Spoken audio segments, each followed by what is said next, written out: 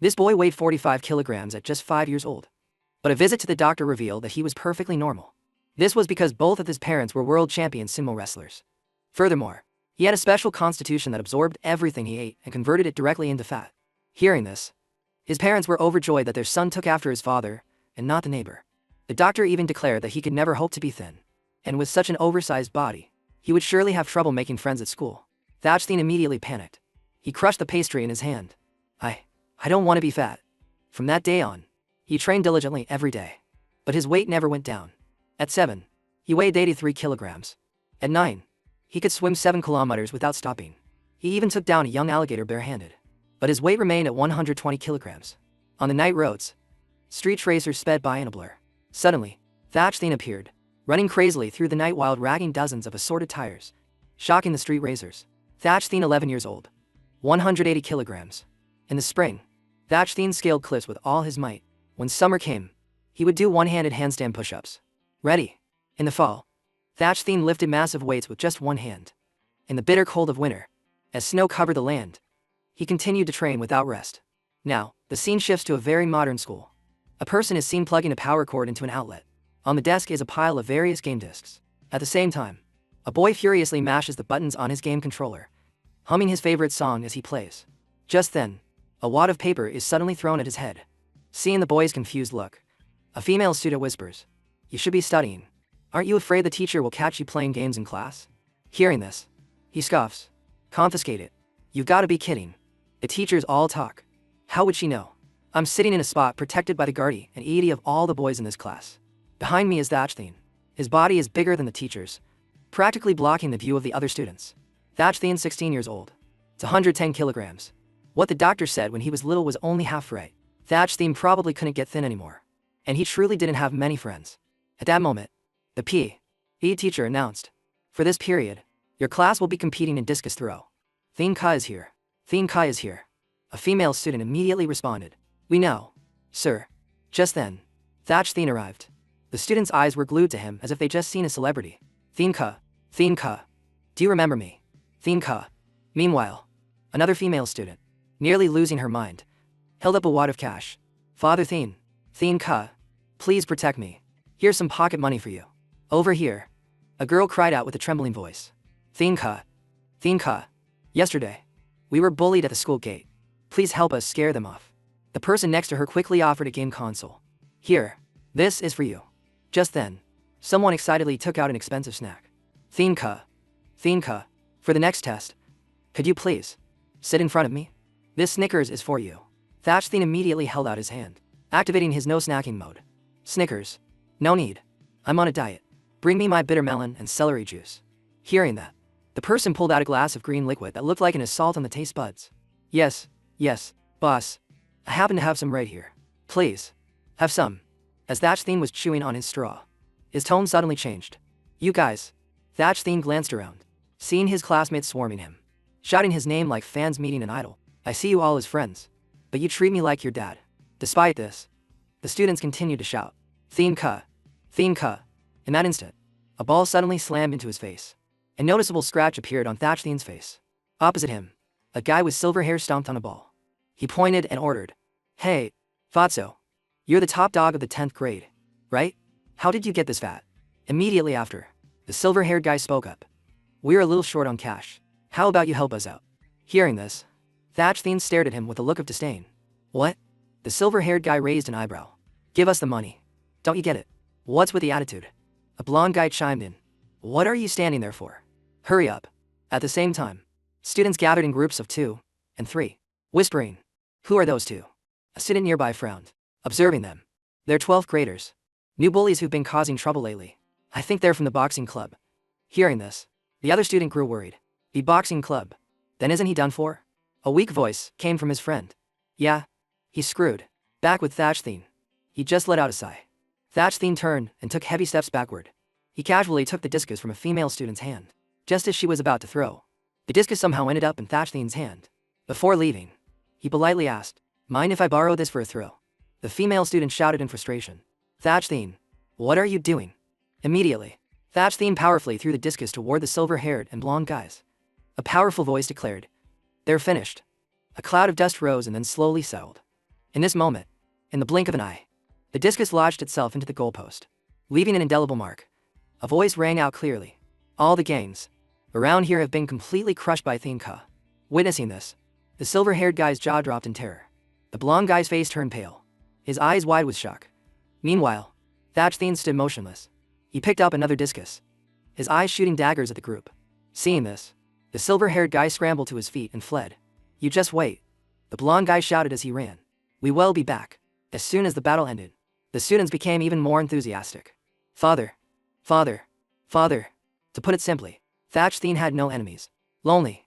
He turned his head to look at the female student who was frozen like a statue. After a moment, Thatchthien relaxed his arm. In another corner, the silver-haired and blonde guys were panting heavily. The blonde guy, curious, couldn't help but shout, Boss, that was so humiliating. How can we live with ourselves if we don't get our reputation back? Hearing this, the silver-haired guy angrily grabbed him by the collar. He shook the blonde guy frantically. Get it back how? Tell me how we're supposed to get it back. Is he even human? He's a tank. Faced with his boss's strange expression, the blonde guy became flustered. What should we do? The silver-haired guy casually shoved him aside and said cryptically, It's not like there's no way to get revenge. The scene changes to a stunning area with a unique building. Strange sounds echoed from within. The basketball court began to shake violently. The spectator seats bounced up and down, and the hoops trembled more and more intensely. After a while, Thatchthien's entire body was seen jumping relentlessly. He was running while tightly gripping to large weights in his hands. At the same time, the blonde guy was stealthily staring at Thatchthien. He was completely bewildered. What is this guy doing? Just then, the silver-haired guy's voice came through. I've been asking around and observing him for a long time. He comes here to train every day. He stays until the gym closes. There's basically no one else around at this time. Besides, even though he's so strong, he still trains like crazy. There must be a reason he comes here to train every single day. I think. The blonde guy looked down. Bewildered, the silver-haired guy suddenly shot up. He turned and grabbed the blonde's shoulders tightly. If this continues, and we provoke him again, I'm afraid we won't be able to escape like we did today. Hearing this, the blonde guy felt a bit lost. But we can't just let it go. I have to at least teach him a lesson. Boss, how can I back down now? The silver-haired guy quietly bent down, searching for something, and replied, You can't. After a moment, he pulled out a padlock and a tube of glue. Immediately, the silver-haired guy approached the door and tightly wound a chain around the handles. He then forcefully jammed them together. Then, he used the padlock to clamp the door handles. He didn't miss a single door. To be extra sure, he then used the key to lock it. In an instant, the door was completely secured by the padlock. Finally, he frantically took out wooden planks and hammered them forcefully into place.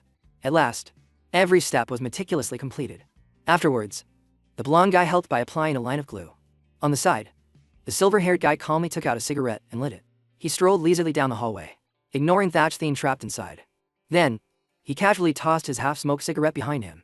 He smirked triumphantly, while the blonde guy didn't forget to look back one last time. A few minutes later, Thatchthien was still running hard. After a while, he finished his final laps. Thatchthien rummaged through his school bag, looking left and right, before pulling out a large scale. Along with it was a plastic basket full of balls. Lastly, there was a tray with something unclear inside.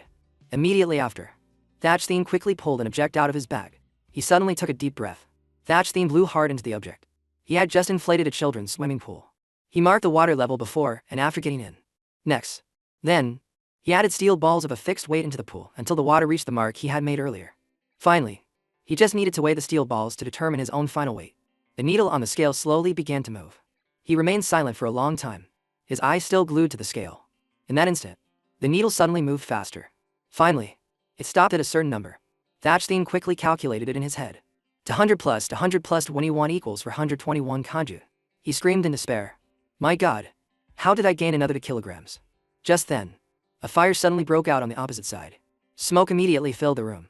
Creeping towards where Thatchthien was standing, he turned around, bewildered, and the smoke hit him right in the face. In that moment, he snapped back to reality. Thatchthien stood frozen like a statue, staring intently at the smoke and flames ahead. Without a second thought, he immediately reached for the swimming pool next to him. Is this a real fire? Thatchthien quickly poured water all over himself. He silently made a decision. Whatever. I can't worry about that now. First, I need to find a way out. In this critical situation, Thatchthien reached for the door, but with a loud bang, it wouldn't open. With a few more pushes, from the outside, the door could be seen starting to warp. In an instant, it became abnormally distorted. The top corners of the door suddenly cracked. Soon after, the door split in two. From the inside, Thatchthien used all his strength to tear the door open. He pressed down on the metal plate, his mind in chaos. Thatchthien's face was pale, and he struggled to breathe. Thatchthien reached out into the void. Am I dead? The area where he was standing began to burn fiercely. The next morning, sunlight shone down on the rubble. Thatchthien reached his hand up through a layer of hard debris. He pushed himself up against a concrete wall. Thatchthien sat up, letting out a grunt of effort. Thatchthien looked around in astonishment. I'm still alive. He stared blankly at the mirror opposite him. The moment he saw his reflection, Thatchthien froze, his eyes widening. In that moment, time seemed to stop. Their gazes met, deep and full of surprise. After a long moment, Thatchthien finally came to his senses. He lightly touched the mirror. Good morning. Bro. Thatchthien's face filled with horror. You too. Were you also trapped in the fire? He then nearly lost his composure and yelled. You. Say something. Thatchthien frantically gripped the mirror. In that instant, his fingers squeezed it so hard they started to bleed. Thatchthien slowly raised his hand, blood dripping from his palm. He began to touch the unfamiliar face. From within Thatchthien, a familiar voice echoed. Bro, you're so handsome. At that moment, his heart pounded wildly. He stared, stunned. You are. The fat guy has truly transformed from an ugly duckling into a swan. In another scene, police cars, ambulances, and fire trucks were speeding down the highway. Meanwhile, Thatchthien slowly turned his head to look at the rising smoke. He couldn't help but shudder. I'm screwed. I forgot this is a fire scene, and I don't have a single piece of cloth to cover myself. If I'm discovered, I'm done for. With this thought, Thatchthien's eyes darted around, searching. In this critical moment, he needed to leave quickly. First, I have to find something to wear. In that instant, a flag caught his eye. It was fluttering in the wind. Thatchthien stared at the flag with a look of desperation. This is Dongsan City, Nanjing Road Pedestrian Street, People's Square. At this time, crowds of people were bustling back and forth. Suddenly, a figure dashed past the female students, knocking their ice cream to the ground. Witnessing the scene, both of their eyes lit up at the same time. Aunts and uncles were enthusiastically practicing their dance routines. Just then, the figure rushed past again, and the fans in their hands immediately dropped. The group followed the figure with captivated eyes. In another corner, a doctor gripped his phone tightly. I'm telling you, update the characters and cards now. Alright, otherwise, we'll lose millions every day. Then, Thatchthien's bare-chested figure slammed into his view. The car abruptly crashed straight into a tree on the opposite side. The doctor sobbed uncontrollably. Doesn't matter. The manhua and the money. None of it matters. This is enough for my whole life. Under the brilliant sun, Thatchthien dashed forward with impressive speed. That person couldn't help but marvel. I think I'm witnessing it right now. His toned body was only covered by a piece of bright red cloth. Hundreds of eyes followed Thatchthien's figure. The person silently affirmed the pinnacle of male beauty. The crowd parted to either side, hearts fluttering everywhere. Meanwhile, Thatchthien kept running with fervor, his face having turned pale at some point. In the middle of the bustling square, the crowd's eyes were still fixed on him, promoting the spirit of sports, demonstrating youthful style. The crowd of female students went wild, screaming in unison. Hey big bro, are you showing off your youthful vitality? Bro, you're such a pervert. Bro, your naked body is so cute, but he's so handsome too. The crowd, almost losing their minds, surged forward. Bro, can I add you on WeChat? Hey bro, what's the way to your heart? Bro, can I go jogging with you? Bro, leaves returned to the trees. I'll return to you. Meanwhile, Thatchthien, who had just been running shirtless, was now covering his face, his ears and cheeks bright red. He screamed internally. How can I show my face anymore? Besides, a scene from the past replayed in his mind as the female students crazily rushed forward. Thien Ka is here. Thien Ka is here. Thien Ka. Thien Ka. Remember me. Thien Ka. Thatchthien couldn't help but sigh. Why is it so different? At this thought, Thatchthien broke out in a sweat. This is bad. I just wanted to go home quietly. The more and more people are showing up. I have to get out of here now. Behind him, a crowd of fans chased after him. Bro, don't leave us. Just then, Thatchthien suddenly froze. Also, since the beginning, his stomach started to rumble. I suddenly feel so hungry. In the school's faculty office, the head teacher answered the phone in shock. Thatchthien, taking a leave of absence. He raised his voice, shouting, What? He's sick. The head teacher couldn't believe it. How is that possible? What kind of virus in this world can make that heroic young man sick? In that instant, the head teacher looked at his computer screen in horror. Virus named Biohazard. A thought suddenly flashed through his mind. Mankind is about to go extinct. The scene changes to Thatchthien's house. Inside, a computer was set neatly on the desk. The screen displayed dense lines of text: rapid weight loss. Causes of rapid weight loss. Why rapid weight loss? Causes of rapid weight loss. Images of rapid weight loss. Just then, TV suddenly turned on. Idol producer. Hello everyone. The person politely greeted the audience. I am this season's trainee. I like singing, dancing, rap, and basketball. Over here. Thatch Thien stared at the screen with a serious expression. At the same time, the teenager started to sway his hips, his singing voice ringing out. Hey, come closer to me in the next second. At the same time, he suddenly started dancing along, swaying his body skillfully. In that moment, the teenager turned to look at his fans. The dream is ready. Over here. Thatch Thien quickly followed the move. Another teenager did a handstand. Let the music go round and round. Round. Seeing this, he happily joined in with the sound. Round. The teenager on the other side once again swayed to the dance. Let the music go round. Round. Round. Immediately, Thatch Thien spun around, raising his hands. Round. Meanwhile, the teenager slowly raised his hand. I hear your cheers. Seeing this, he hastily danced along, his face quickly breaking into a sweat. After a while, Thatch Thien panted heavily. I just followed along and finished the whole song. It seems I can imitate any move. My body feels light, my skin is glowing, and with this appearance, compared to those guys in the group, I don't seem to be any worse. He stared into the mirror, his hand unconsciously touching his cheek. So this is what I look like when I'm thin. Something I've never been before. At this thought, Thatch Thien's eyes practically lit up. He couldn't help but smile. Is this a dream? But the loving feeling, the physical contact clearly tells me this is real. Immediately after, Thatch Thien laughed out loud freely. That's right. This isn't. Just then, his stomach crumbled once again. Thatch Thien stared blankly at the floor. Oh, I'm hungry. His feet were standing on a pile of trash. Thatch Thien quickly made a decision. I have to find something to eat. Immediately, he quickly walked over to a box of instant noodles, suddenly realizing, right, this must be my 5th meal of the day. At that moment, Thatch Thien was still wallowing in happiness, not yet realizing how terrifying the situation was. Chapter 6. The scene changes to the 6th People's Hospital of Shandong City, in the internal medicine office. Marked in English as internal medicine, the chief physician's office. Chief physician's office. Inside, a banner was hanging prominently on the wall. To the chief physician's office, a skillful doctor with excellent medical expertise. The reincarnation of Huatuo, with noble medical ethics. Donated by 3 million. December 2018. At the same time, the doctor slammed his hand on the computer screen, his other hand tightly gripping a strand of hair. After a moment, he spoke calmly. So, this was you yesterday? Thatch Thien affirmed without hiding anything. Yes. At this, the doctor suddenly pointed at him. And this is you now. Thatch Thien instinctively replied. Yes. At his serious answer, the doctor's tone suddenly changed. You. The moment he saw the expression on the doctor's face, Thatch Thien was momentarily stunned. The doctor suddenly had an emotional outburst. He questioned in a loud voice. Did you go to some training camp? What the hell kind of day is this? Anyway, just go get a full checkup first. As soon as he finished speaking, Thatch Thien followed the instructions and went to have his blood drawn. After that, he stood up straight to have his height measured. Finally, Thatch Thien's body was pushed into a scanning machine for an X-ray. 2 hours later, the doctor gripped a piece of paper in his hand. He let out a breath. Amazing. Before the doctor were tens, hundreds of consecutive rows of numbers. Immediately, he spouted a series of empty phrases. Blood pressure, blood lipid levels, various proteins.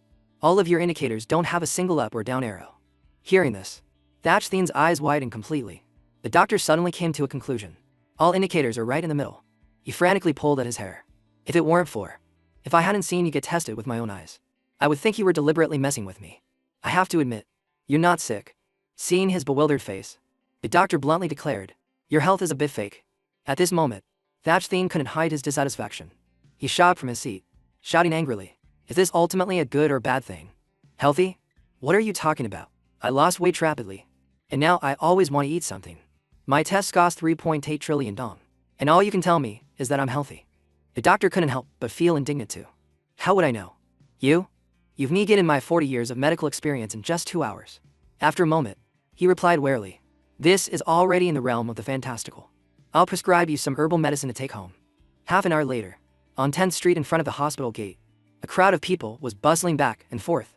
At the same time, Thatch Thien was silently cursing. The test results showed nothing. Just some nonsense about health. That's not right at all. Ever since the night of that fire, I felt.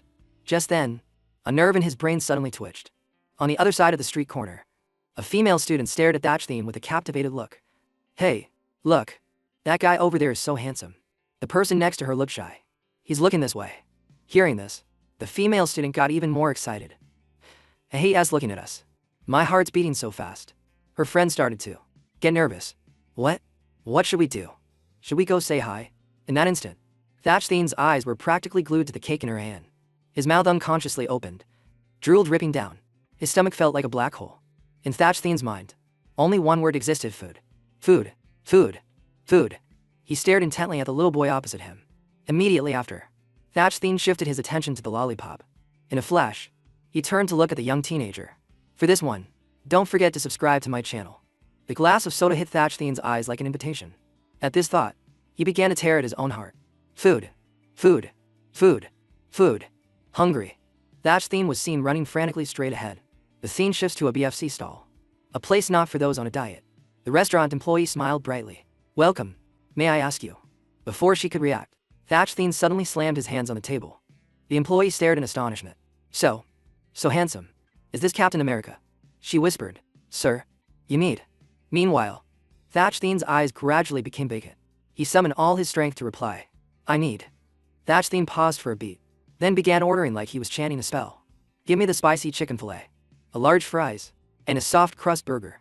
Baked potato, fried chicken thigh burger, grilled chicken thigh burger, taro with salted egg yolk, potato pancakes, rotisserie chicken, fillet, hot wings, chicken nuggets, and everything else on the menu. 2 of each. In an instant, darkness began to envelop the store. On the other hand, Thatch Thien was crazily stuffing food down his throat. He kept muttering. Spicy, large fries, baked potato burger, chicken thigh burger, hungry, double portion. The terrified employee looked at him. Aren't you eating right now? Despite this, Thatch Thien kept eating and ordering more. His hands didn't stop, and neither did his mouth. Spicy, large fries, baked potato burger, chicken thigh burger. He took a big bite and continued to order. Spicy, large fries, burger, baked potato, chicken thigh burger. In the blink of an eye, the first light of day enveloped the restaurant. At the same time, Thatch Thien's movements had slowed down. Back at Thatch Thien's small house, the shadows of trees swayed back and forth. Meanwhile, on the table, a pile of fast food had accumulated. Thatch Thien thought carefully. So, since that fire, I finally, at this thought, he looked up at the mountain of food. Ate my fill. In that moment, Thatch Thien tilted his head to one side. I remember, ever since he was a child, he had a strong passion for hamburgers. Thatch Thien excitedly took a huge bite. He stared down at the pile of food on the grass. Mom, what is this? It looks so good. The mother smiled gently. As long as you're happy. Just then, the father suddenly stood up.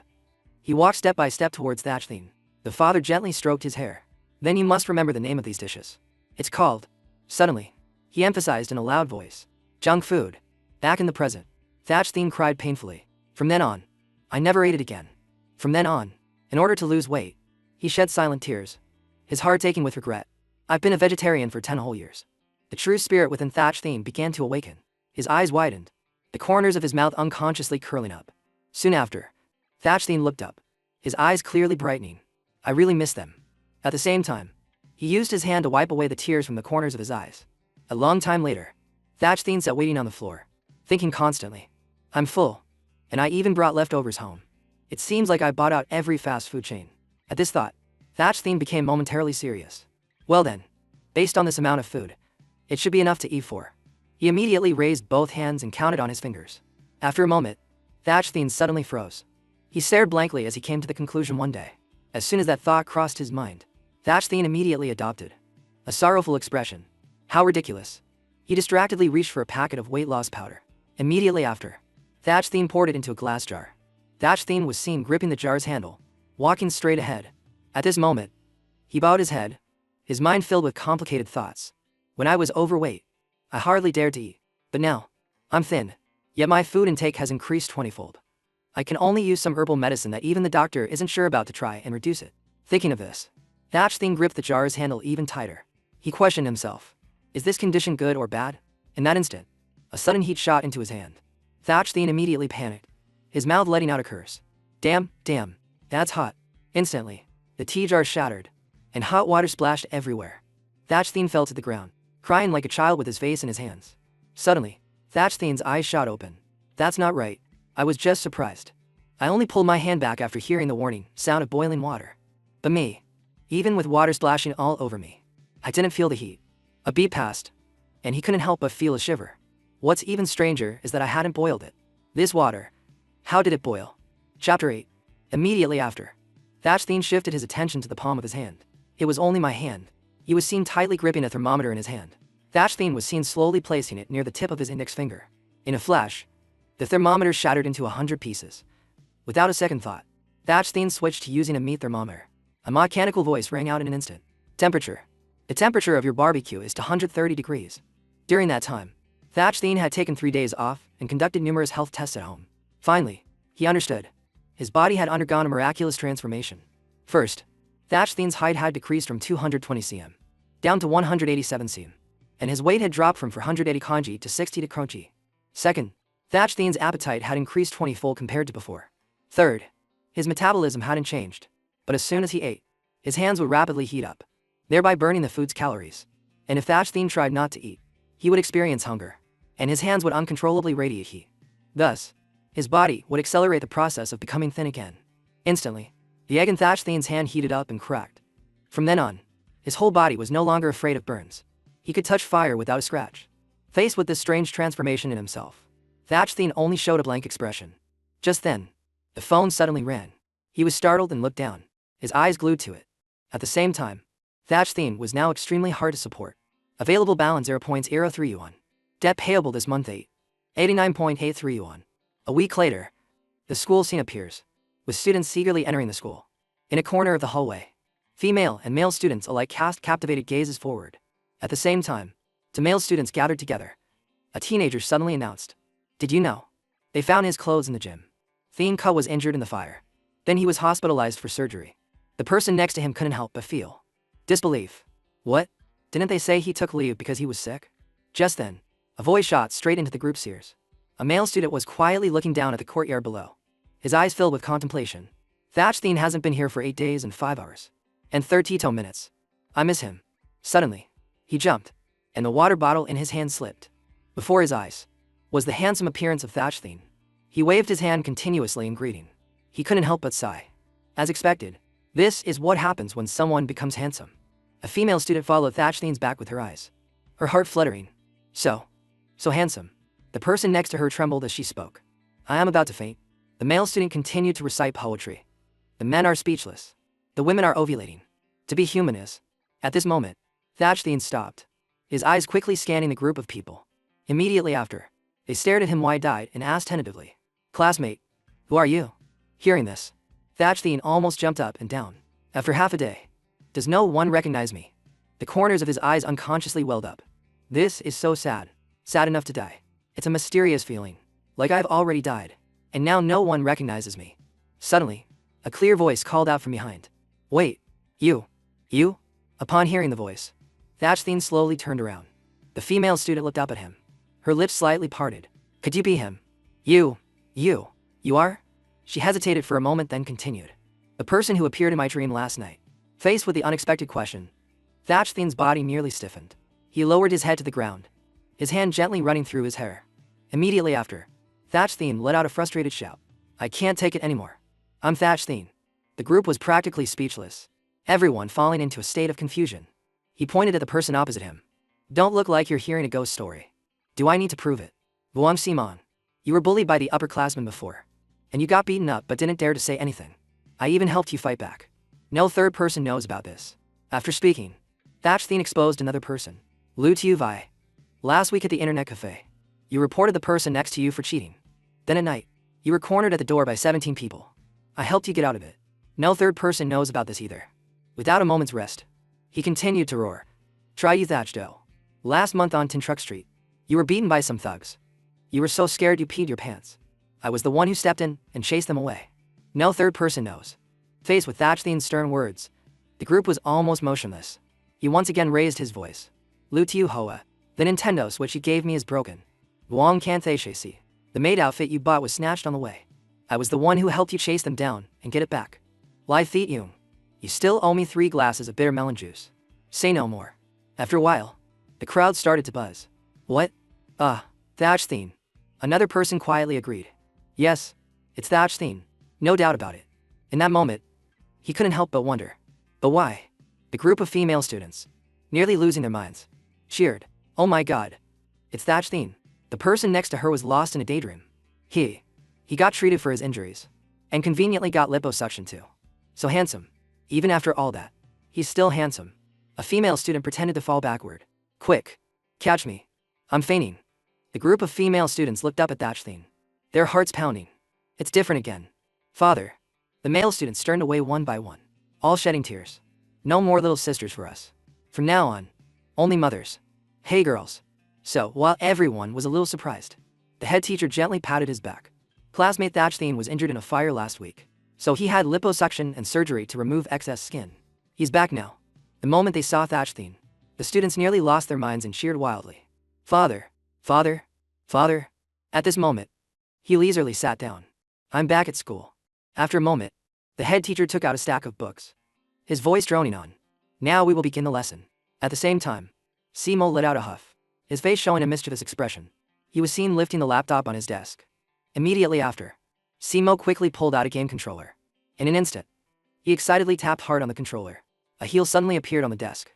Suddenly, a woman leapt onto the table, shattering the quiet atmosphere. She began to spread her arms wide, her legs slightly bent to the music. In a small corner, a female student secretly hid her pet cat inside her desk. Meanwhile, a male student openly dozed off in class. In contrast to him, a teenager excitedly used his hands to control a wooden puppet. In another development, a male student lowered his head, his teeth clenched tightly. In an instant, the classroom became lively. Everyone focused on their own business. Over here, Simo skillfully controlled his game console. Just then, a piece of paper was suddenly thrown at his head. The female student questioned in a low voice. Study. Aren't you afraid the teacher will find out? Simo replied with a dissatisfied expression. What are you doing? Without any hesitation, he scoffed. Are you kidding me? It's just a teacher. How could he possibly find out? That guy is big as an elephant is back. And I'm sitting behind the protector of the entire school's student body. Immediately after, Simo boldly called out. Father Thatchtheen. Hearing this, the head teacher looked straight up at him, faced with his cold gaze. Simo suddenly felt a chill down his spine. He quickly lifted his laptop. Immediately after, Simo hastily hid it in the corner of his desk. Over here, the female student immediately jumped down. On the other hand, the girl nervously hid her pet cat inside. In the corner of the room, the male student had already retreated. Meanwhile, the teenager immediately sat up straight. Witnessing the scene, the male student was completely bewildered. In the blink of an eye, the classroom returned to its original quiet state. The female student buried her face in her hands, her whole body trembling. Why? Back with the female student. She was so frustrated she burst into tears. I'm not allowed to practice dancing at home. This is clearly the last place I can pursue my dream. Despite this, the students remained silent, attentively watching the back of the head teacher. At the same time, Thatchtheen was attentively listening to the head teacher's lecture. He suddenly turned around, his gaze shifting to the back. Immediately after, Thatchtheen waved his hand and smiled brightly. That look of his happened to catch the female student's eye. Her inner voice screamed, damn it, he's so handsome. Is it break time yet? Groups of students walked back and forth along the hallway. At the same time, the silver-haired guy stared thoughtfully into the distance. Suddenly, a voice called out, Boss. The blonde guy shouted in a panic. Boss, I heard Thatchtheen is back at school. Is he going to be tossed to death? He cried while tightly gripping the blonde guy's collar. How would I know? If you ask me, who am I supposed to ask? I didn't even know the gym burned down that day. The guy was on the verge of tears. The boss. What do we do now? At that moment, the blonde guy's body trembled violently. He whispered, our lock is still with him. Sooner or later, we'll be found out. Didn't you say before that he's always training to hunt people down? Hearing this, the silver-haired guy suddenly released his grip. He gritted his teeth. If that's the case, we have to see this through to the end. Seeing this, the blonde guy hurriedly tried to persuade him. Boss, don't be rash. Compared to seeing you beaten half to death by him, I'd rather see you jump off a building. The silver-haired guy replied irritably. Can you please have a little faith in me? Just a little. Don't worry. I've already made preparations. The guy suddenly whispered in the wind. Can I sit this one out? I'm sorry. Afraid to die. He smirked maliciously. Sue yourself. Right? Do you want to die? The blonde guy answered honestly. No. Immediately, the silver-haired guy turned and gripped his shoulders tightly. But listen, even if you don't participate, if he finds out in the future that you were involved in the arson, you'll still be beaten to death by him. Hearing that, the blonde guy couldn't hide his terror and burst into tears. He curled up in a corner, mumbling incessantly. I was wrong. If I could do it all over again, I'd be a good person from the start. He clenched his fist and reminded him in a loud voice. Stop crying. I told you I've already made preparations. The silver-haired guy turned his head with a calculating look. Didn't you know he got thinner after coming back to school? I heard he got liposuction. This is our chance. The blonde guy was momentarily stunned, staring at him with a look of confusion. After a moment, the silver-haired guy explained seriously. That weight, theoretically, in a fight, weight is very important, especially for a guy who weighs up to 400 kg. He paused and drew a hand across his neck as if giving a signal. Right now, he's probably at his weakest. As soon as he finished speaking, the silver-haired guy quickly turned around. Follow me. On some street, in some old garage. The scene changes to a bustling building that looked old on the outside. At the same time, the blonde guy followed cautiously, his eyes darting around. Boss. This is. The silver-haired guy didn't explain, just smiled confidently. Look. The blonde guy instinctively followed his pointed direction. Before him was Manhwa, a man with a powerful physique and intimidating tattoos. Next to him was a man in a suit, tightly gripping an iron rod. Below, a young man spat on the ground. In that moment, the group turned to look at them. Just then, the silver-haired guy spread his arms wide. The most notorious gangsters from the 20 streets around here, who aren't in prison, are all here. Min Vuong suddenly interrupted. Hey, kid. A dark horror enveloped his entire body. Min Vuong stared at him, his voice raspy. You brought us here. Really for that? The leader of Lu Ho Street, the immovable Min Vuong. At the same time, Than Long laughed maniacally. If you had the guts to call us here, and you can't keep us arrested. Saying this, he licked his blade. You're going to bleed. The leader of Trocton Street, Than Long. Hearing this, the silver-haired guy took a deep breath and replied. How would I dare to disturb you without reason? I trust you bosses. It's truly an urgent matter. Without hesitation, he loudly declared. I've brought you all here to ambush Thatch Thien together. In that instant, Min Vuong's body suddenly swayed. Immediately after, his whole body collapsed to the ground. Min Vuong slammed his bare hands on the ground. Ambush what? Are you tired of living? The silver-haired guy stammered. Boss. He ignored him and screamed. Didn't you say you were taking us out for hot pot? You piece of trash. Than Long turned to look at him with a wary eye. Wait, it's not your treat. Crab? I even brought my knife. The silver-haired guy's face turned pale, his hands flailing wildly. Bosses. No, that's not it. The silver-haired guy quickly replied. We'll eat. After we beat up Thatch Thien, I'll treat you all. Min Vuong refused to listen and just grumbled. I'm not going. I'm not going. I'm not going.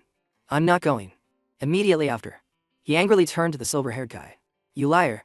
After we beat him, I won't even need to eat for the rest of my life. It's because I ran at Thatch Thien while I was bullying some students. A scene from the past replayed as Min Vuong slowly approached the teenager. Just then, Thatch Thien immediately noticed him. He was seen approaching and placing a hand on Min Vuong's neck. Thatch Thien didn't say a word and just lunged forward, punching him hard in the stomach. At this point, Min Vuong clutched his arm in pain. He broke my whole arm. At the same time, Than Long also lost his mind, screaming frantically. Don't let me hear that name again. Don't let me hear that name again. Don't let me hear that name again. Don't let me hear that name again.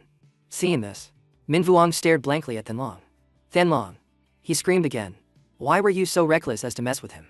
Suddenly, Than Long tore off a piece of his clothing. Do you know? The dragon tattoo on my body was because Thatch Thien pushed me against a bag last time. The image of Thatch Thien slamming his head into the wall with his bare hands was as fresh as if it had happened today. Yesterday, Than Long puffed out his chest and shouted loudly, and it got rubbed off. It was terrifyingly tragic. Seeing his state, Min Vuong cried pitifully. Don't mess with him. Than Long thrashed on the ground. Why? Why did you have to mention the name Thatch Thien? In an instant, the scene became utterly chaotic. The group scrambled and screamed. My God, you devil. Get out of here. Let's not meet again. Why did you want to hurt us? The short-haired guy couldn't help but sob loudly. Why did you have to say? Mention the name that shouldn't be mentioned here. This is so painful. The person below kept hitting his head. My chest hurt so much. Help me. Oh God. Just then, the silver-haired guy roared. Alright, I know you all can't beat him. But, immediately after, he forcefully threw some photos into the air. The crowd was stunned. They followed the photos with their eyes. The silver-haired guy announced. Look, this is the Thatch Thien of today. At the same time, one of the photos landed right on Min Vuong's face. The moment he saw him, he screamed as if he'd seen a ghost. I'm not looking. I'm not looking. The silver-haired guy tried to persuade him. Just a glance. Just a quick look. Min Vuong kept refusing. I'm not looking. I'm not looking. After a moment, he cast a bewildered glance at the photo. Min Vuong pointed at the teenager inside. Terrified. This is Thatch Thien. This isn't an angel. Seeing this, the silver-haired guy quickly confirmed. That's him. That's him now. After we set the fire, he had surgery and then got thin. At his confession, the crowd fell silent, everyone frozen in place. At this moment, Than Long spoke up, breaking the tense atmosphere. Hey, Vuong Min, old Vuong, what do you think? I don't know. Make a decision quickly. I have to go home and do my homework. Min Vuong spoke with a hesitant tone. I don't know. Can we give it a try? In an instant, he regained his composure, his voice booming with authority. So, what's your plan? The silver-haired guy proposed. Neither to quickly nor to slowly. It's simple. We'll gang up on him. First, I want to use the most vicious trap to lure him out. At the same time, the school bell rang incessantly. At this moment, the blonde guy peeked into the classroom. Inside, most of the students had already left. He nervously walked up to Thatchthin's desk. So the most vicious trap in a boy's heart is writing a love letter to lure him out. And I have to be the one to deliver it. I clearly wanted to be a good person. The blonde guy quickly pushed the letter into the desk. Anyway, I should just put it in quickly. As he put his hand inside, a series of letters fell out. They kept falling to the ground, showing no sign of stopping. Witnessing the scene, the blonde guy was practically turned to stone. He quickly gathered them into a bag, a sudden thought flashing through his mind. Here, let's just burn them all. I'm not being a good person anymore. 10 minutes later, Thatchthin walked in from outside. He casually walked to his seat. Chapter 12. At this moment, Thatchthin quickly pulled out his chair. He suddenly noticed the letter, his hand unconsciously pulling it out. Thatchthin was seen intently reading every line. The letter started clearly with a name to Thatchthin. You've been pretty cool lately. It's made me like you a lot. So, after school, get your butt over here. Come to 20th Street, 20th area, 20th Alley. We're gathering here to confess to you. Don't bring any weapons. If you dare to bring them, we'll dare to use them too. If you don't show up, you're a coward. Upon reading the last sentence, Thatchthin froze. A moment later, his expression turned to one of anger. An hour later, the sunlight was gradually replaced by dusk. At the same time, two male students were cheerfully walking through an alley. In another development, a group of thugs began to surround Thatchthin. He, however, just looked up at them with a blank expression. Meanwhile, the group gave Thatchthin a malicious look. Just then, the silver-haired guy suddenly shouted, drawing his attention. Thatchthin. He stepped forward aggressively. You didn't expect this, did you? You were probably still lost in your fantasies about girls, right? The silver-haired guy beat his chest. Today is the day you die. Upon seeing him, Thatchthin remained silent. After a long moment, he spoke in a low voice. No wonder someone would write a letter with such an ultimatum-like content. What a familiar and lovely face. Saying this, Thatchthin stomped his foot on the ground. You guys. He looked at the group with a loving gaze. Looking for a beating. Are we? Hearing this, the silver-haired guy craned his neck and shouted. You insolent brat. We're all cold-blooded killers. You piece of trash. He immediately turned around. You dared to look down on us. Meanwhile, the group of thugs had already obediently crossed their arms. Min Vuong trembled uncontrollably. Thien Ka. Good morning. We were just passing by. Than Long quickly interjected. Don't misunderstand. Thien Ka. We were just taking a walk. A walk? Faced with the group's sudden change of heart, the silver-haired guy questioned angrily. Hey, weren't we here to beat him up? Before the silver-haired guy could finish, Min Vuong quickly covered his mouth. Than Long also wasted no time in gagging him. At this moment, Min Vuong cursed angrily. Alright, shut up. Are you tired of living? Don't you dare ask for it. Looking for death yourself is one thing, but don't drag us down with you. Than hastily explained. Thatchthin, you piece of crap. Don't overthink it. Let's begin. He's just going for hot pot. No, wait, it's crab. The silver-haired guy struggled frantically. Damn it, let me go. Over here. Thatchthin wore a blank expression. So that's how it is. As expected, they're still looking for a beating. He slowly raised his arm, his eyes becoming sharp. Thatchthin was seen clenching his fist. Immediately after, he powerfully rotated his arm, silently calculating. Should I threaten them a little? Witnessing the scene, the group was practically stunned. Just then, a cracking sound came from his bones. The pain immediately shot through him. Thatchthin's eyes widened completely. He slowly lowered his arm. Then, Thatchthin quietly tucked it behind his back. His face tensed up, his mind screaming frantically. It hurts. It hurts so much it feels like my bones are broken. No, this shouldn't be happening. Could it be that this new body has actually made me weaker? Thatchthin's face turned pale. What is this? This is a life or death situation, isn't it? Handsome. What good is being handsome? He fell helplessly to the ground. Strength. I got used to it when I had it. Only when I lost it did I start to crave it. Thatchthin watched the back of his former self. I yearned for strength. He reached out, trying to touch his own chubby silhouette. Chapter 13. At this moment, Thatchthin was practically in a state of paralysis. The group stared at him in astonishment. Thatch-Thien. What's wrong with him? How did he freeze up after just one punch? A person next to him stammered in reply. Who knows? But the sound of that punch was really loud. Another person quickly moved. So strong. The remaining person whispered in the wind. Should we run? Just then, Min Vuong ordered in a loud voice. Wait, something's not right. The group looked at him blankly. Vuong Min. OL old Vuong. Min Vuong looked up and observed. His voice ringing out slowly. If it were the old Thatch-Thien, this wall would have shattered long ago. But now, the wall is still intact. As soon as he finished speaking, a sudden guess flashed through his mind. Could it be? He really is. Instantly, Min Vuong glanced over at the silver-haired guy. Hey, you are the one who brought us here. Now you go over and test him. Go. He was momentarily stunned. Me? At Min Vuong's suggestion, the silver-haired guy's entire body began to tremble. After a moment, he forced a friendly smile. Thien Ka. Upon seeing the silver-haired guy, Thatch-Thien wore a blank expression. The silver-haired guy waved his hand, his mouth twitching into a forced smile. Thien Ka. This is just a misunderstanding. Thien Ka will always be my big brother. How would we dare to touch you? Hearing this, Thatch-Thien didn't even bother to listen and just grunted. Meanwhile, the silver-haired guy didn't give up. He moved closer to get friendly. Didn't we hear you were injured and hospitalized? And even got liposuction? We were just trying to surprise you to celebrate your discharge from the hospital. Saying this, he cautiously reached his hand towards him. So, please forgive me, okay? In his mind. However, the silver-haired guy had a malicious plan. Once I grab him, I'll use more force. On the other side, Thatch-Thien tensed up, observing every move. Is he testing me? He looked up helplessly at his arm, which was bleeding profusely. Damn it. In that instant, Thatch-Thien's eyes lit up. The palm of his hand began to radiate heat. Immediately, Thatch-Thien reached his hand toward the silver-haired guy, a smirk on his face. All right, if you insist, then don't blame me. Thatch-Thien quickly gripped his hand. The heat transferred to the silver-haired guy's hand. He fell to the ground in pain. The silver-haired guy screamed in agony, his body thrashing uncontrollably. At the same time, Thatch-Thien clenched his teeth with a tense expression. Back with the silver-haired guy. He was screaming pitifully. Witnessing the scene, Min Vuong and his group stared wide-eyed with their jaws dropped. They all scrambled to run away. Their screams echoed through the alley. Thatch-Thien is still Thatch-Thien. That devil. Help. Before leaving, the man threatened loudly. You tricked me. We came here just to get killed. I'll kill you some other day. In an instant, the group had fled to the other side. At the same time, the silver-haired guy collapsed to the ground. Thatch-Thien finally came to his senses, looking down at his heat-radiating palm. Immediately after, Thatch-Thien's body unconsciously staggered backward. He breathed with difficulty, his mind in turmoil. Just his struggling alone almost made me lose my grip. I was almost knocked over by him. Moreover, I'm so hungry. I was just going out to buy food. I'm so tired. Thatch-Thien's eyelids grew heavy.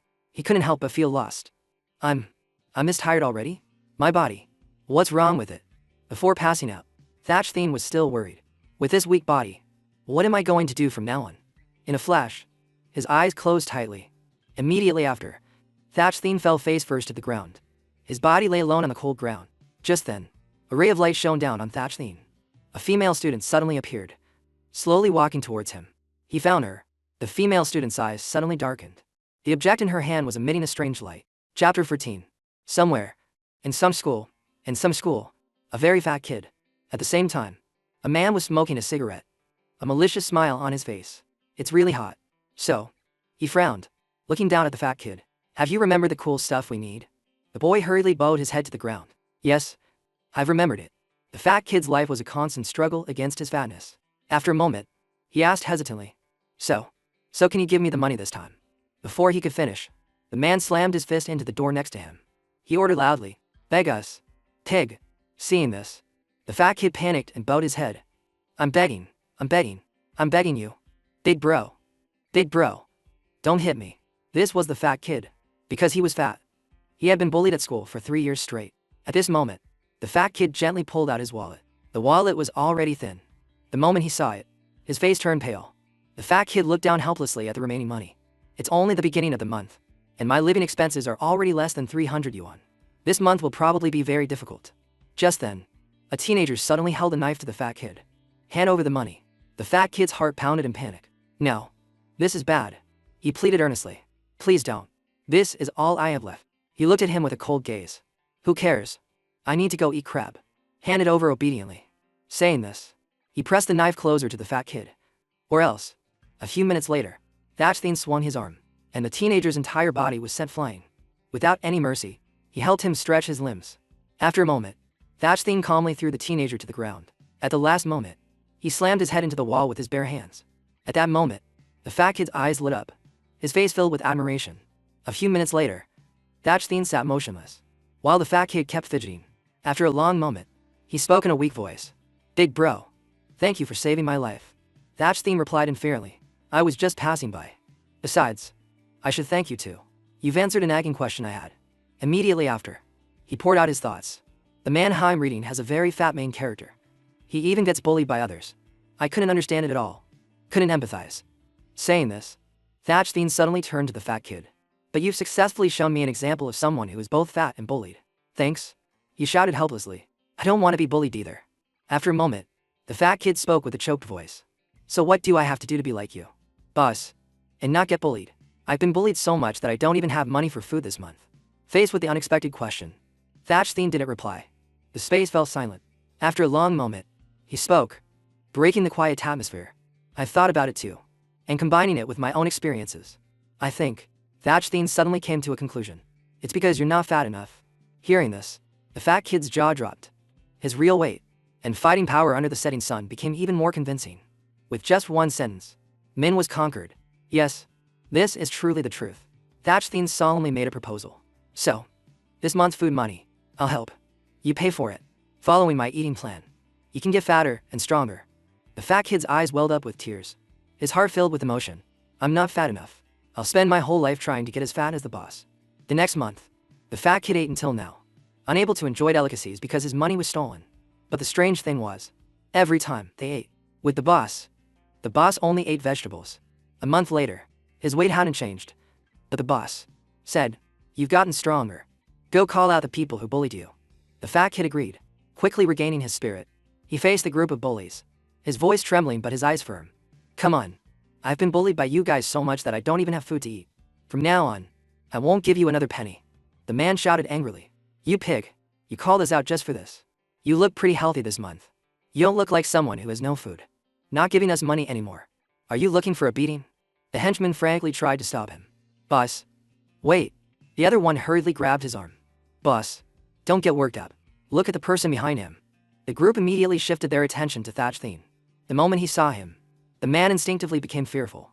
The person who appeared behind the wall. "Who is that? That physique. Is that Thatchthene?" The person next to him whispered in his ear. It is. It's Thatchthene. Last week, that gangster Than Long was beaten unconscious by him and left for dead on the ground. The week before that, Boss Vuong Min also had his arm broken by him and had to be hospitalized. We shouldn't provoke him now. Everyone calls him the immovable Min Vuong now. Just then, the remaining guy didn't forget to add fuel to the fire. Lately, people have always seen him taking this fat guy out to eat. Now he's even showing up for a fight. He's this fat guy's protector. Saying this, he looked at him fearfully. We can't see it, but the way he looks at the fat guy is like a mother tiger looking at her cub. Back with Thatchthene, his body began to move. Immediately after, Thatchthene gestured with his hand. "Get lost." He smirked maliciously, pointing in one direction. For me. In an instant, the group scattered and ran. That day, the fat kid successfully scared off the enemy. Moreover, from that day on, the gangsters in school always avoided him. The fat kid felt that he had truly become stronger. The only regret was that when the fat kid happily turned his head, he found that the boss who had been eating with him this month had disappeared. From that day on, the fat kid never saw him again. But he felt that the two would meet again. The fat kid thought, he must be an angel sent by heaven to protect fat people like him. Chapter 15. As Thatchthene was lost in a daze, a voice kept echoing in his ear. "Wake up." The moment that voice reached him, Thatchthene immediately opened his eyes. He shot up in a panic, his eyes darting around. "Who?" Trongla whispered. "I am the one who comes from within your soul. I am also the one who has lived with you for 1,000 years." Hearing this, Thatchthene was momentarily stunned. Immediately after, he looked at him with a look of contempt. Trongla nearly roared. "Your eyes have revealed your thoughts. Don't look at me with those mentally deficient eyes. Don't ruin the atmosphere. After all, this is our first conversation after 1,000 years of separation." He then lowered his voice and added, "But now is not the time to talk. I called you because you are at a life or death stage. If I don't warn you, you will be drowned by water." Thatchthene repeated in confusion. "Drowned? What the hell is drowned?" Trongla didn't bother to explain. He warned sternly. "In short, Wake up from your daze. Later, when you're alone, I'll explain everything about us more clearly. As soon as he finished speaking, the real Thatchthine's eyes shot open. At the same time, a female student was frantically pouring a bottle of coke down his throat. Thatchthine sat bolt upright, water spewing continuously from his mouth. A few minutes later, the female student clasped her hands as if summoning a spirit. Classmate Thatchthine, you're awake. I'm sorry. It's just that your body only reacts when food is mentioned. So I thought this might wake you up. Thatchthine stared at her blankly. Wait, what's the situation now? Who are you? The female student suddenly pointed at herself. Classmate Thatchthine, don't you remember? I'm the one in the hallway who said I dreamed of you yesterday. That's you. We just talked this morning. She explained nervously. When I found you, you were in an alley. At that time, I was about to call 120. Just then, the female student suddenly noticed his stomach. But then I noticed your stomach suddenly made an extremely loud noise. Recounting this, she was still in shock. So I panicked and helped you to the nearby BFC. After that, no matter how I called you, you didn't respond. The flashback she recounted was just that when someone nearby ordered food, his body would start to tremble. So, she leaned down and whispered in his ear, Classmate Thatchthine, hamburger. As soon as I finished speaking, the female student seemed to have an epiphany, her eyes lighting up. Immediately after, she shouted, Salad. Thatchthine's whole body trembled. Seeing this, the female student slowly approached him. Fried chicken. At this point, she couldn't hide her joyful expression. Finally, I thought that classmate Thatchthine had fainted from hunger. So I bought 2 bottles of Coke and poured them into your mouth. Halfway through, you woke up. He stared blankly at the female student. Was it fun to play around? Was it that fun to play with my body? After a long moment, Thatchthine replied seriously. Anyway, thank you. I'll pay the bill. If you have any difficulties in the future. As he was leaving, the female student suddenly called out after him. Wait, classmate Thatchthine. She reminded him in a loud voice. Please eat properly. Please eat properly. Don't starve yourself until you faint. And also, no matter what, you have to take care of your health.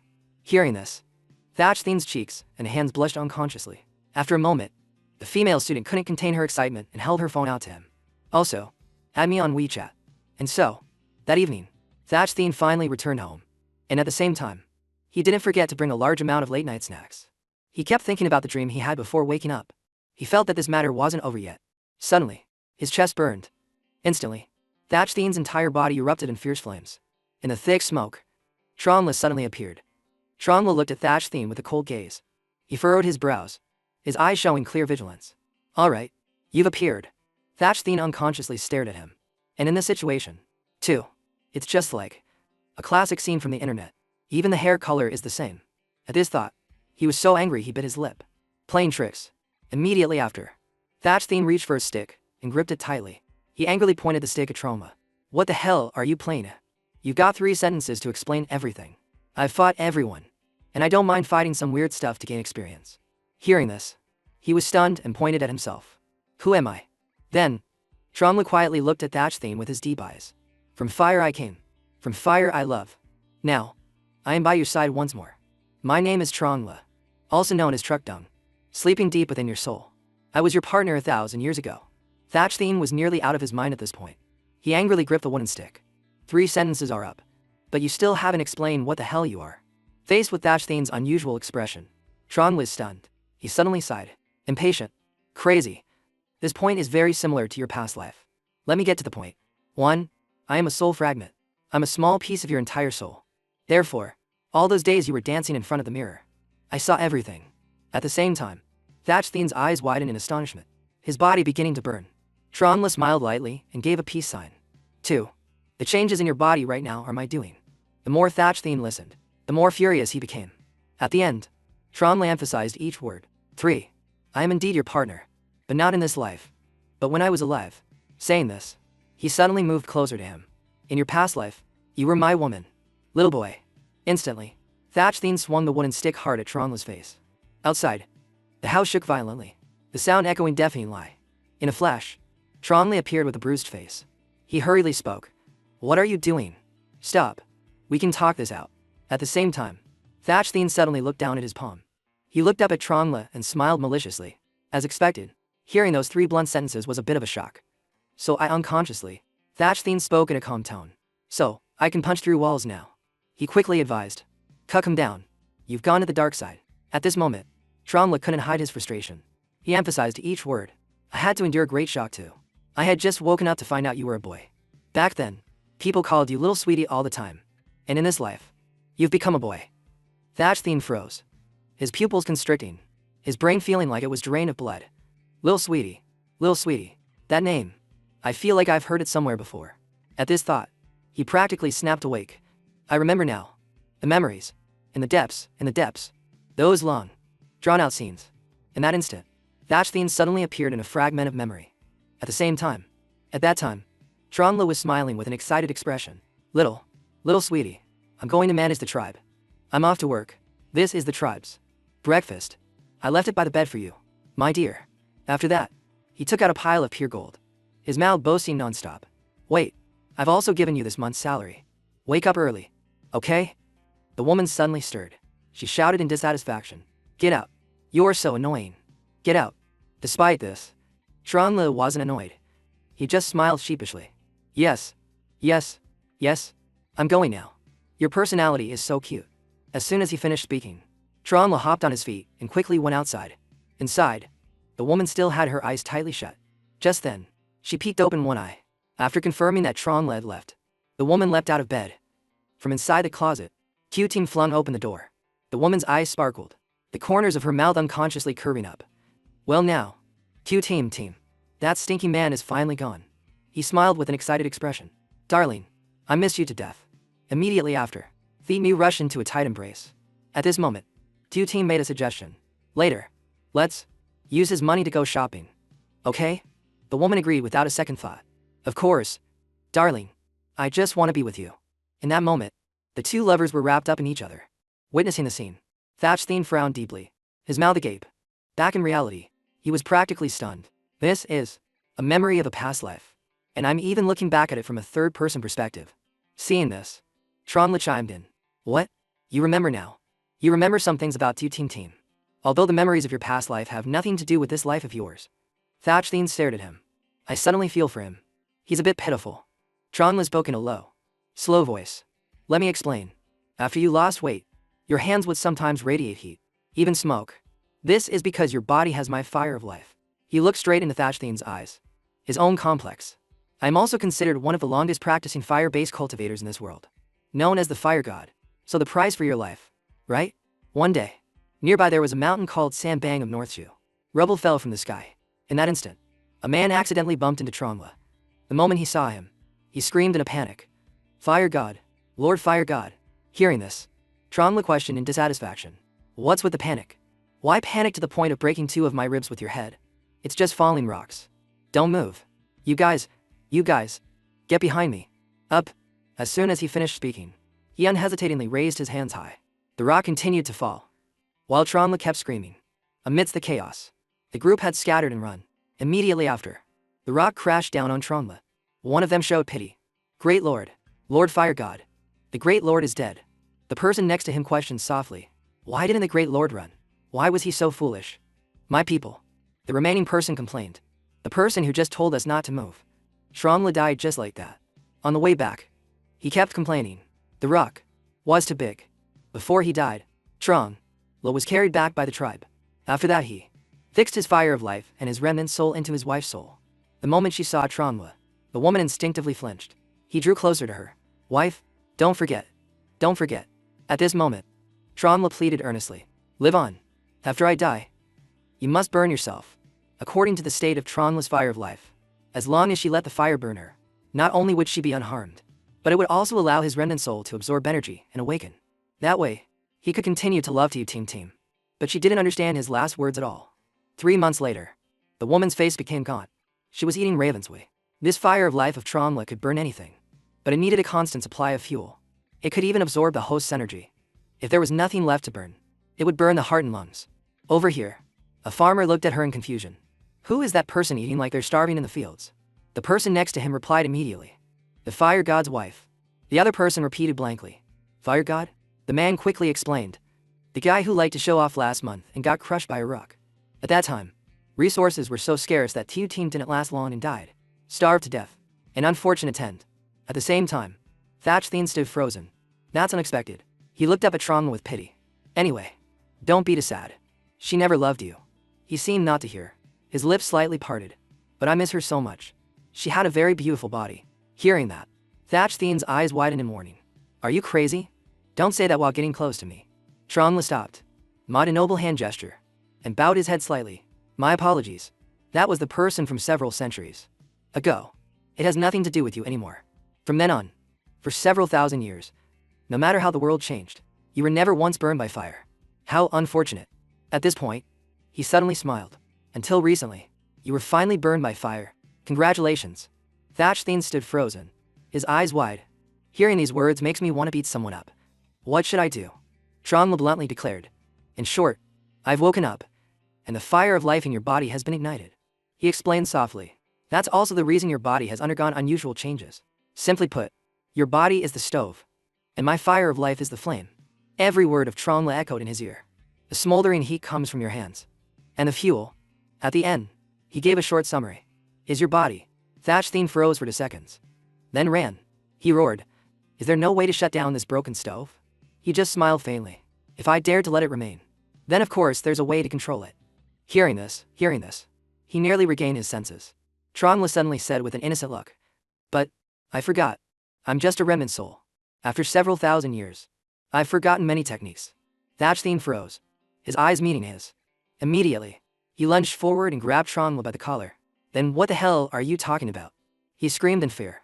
Although this feeling is very similar to your past life. Thatch Thien roared furiously. Get out of my body with your lecherous soul. In that instant, his eyes practically shot fire.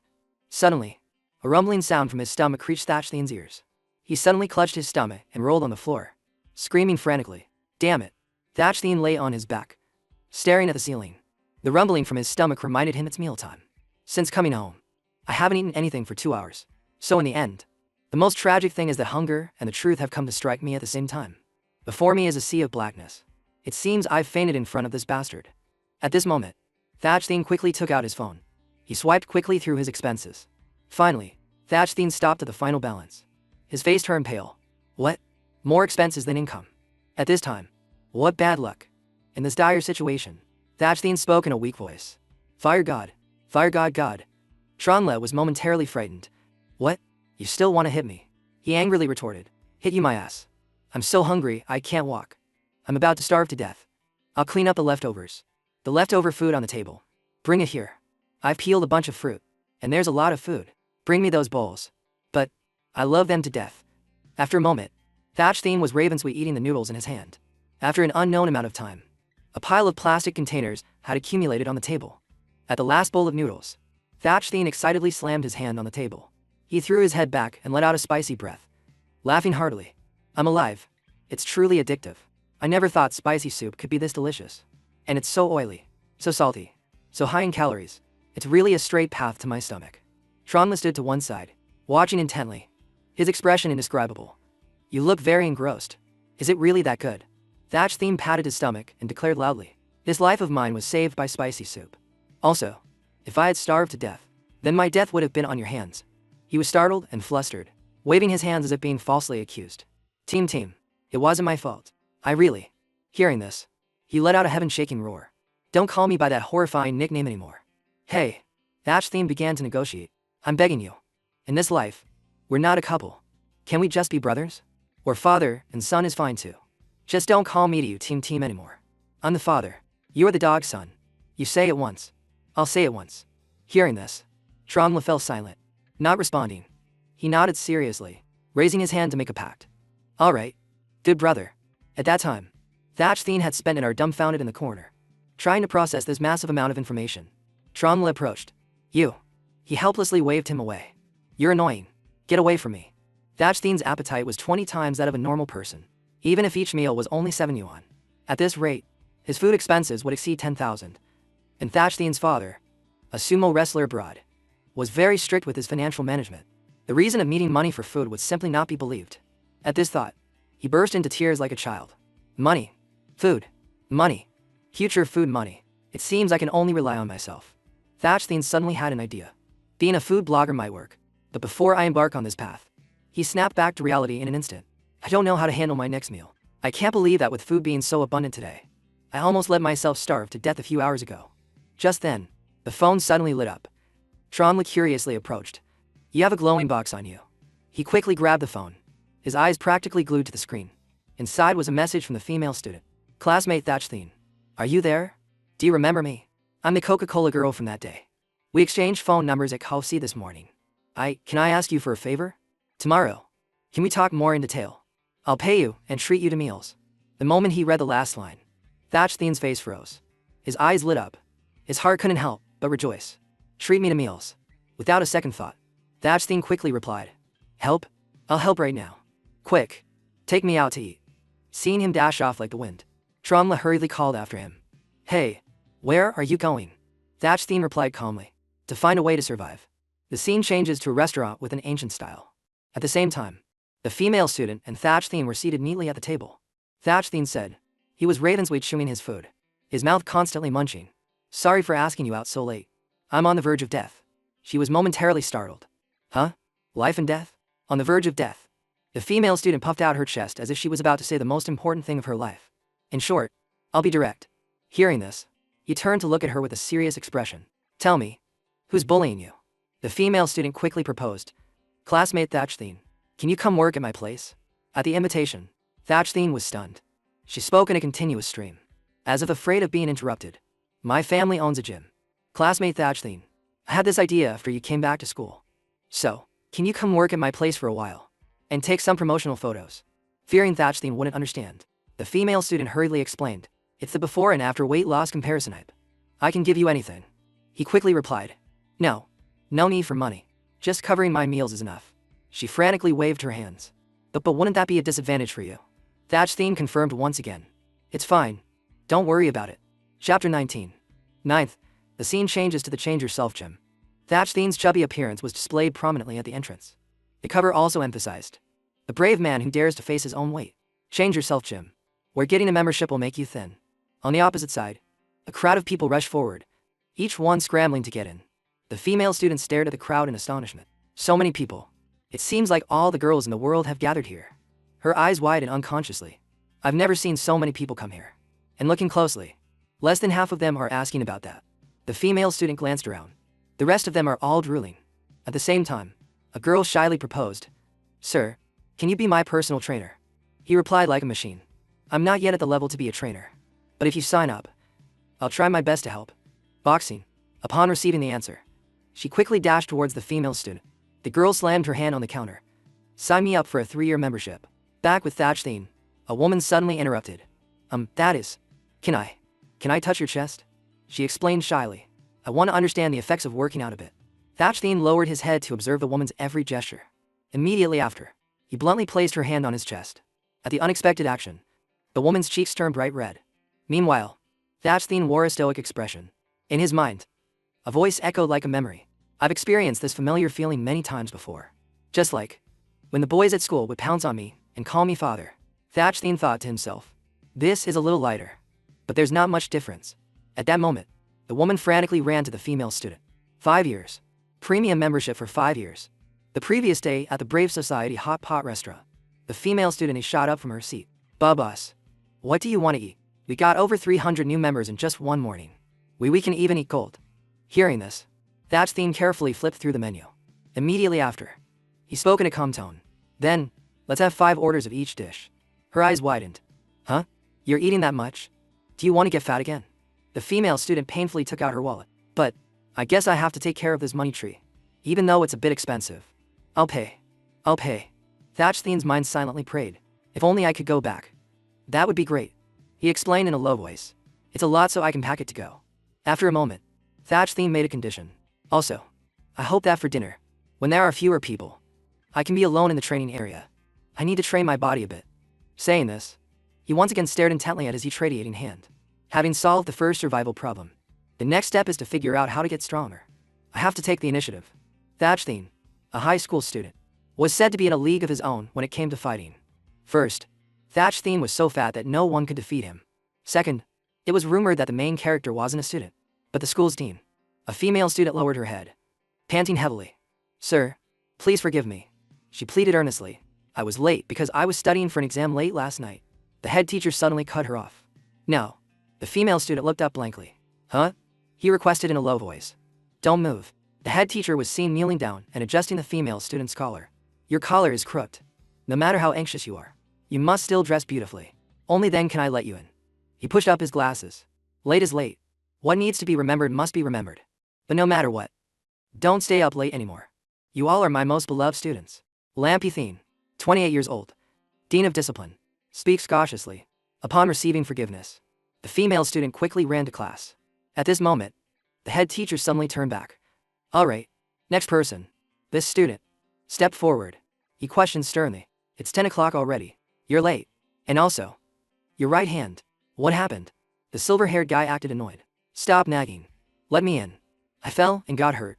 Hearing this, the corners of the head teacher's mouth twitched repeatedly. No, that's not right. He immediately made a judgment. This is a burn. The head teacher stared at him. What happened? You didn't get into a fight, did you?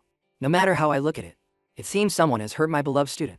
The legend concerning Lampethine happened for years ago, when he was proctoring a final exam. Chapter 20. For years ago at the school, the entire room fell silent. At the same time, Manhwa stealthily glanced towards the teacher's podium. He glanced down at his cheat sheet, writing furiously. Just then, Lampethine suddenly slapped Manhwa on the shoulder. Without looking at him, he requested in a low voice, "Student, no cheating. Hand over the cheat sheet." Hearing this, Manhwa wore an arrogant expression. He slammed his hand on the desk and shot up. Manhwa angrily grabbed Lampethine by the collar. Hey, what year are you? You dare to boss me around? He spoke in an icy tone. I'll say it again. As a student, you are not allowed to cheat. Hand it over. At this moment, Manhwa looked down in shock. His grip is so strong. He couldn't help but feel a little surprised. And I can't break free. Instantly, Manhwa bluntly declared, I'm done. I'm turning in my paper. Before leaving, he didn't forget to threaten. You just wait. As soon as he finished speaking, Manhwa slammed the door shut. Meanwhile, Lampethine pushed up his glasses. His gaze fixed on him. A student cheating on a test and acting this arrogant has his reasons. He seems to be considered the school's top dog, so domineering that teachers had to turn a blind eye. The gangster boss of this largest territory was his older brother. Manhwa clenched his fist. So, just after school that day, Lampethine saw him as soon as he stepped outside. At the same time, the gangster stomped out his cigarette under his foot. He walked step by step towards him. Hey, you're that supervising teacher, right? Hearing this, Lampethine only replied briefly. The gangster gritted his teeth. I'm telling you, a bloody scene in front of the school gate wouldn't be good. Why don't you come with us for a bit? Seeing this, he just gave him a cold look. Lampethine was taken away. But the matter didn't end that simply. 7:45 p.m. Lampethine was taken hostage and left the school on a motorcycle. 8 o'clock p.m. Some students who knew about this couldn't hold it in and called the police. 9:10 p.m. The police entered a place where notorious gangsters often gathered. Then, the police team threw open the door. Freeze! We're the police. Before they could even step inside, the group froze in panic. Inside, Lampethine appeared with a blood-covered face. At his feet were dozens of piled-up bodies. The ground was covered in blood. The police at the scene were all terrified. According to the report, there were a total of 23 people here. 18 with broken bones, 3 seriously injured. Among them, 2 were completely unharmed. Cries of pain were everywhere. The teacher, covered in blood, calmly sat there grading papers. He focused on the paper. Manhwa, you got it wrong again. You have to use this formula to solve it. Please.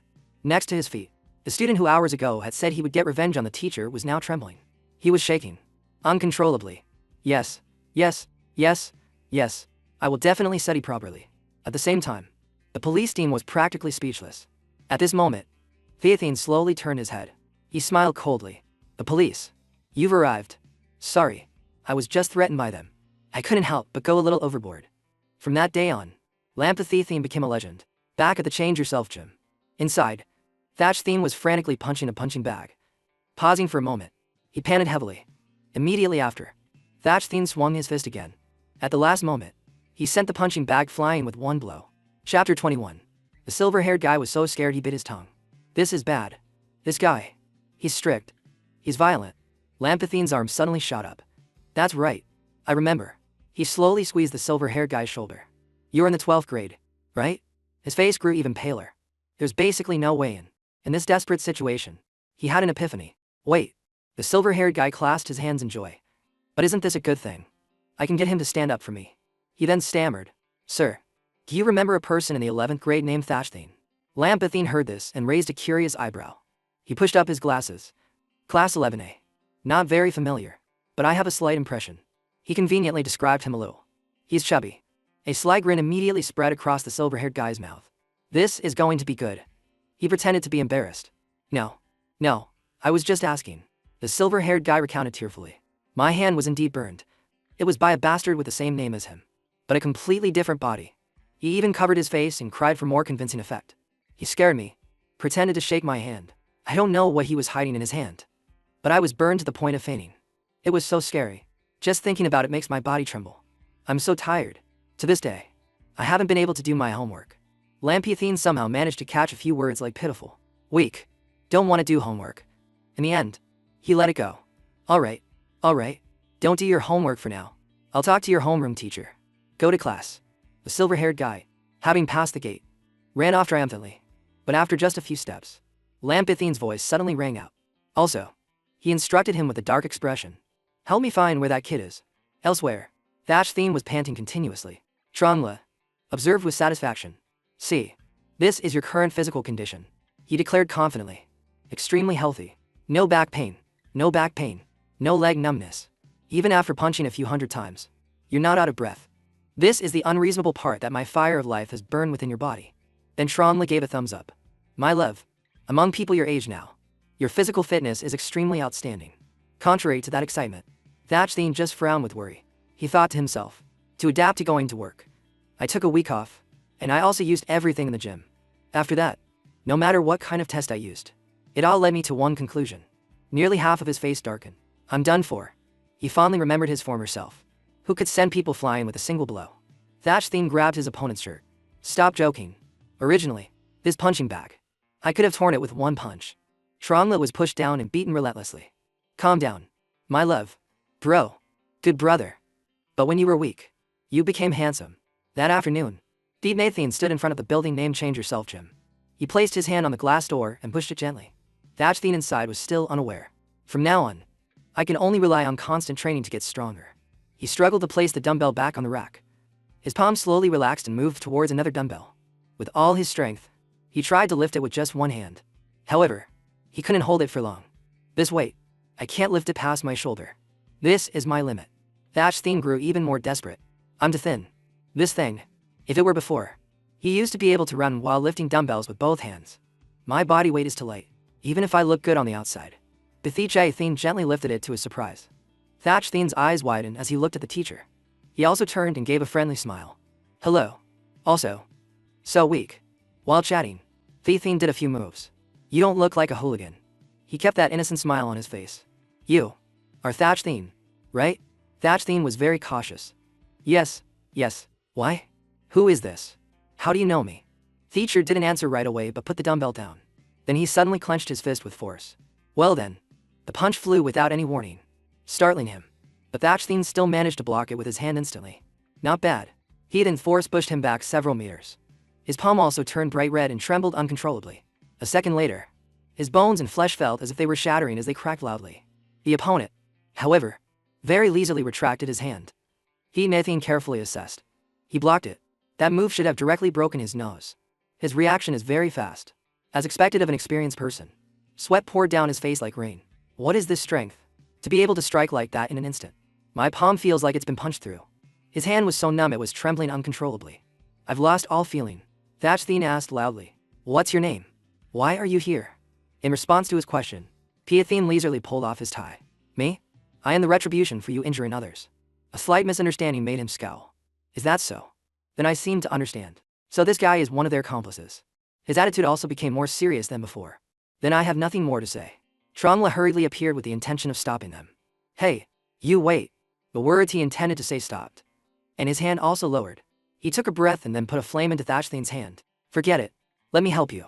On this side. Theathane was still preparing. His hand is smoking. He actively lunged forward with a punch. Thien directly blocked it, causing the two of them to clash. Sparks flew continuously. Time rudens to 6 years ago at a children's training center. A kid with a fierce aura sneered at his opponent. New kid. My name is Long B. Athene.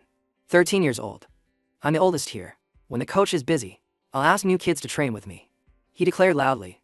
But do you know why I do that? Because hitting people feels great. I hit very hard. I'll beat you until you cry. Beathene roared at a large shadow.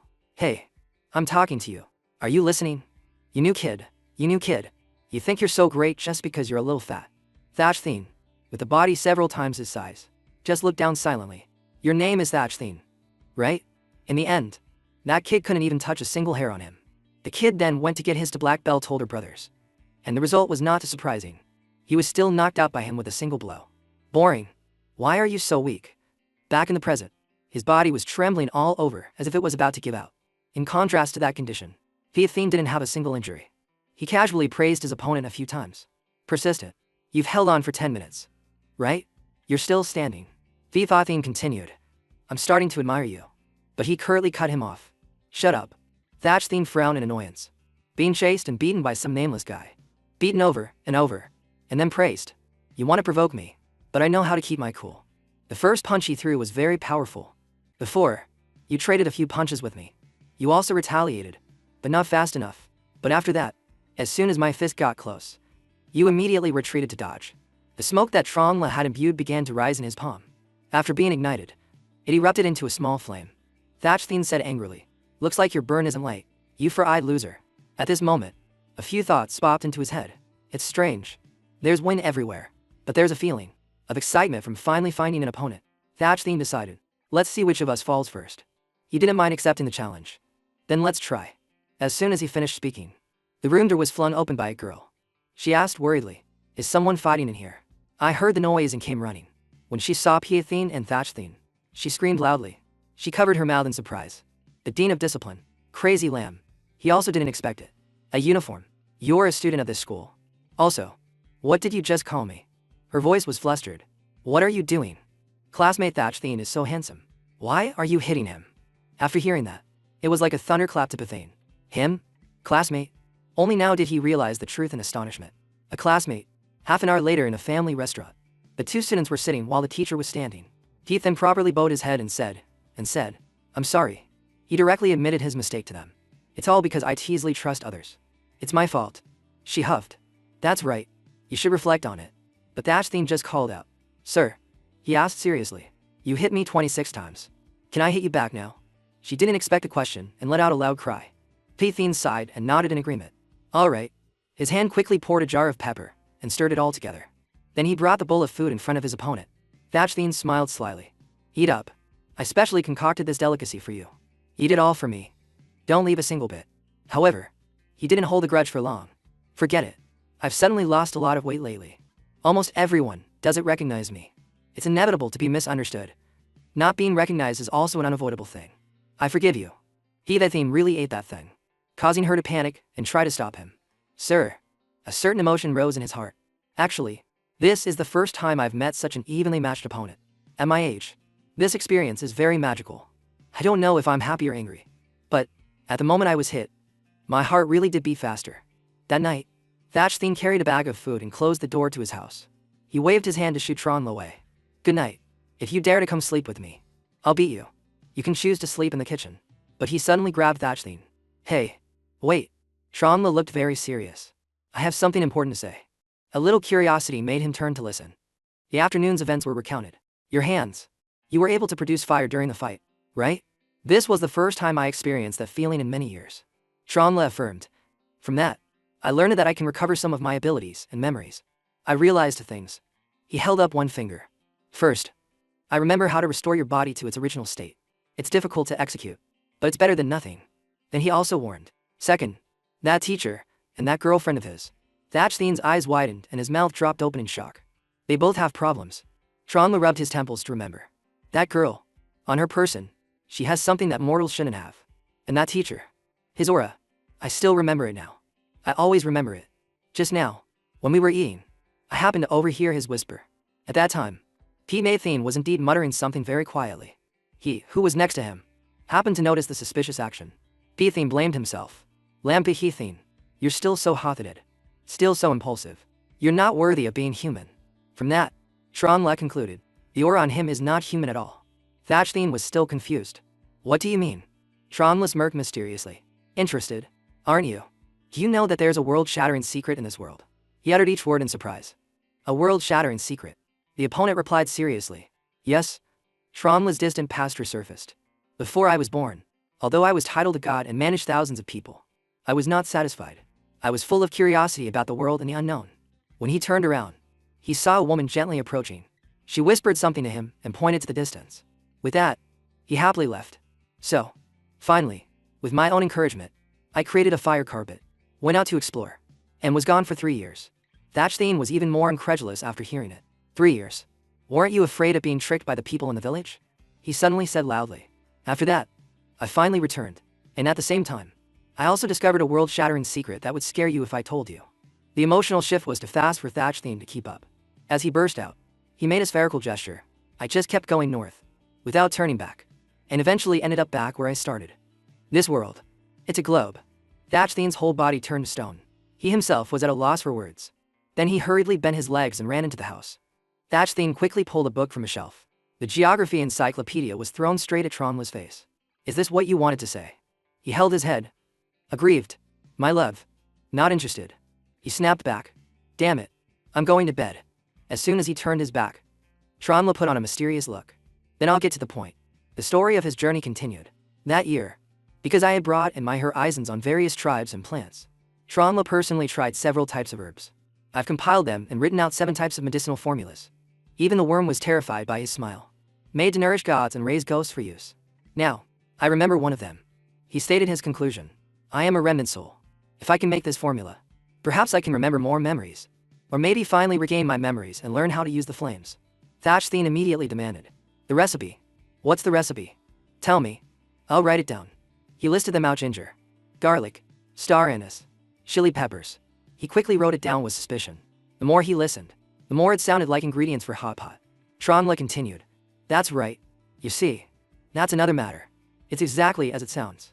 The first thing she held was what he noticed. That girl, on her person, has something like a compass. I've observed it for a long time. There's some kind of magical power brewing inside. Perhaps it's a family heirloom. Or perhaps she obtained it for some reason. In short, it's not something an ordinary person should possess. Then there were the abnormalities of Thatchthien. And that teacher you mentioned. He is indeed not human. For example, me. I'm not considered human either. Just a remnant soul. His reflection was as red as blood. And when the aura on him is a bit crazed. Those details made Tronla even more certain. Having this aura, he is definitely not human. In his imagination, Thatchthien smiled cruelly. He is probably some kind of monster, blending into the human world. Sometime, somewhere, amidst the crowded apartment buildings. On the table was a memorial photo of Thatchthien. In front of it was a full incense holder. The curtain was swept by the wind and made a faint rustling sound. 3 incense sticks were carefully placed in the incense holder by the other person. Unexpectedly, it was Thatchthien sitting there. My friend, I've come to talk to you again. He began to confide. Today, I heard a student. I was wrong. This rare, weak appearance was all revealed at this moment. The person in the photo, however, smiled brightly. Same appearance, but different aura. His eyes reddened. You were so good, but I can't be like you. His shadow was not human, but a solid trunk. It's so hard, being human. The next day at the school where Thatchthien attended, the silver-haired guy slammed into the wall after being pushed by his opponent. He trembled and begged. Sir, I'm sorry. I shouldn't have. Thatchthien gently dusted off his hand before beating him. He reminded sternly. You shouldn't have lied to me. The people I hit, I always hit very hard. His arm swung up quickly. But I once promised someone that I would protect every student in the school. You, after all, are one of those students. Thatchthien grabbed the silver-haired guy by the collar. Therefore, I can only forgive you. He was slammed against the wall again. He threatened menacingly. Don't you dare lie to me again. Do you understand? The silver-haired guy was so scared his face turned pale. Yes, sir. Yes, sir. After hearing his promise, Thatchthien's hand released him. Really? Thatchthien let him back away. Then this matter is considered settled. In the future, if you dare to do this again. That terrifying smile blossomed. I will definitely break your nose and your arm. Go back to class. The final bell rang after the students' tiring lessons. A few girls started to chatter. You're early too. See that? The guy who got so handsome after losing weight that people are fainting over him, that's our classmate. Thatchthien. That's right. That's him. He's here. Look. He's coming out of the classroom. Thatchthien was about to open the classroom door and go inside. Just like any other day. His movement suddenly stopped when he noticed someone nearby. Thatchthien suddenly appeared, confronting him head-on. The girls around were confused. Who's that in the hallway? That's the 12th grade supervising teacher. From Thajai class. With his handsome yet intense look, he asked, Teacher, why are you here? The male students whispered, Wait, Teacher Lam. Lam is known for fighting. a legend on the same level as the old Thatch Thien. So that means, the most legendary fighters of our school actually facing off right here? He coolly started the conversation. Teacher Lam. Thien smiled. I'm about to get off work, so I came looking for you. Want to walk home with me? Student Thatch Thien. He led Thatch Thien to a lush bamboo grove bathed in sunlight. Tronla's previous warnings came rushing back. He's probably some kind of monster, blending in with humans. Because of this, Thatch Thien's eyes were filled with vigilance. Thien naturally noticed this. Are you on guard against me? There's really no need for that. He shared gently. A few days ago, when we were eating, you weren't this tense. So, the powerful person behind you must have told you things about me recently, right? When Thien suddenly mentioned Tronla, both of them were genuinely surprised. Tronla was shocked. He couldn't believe Thien could detect his presence.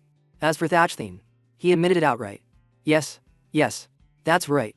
Thien's attitude remained unchanged. Just as I thought. That explains the flame on your hand. This will make our conversation much easier. I have absolutely no intentions toward you. He raised an eyebrow, questioning his words. Oh? Thien slowly began to tell a story instead of answering. Before the school was built, this land was a bamboo forest. Now, only this small patch remains. He lifted the watering can in his hand, stopping the flow of water. He confessed directly. Student Thatch Thien. I am not human. This is where I was born. Thatch Thien's eyes widened in complete surprise. Thien's original form was an ancient bamboo stalk, a mountain spirit demon. After 10,000 years of cultivation, he could take human form. He foolishly spent day after day here, and was finally on the verge of becoming a celestial. Suddenly, lightning struck from the heavens. That night, he underwent the lightning tribulation. Because of that, smoke and dust engulfed the entire forest. In the end, only one section of the bamboo forest remained after the lightning fire. Thien and the other stalks were all broken in half. His body, gravely injured and near death, reverted to its original form. A person named the real Thien came to his rescue and took him home. Chapter 26. The school was built on an empty plot of land, so it was surrounded by many trees. Thien brought the broken stalk back and planted it in an empty patch of ground. Its stalk was completely discolored and had a few scorch marks. The janitor who was working struck up a conversation. Are you the new teacher? Mr. Lam. What are you planting there? He replied cheerfully. It's a bamboo stalk. There was a fire nearby yesterday, so I went and picked this up. His gentle gaze seemed to convey a message to the bamboo stalk, hoping it could continue to live on healthily. At that time, it hadn't yet become a spirit, so it could only listen. You and I are the same. We both just arrived here. From now on, this is your home. As the days passed, it endured many things, like a dog casually relieving itself at its base. Not to mention guys who would nonchalantly pluck its leaves to flirt with girls. The bamboo's body was covered in marks from the rowdy students. For instance, it didn't stop there. As a student kicked a powerful shot, the ball flew high into the air and then shot straight forward. It didn't miss, hitting the stalk squarely and enraging him. Just wait until I can move. I'll kill all of you. On one fateful day, some guy pressed a cigarette butt against one of his leaves. It then fell straight to the ground, still smoldering. Boss Long and his gang all looked sullen. A young man happened to run by. Isn't that Brother Long from the 12th grade? What's wrong? You look pretty down. Smoking like that. He suddenly glared as if he was about to devour the guy. The young man started trembling. What are you doing? His underling shook his head, frustrated by the situation. He put his arm around the kid's shoulder. Kid, I don't care what grade you're in. Shut your mouth if you don't want a beating. The guy in front of you, Boss Bo Long, has sent 50 people to the hospital in just this past year. The threat was accompanied by Boss Long's scowl. You want to be number 53? The kid's face turned pale and he stammered, unable to speak. The underling continued to growl. I'm warning you. We're in a really bad mood right now. We could explode at the slightest touch. The main reason is that new teacher who just transferred to the school. The story is simple. This afternoon, their phones were just confiscated. They were caught hiding in the bathroom playing games. They were having fun when someone interrupted their mooch Thien. He caught them red-handed. That teacher. He actually dared to check the bathrooms. Now each of us has to write a 5-0-word self-criticism essay. But that's not all. Just yesterday, Boss Long was ordering a lackey in class to buy him lunch. The result was, he got caught again. This time, he had to write an 800-word self-criticism essay. Thien even stood by the student to protect him. That teacher insisted that our boss apologize to that kid. The young man didn't know how to react after hearing the story. The underling growled. Let me tell you, all of us are being spun around like tops. We're really pissed off right now. He shoved the kid away to vent his anger. I suggest you get lost. Otherwise, would you mind if I beat you up right here? The young man immediately complied. Okay. After a moment of silence, Boss Long finally spoke. Hey, that's enough. Let's go. Time for class, or we'll get caught again. The underling grumbled. This is unbearable. Oh right. This bamboo stalk. That bastard planted it.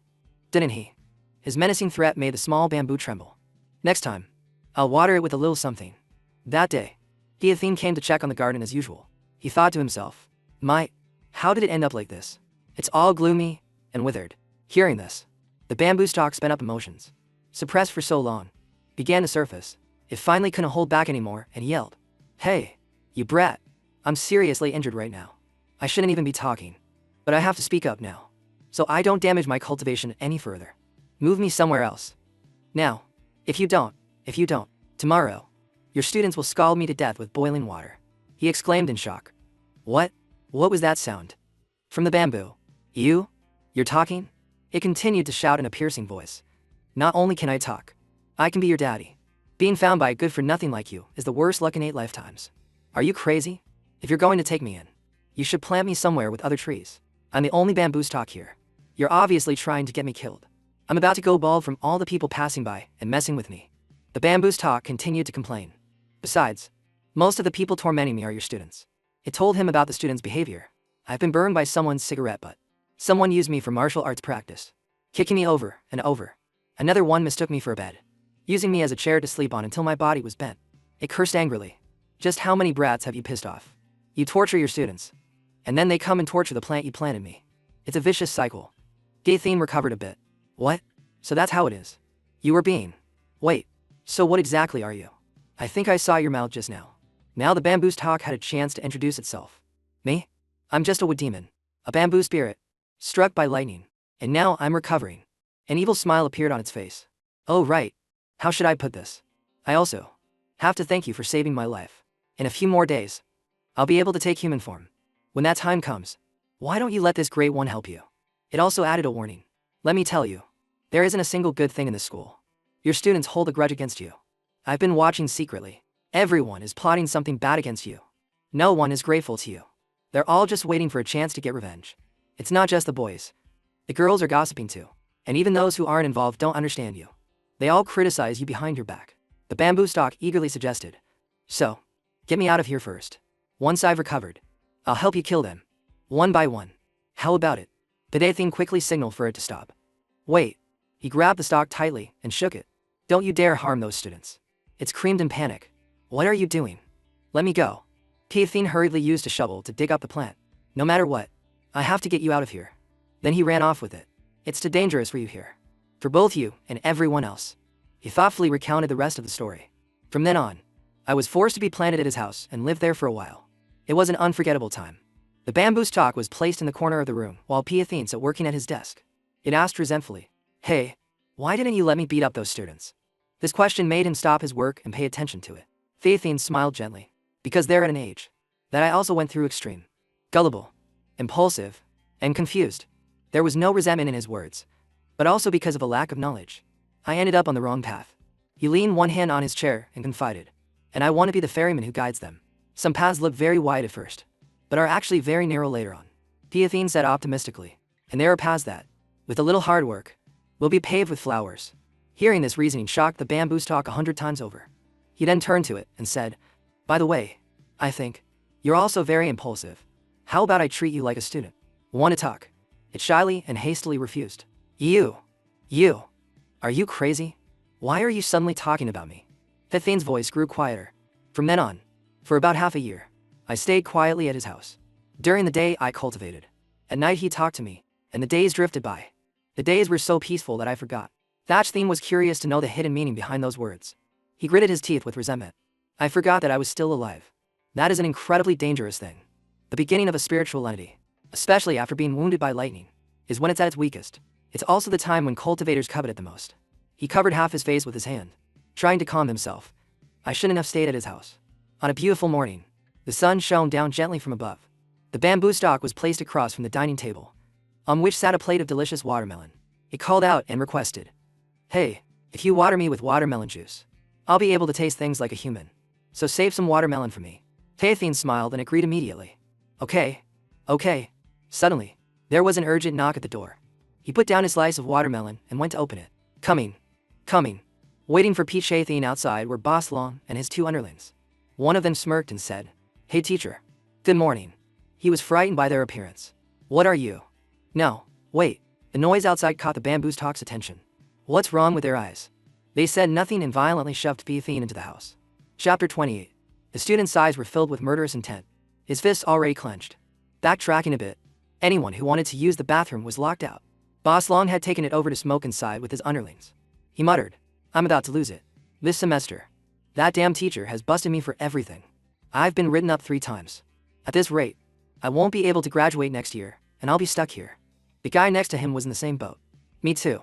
The worst part is I'm too scared of getting caught to have Zhao and take my tests from me anymore. The last guy yelled, that damn teacher. We have to wait until he's in a meeting just to have a smoke.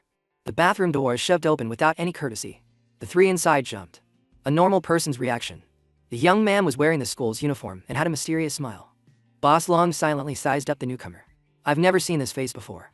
His underling yelled, hey, who are you? What year are you? Don't you know the rules here? When we're smoking in the bathroom, no one else is allowed in. But the other person wasn't scared at all.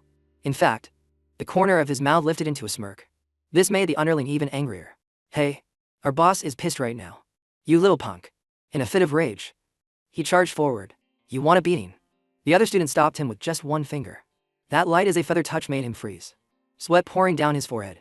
His entire arm went numb. He couldn't move it. The other person replied calmly. So violent and irritable. You really haven't been taught well. What year am I in? I'm not a student at this school. My age is greater than all of yours combined. I'm just dressed like this to blend in more easily. I am a cultivator. His fingers twisted into the other's collar. I've been observing you for a long time. This fist shouldn't be aimed at me. You all have someone else in mind. A kind of magic seeped into his words. Why not let this feeling of hatred grow larger? Even larger? Then go and vent it. How about giving him a good beating? That energy shot straight into the heads of the 3 of them. And that's why the Piathine was now being assaulted by them.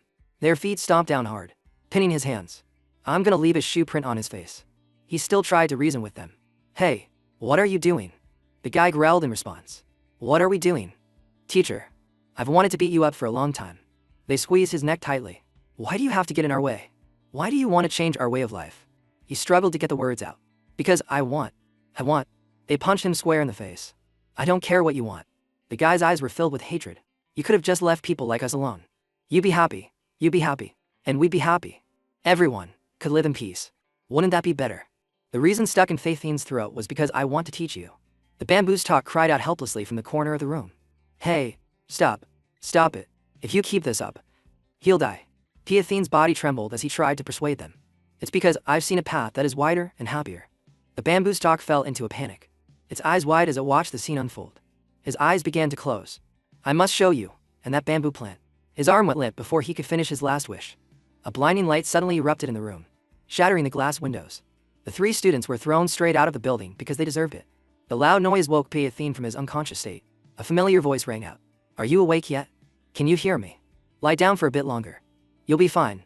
By the way, I threw your students from the 3rd floor, but they'll be fine too. The bamboo stalk had transformed into a human and was sitting beside him. I guess you could say I saved your life. He was so shocked that he sat bolt upright. Who are you? The bamboo spirit, with a few leaves still stuck in his hair, answered the question. I'm the bamboo you raised. I transformed into a human earlier than planned to protect you. It smiled. So, now that I have a human body, I want to experience that path you're always talking about. Want to teach me how? Teacher. Chapter 29. The story comes to an end here. After that. There was no after that. Piathine scowled, displeased. What do you mean? What a letdown. Tromla held up a slice of watermelon he hadn't bitten into yet. The villain just showed up. Shouldn't there be a big battle? I haven't even bought more melon yet. He gently pushed up his glasses. Because after that, the villain never showed up again. From then on, I explained the situation to him. I've been protecting him ever since. In truth, they did come to a small agreement back then. Now, I'll be honest. The situation for both of us is extremely dangerous. Those students who beat you are being controlled. There's a cultivator hiding in the school, and he's after my body. Piathine didn't care about that and blushed slightly. The way you said that sounds a little suggestive. The bamboo spirit immediately pinned him down. Shut up. In short, I can't run away anymore. Even though I've healed. If I leave now, it won't be long before your precious students all become butchers. One by one, their souls will be extracted to refine demons. And then they'll be used to force me out. He asked worriedly. Then what do we do? The bamboo spirit immediately affirmed. What to do?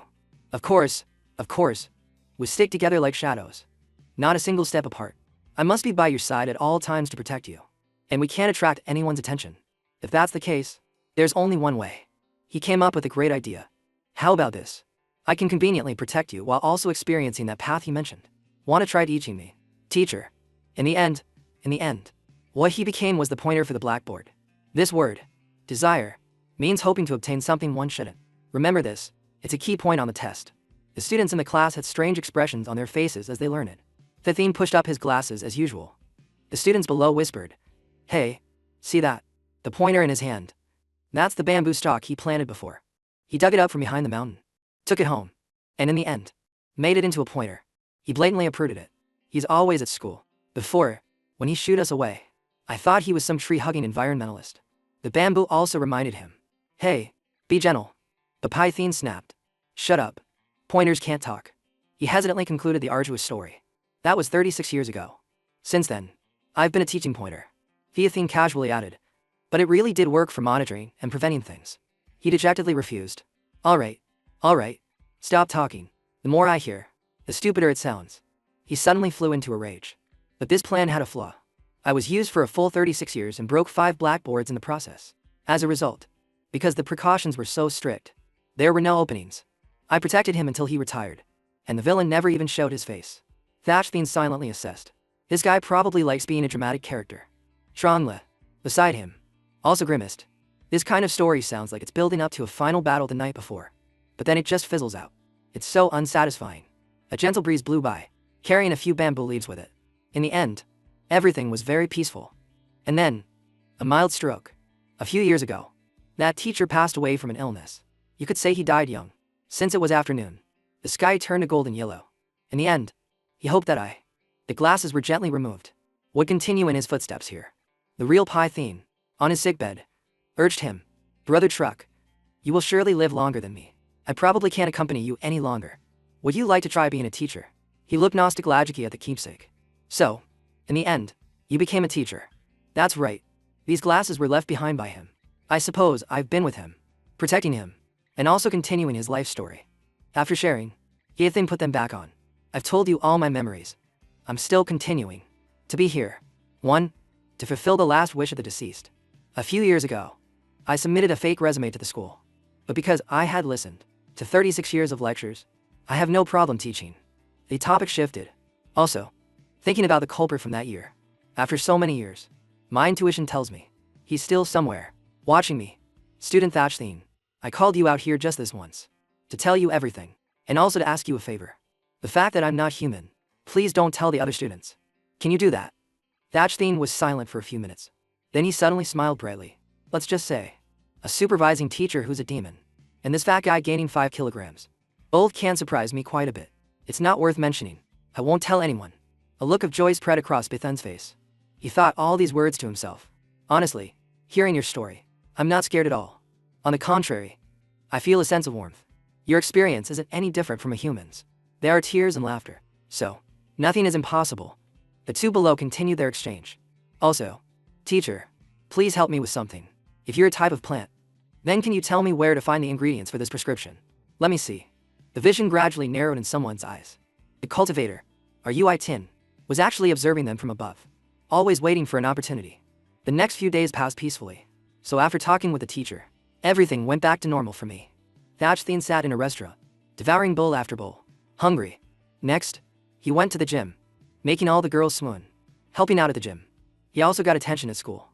From the boys, I heard Theme beat up another gang of thugs. "Our dad is still the best dad." A young man eagerly offered him a drink. "Dad, please have some bitter melon juice." He refused them. "I don't want bitter melon juice. I want a Netflix and chill." When he got to class, his desk was covered in love letters of every color. He casually opened them to have a look, getting attention from the girls. When night fell, Thatchthene was focused on his computer. But there was another eye-opening development. Thethene looked surprised during their previous conversation. "So you've only just been exposed to cultivation?" He nodded in response. "That's right." He suddenly took out a pen and paper to write something. "Then I have to send you this website." Thatchthene furrowed his brow. Confused. "Website?" He handed over the piece of paper. "Yes. This website has a lot of necessary things. Anyway, find some time to register. Call me when you do." Thatchthene was now typing in the address. He pressed the enter key to access the mysterious website. The very first thing he saw made Thatchthene's jaw drop. The blue light from the screen reflected in his wide open eyes. The title of the page was in bold Traditional Arts Protection website. Below it was the slogan Coexist in Prosperity. Share courage, mutual support, share glory and shame. Not only that, but there were also many categories: public service, alchemy research, medical treatment, home insurance, cultivator quality, family formation, social security, transportation inquiry. Even the search bar had suggested topics. Welcome back. Welcome to China. Cultivation. Realm breakthrough. Convenient public inquiry. Thatchstein immediately slammed the table and shouted, "What the hell?"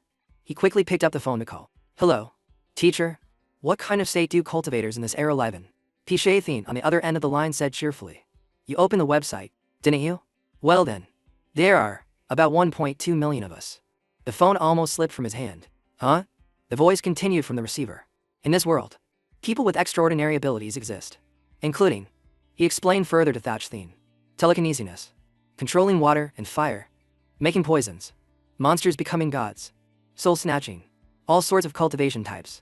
But people like us, there are probably about 1.2 million.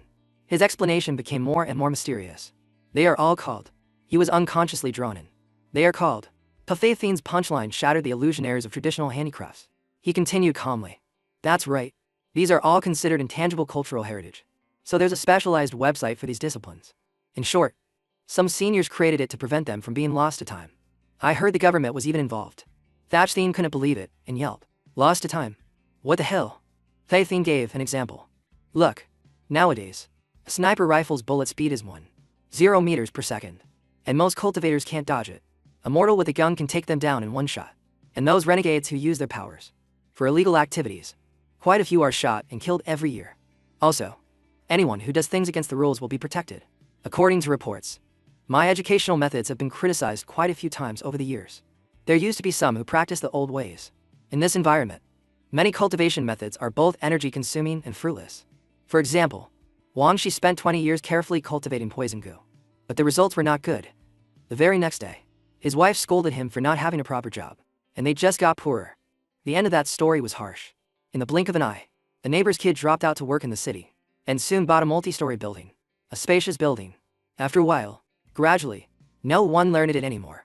Even Thatchstein had to agree. That's true. Cultivation in this era is really too impractical. Thatchstein casually rambled on. Anyway, just look up some information here.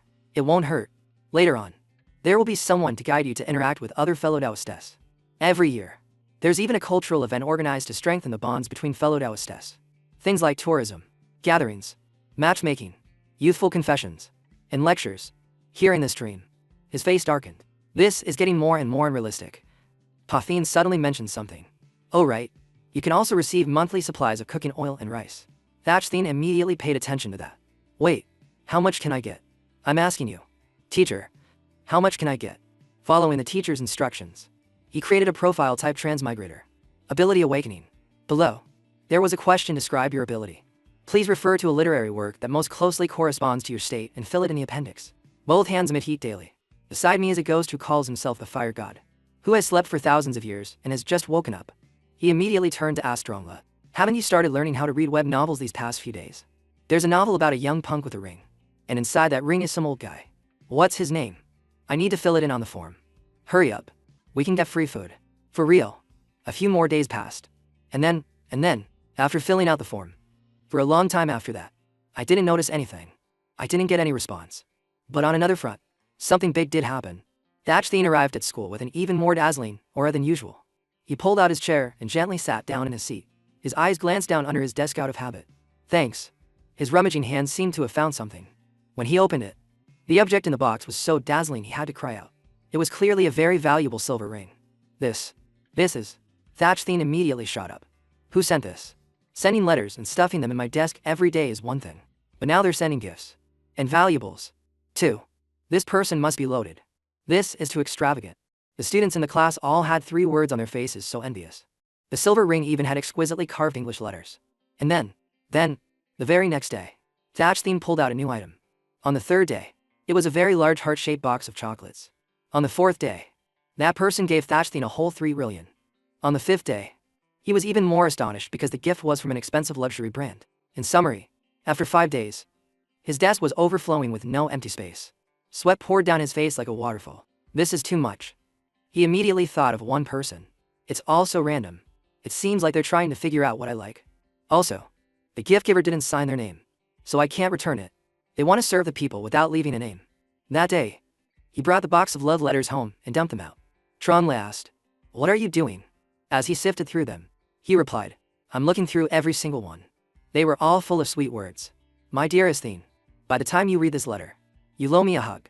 If you don't throw it away, you owe me a kiss for keeping it. You owe me a date." Thatch Theen seriously concluded. "These are all the love letters I've received since I lost weight. I've kept all of them." Everyone was so serious. I couldn't just throw them away after reading them. By the way, to sum it up, the purpose of these letters can be divided into 3 types. He pointed out the key points one by wanting to know my weight loss experience, wanting me to be their dad, or simply lusting after my body. Especially the last type. Their feelings are incredibly passionate. It's like they want to reach out from the letter and touch my face. These things were beyond Tronle's imagination, so he just silently questioned it all. The box in his hand was about to be thrown in anger. And no matter which type, I've read them all 3 times. I couldn't find any letter from the person who keeps sending me these precious gifts. Is there a secret Santa? Tronle chimed in. Yeah, I'm getting jealous. Thatch Theen immediately gave him a stinging slap across the face. Afterwards, holding his cheek, he said, "If you think about it, they want to remain anonymous because they don't want you to return the gifts." Thatch Theen was stunned for a moment. Maybe they think that if these items can make you happy, while also making you feel a bit burdened, it's like leveling up their idol. He tiredly slumped into his chair. "I can't take it." "Stop," Thatch Theen declared loudly. "I have principles when it comes to handling things. I don't need this stuff. I'll leave it all in the original packaging. I'll return it sooner or later." His cheeks were actually flushed red with frustration. Honestly, in the midst of his emotional turmoil, his stomach let out a loud growl. He pounced on the pile of gifts like a hungry tiger. Tronle didn't even have time to warn him. "You." Thatch Theen ignored his words. "Hungry. I remember there were chocolates among the things I received. I'll just eat one piece first. Just one."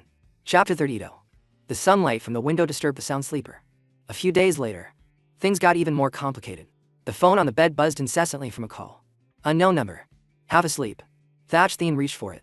His tired voice came through. "It's so early. Who is it?" The person on the other end started aggressively. "Hello? Is this Thatch Theen?" They cheerfully delivered the news. "Hello. I'm a customer service representative from the Traditional Arts Protection website. We have received your form. We will be coming to the address you provided on the form this week to conduct a verification. But before that, you can join the VX group for the cities near you." Thatch Theen was instantly awake and picked up his phone to look. "The QR code has already been sent to your phone. This is a special notification just for you." He furrowed his brows tightly. This is too modern. The phone displayed a QR code with the title Shanghai Exchange Group 7. Thatch Theen decided to follow the instructions and join. The moment he joined, the flood of notifications startled him. People in the group were all advertising. Shanghai Exchange Group 7. Perfect flavor. Sweet and juicy oranges now available. Starting order price is only 58 yuan to bring home 100 yuan worth. Delicious oranges rich in vitamin C. Picked straight from the orchard. Long white denim. Original price 16 yuan. Current price 39 yuan.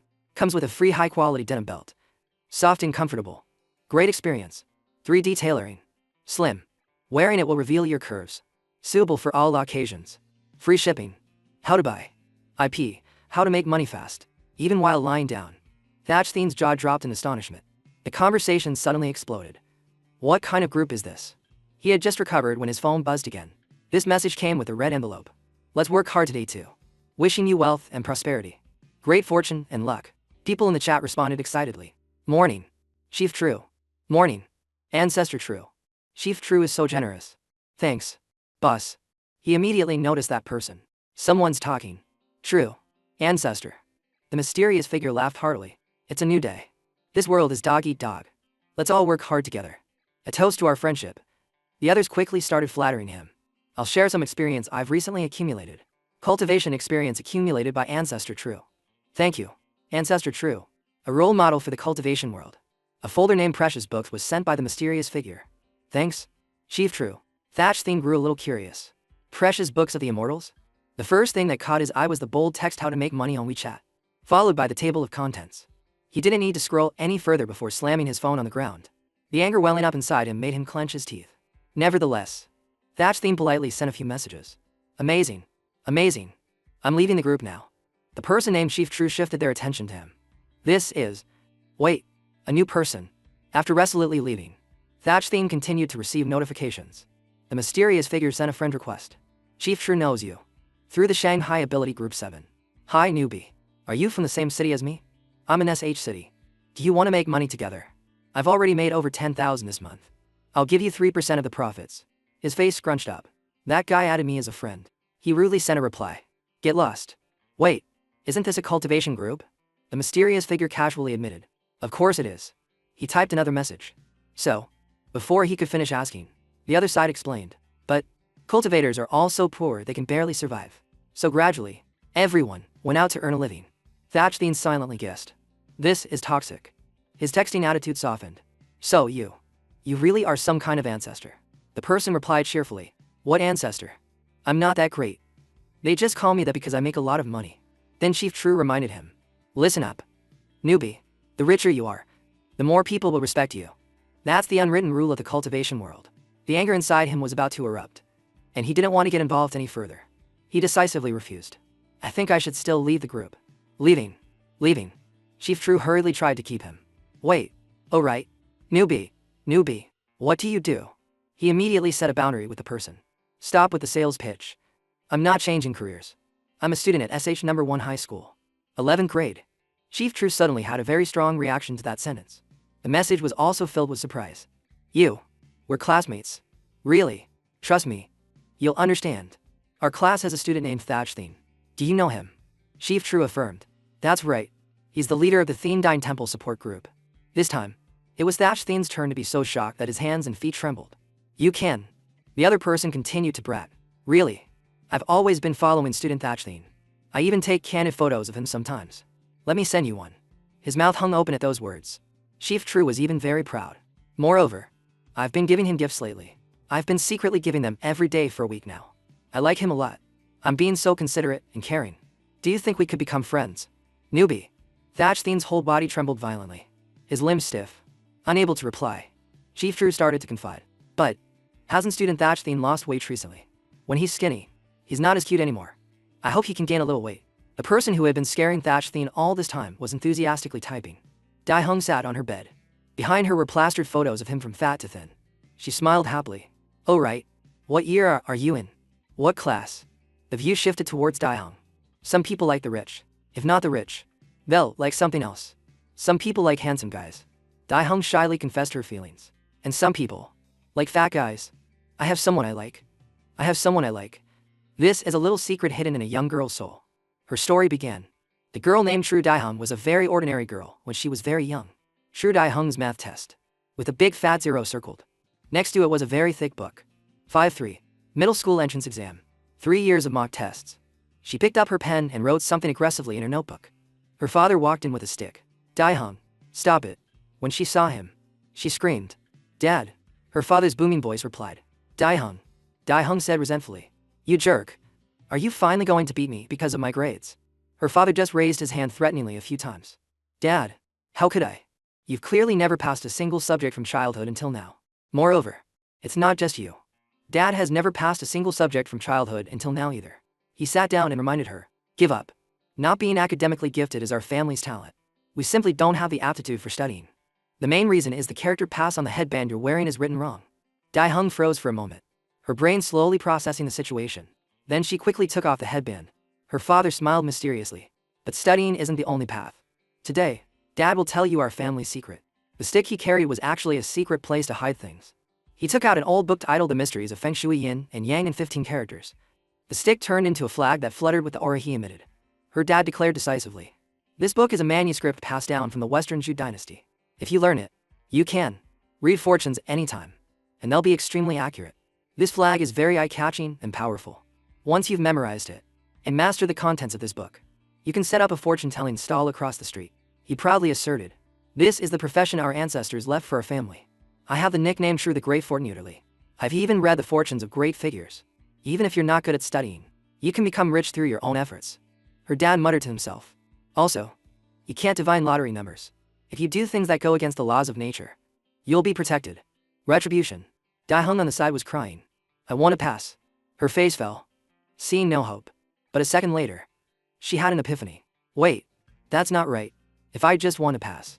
That's right. That should work too. Daihung suggested. Dad, can you teach me fortune telling now? Her father was surprised. I thought I'd have to persuade you for a while longer.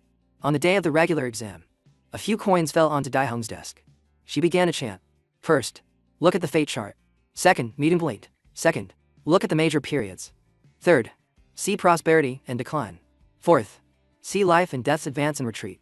Fifth, see if the spirits are auspicious or inauspicious. Sixth, see the position of the Yao lines. Seventh, see escape from bondage. Eighth, see tears shed. Ninth, see external judgment. The coins clattered for a while and then gradually settled. She peeked with one eye to check. 3 heads. No tails. Still yang. Daihung focused on the question and made a decision. Which answer should I choose for this question? At other times, she even used tarot cards. Stunning the class. Each card swirled in her hands as if by magic. She focused and called out to them. Tarot cards. Tarot cards. Please tell me. At that exact moment, Daihung's eyes flew open. She drew a card from the previously shuffled deck. The card was held tightly between the fingers. The sun. Reversed. Daihung quickly filled in the answer. Alright. This question is X. The teacher at the front reminded them. There are 15 minutes left. Please check your answers. The blackboard clearly stated. Final exam. The whole class was captivated by her actions. Daihung held her pen and wrote with exquisite strokes. She gestured with both hands, pouring her emotions into the pen. Soon, the magic circle was successfully drawn. The final step was to push the pen into the circle. It rolled next to the paper that already had the interpretation written on it. Daihung thought excitedly. I have the answer. She no longer feared the test paper before her. Simple. To simple. This isn't even cheating. I'm using my own ability to do this. A bright smile bloomed in the exam room for the first time. I can do this. After so much effort, Daihung obtained the red diploma on Imhat City Middle School graduation diploma. The grades written on the paper were all 60 seconds. And so, the young girl made it through middle school and finally moved up. Her grades were considered passable. And she got into the same school as Thatchthien, in a room with a sign that read Grade 10. Group 2. The teacher sat at her desk, holding a few papers with a tired expression. P. Thatchthien suddenly pushed the door open and walked in. He could see it. What's wrong? Why the long face? The person jumped in surprise. Supervisor Lam. She shared with difficulty. Nothing. Just a new student who's giving me a headache. The teacher held up the test paper. She can get almost all the multiple choice questions right. But the more complex the open-ended questions are, the more she gets wrong. Her Chinese and English essays are full of errors. And for math, physics, and chemistry, she can only write the final answer. What kind of bizarre answers are these? She buried her face in her hands and sighed. I really can't understand kids these days. After hearing this, Thatchthien gently pushed up his glasses. He smiled. How interesting. The other teacher was even more confused. Interesting. Thatchien's face suddenly turned fearsome. Well, if that's the case, we must come up with some countermeasures. How about I write the questions for this semester's 11th grade literature final? After that, the school's exam rules were changed. Final exam. Last day. Lecture hall. 10th and 11th graders sitting mixed together. The proctor in the lecture hall announced to the room. The 11th grade will take their last 3 exams today: history and politics. Please pass the test papers down. Daihung took the test paper as usual, but immediately noticed something unusual. Her world fell into an awkward silence. The characters filled the page. This is... What? Why are there only essay questions? Daihung thought worriedly. The questions are so difficult. Fortune telling is completely useless. Tears began to well up. I clearly relied on fortune telling to stabilize my grades this semester. And it's all essays. I can't just guess. Not only will I get a 0, but I'll have to turn in a blank paper. Streams of tears flowed down her cheeks at the fear of being seen as an outcast. Daihung had been scolded by a teacher in front of the class before. What did you write? Is the answer invisible? The classmates whispered among themselves. My high school life, which had just started to look up, is now completely ruined. But she still tried to reassure herself. No, I have to at least copy a few sentences from the book. I can't turn in a blank paper. Daihung's eyes darted up and down repeatedly. Unfortunately for her, the proctor's sharp eyes had noticed. Now she understood. So under the piercing gaze of the proctor, the young girl understood she was doomed. She didn't even know how to cheat. Her father's whispered words from before came rushing back. If you do things that go against the laws of nature, you will face retribution. Daihung shed tears and almost accepted the truth. Is this my retribution? She clenched her hands together. God, anyone at all. I'll pay any price. Please someone come and help me. Time ticked by.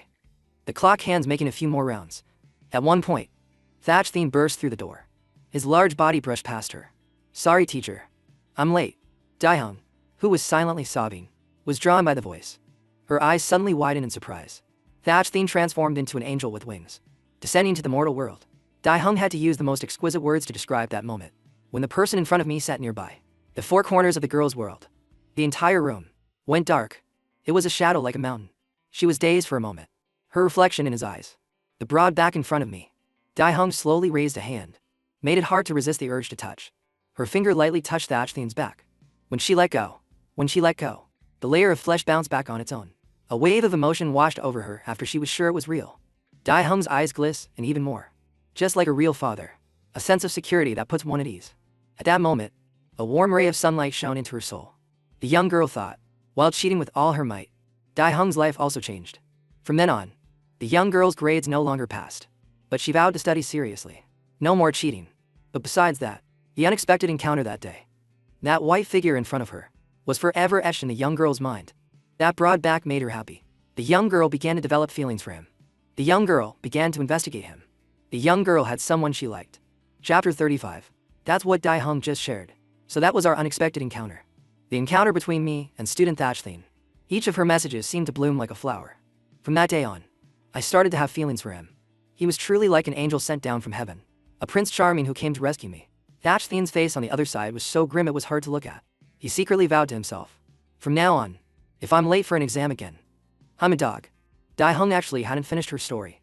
Moreover, after that, no matter where, she stood nearby, watching him struggle to get on the bus. No matter where. Not only that, he also often led the running team at school. 1-2. 1-2. At the cafeteria, countless students surrounded him and called out, "Dad! Dad!" Dae-hung looked at him with admiration. She wrote down her thoughts as a message. No matter where in the school, I always saw him. His figure stood out among thousands, always capturing my gaze. Thatch-Thin silently bit his lip. That's not right. It's just because I was too fat. The previous question was suddenly brought up again. Oh right. What's your name? What class are you in? This question made him freeze awkwardly. Sweat streamed down his cheeks. What is happening? Thatch-Thin decisively typed a line. I am him. He trembled uncontrollably. In the end, he gave in. He couldn't go on. The message sent to Dae-hung was changed. I'm just a passerby from the 11th grade. Not anyone important. But, I'm in the same class as student Thatch-Thin. We're friends. Her jaw dropped in surprise. And she sat up straight. Thatch-Thin used that as an excuse to urge her. Listen to me. Why don't you try not sending gifts anymore and just meet him to talk face to face? He quickly made up another reason. After he received the gifts, he told me that he's always hoped to get to know you. He hopes you won't be so secretive. It's better to just become friends. In the end, he decisively said, Go meet him. No matter what difficulties we face. Don't be afraid. Just smile and face it. The best way to face your fear is to face it head on. You can do it. After pouring out that long speech, Thatch-Thin finally relaxed and put down his phone. Trongla beside him was very curious. What's wrong? He didn't answer and just thought to himself. For now, I'll just say that. She had just finished reading his advice and her eyes lit up. Dae-hung shyly covered her face. This idea is too bold. Just when it seemed like the matter was settled, Thatch-Thin couldn't manage a smile. Then he started laughing. After their conversation a few days ago, his desk now had a gift box several times larger. Still the same. The next day, it was a pile of snacks with packaging that sparkled like stars. The third day, it was a meticulously packaged set of skewers. The following week, it turned into a complete and nutritious fast food meal. Thatch-Thin silently observed the pile of stuff. Talking didn't work. Moreover, the gifts are gradually turning into food. He wasn't happy but still ate them. She's definitely watching me secretly. How annoying. Eating the stuff. I can't keep the weight off. The box of chicken was easily crushed in Thatch-Thin's hand. So I can only. Soon. His stomach was completely full. Impressive. I ate it all. Just show yourself and support me for life. The classroom door was suddenly pushed open by someone's arm.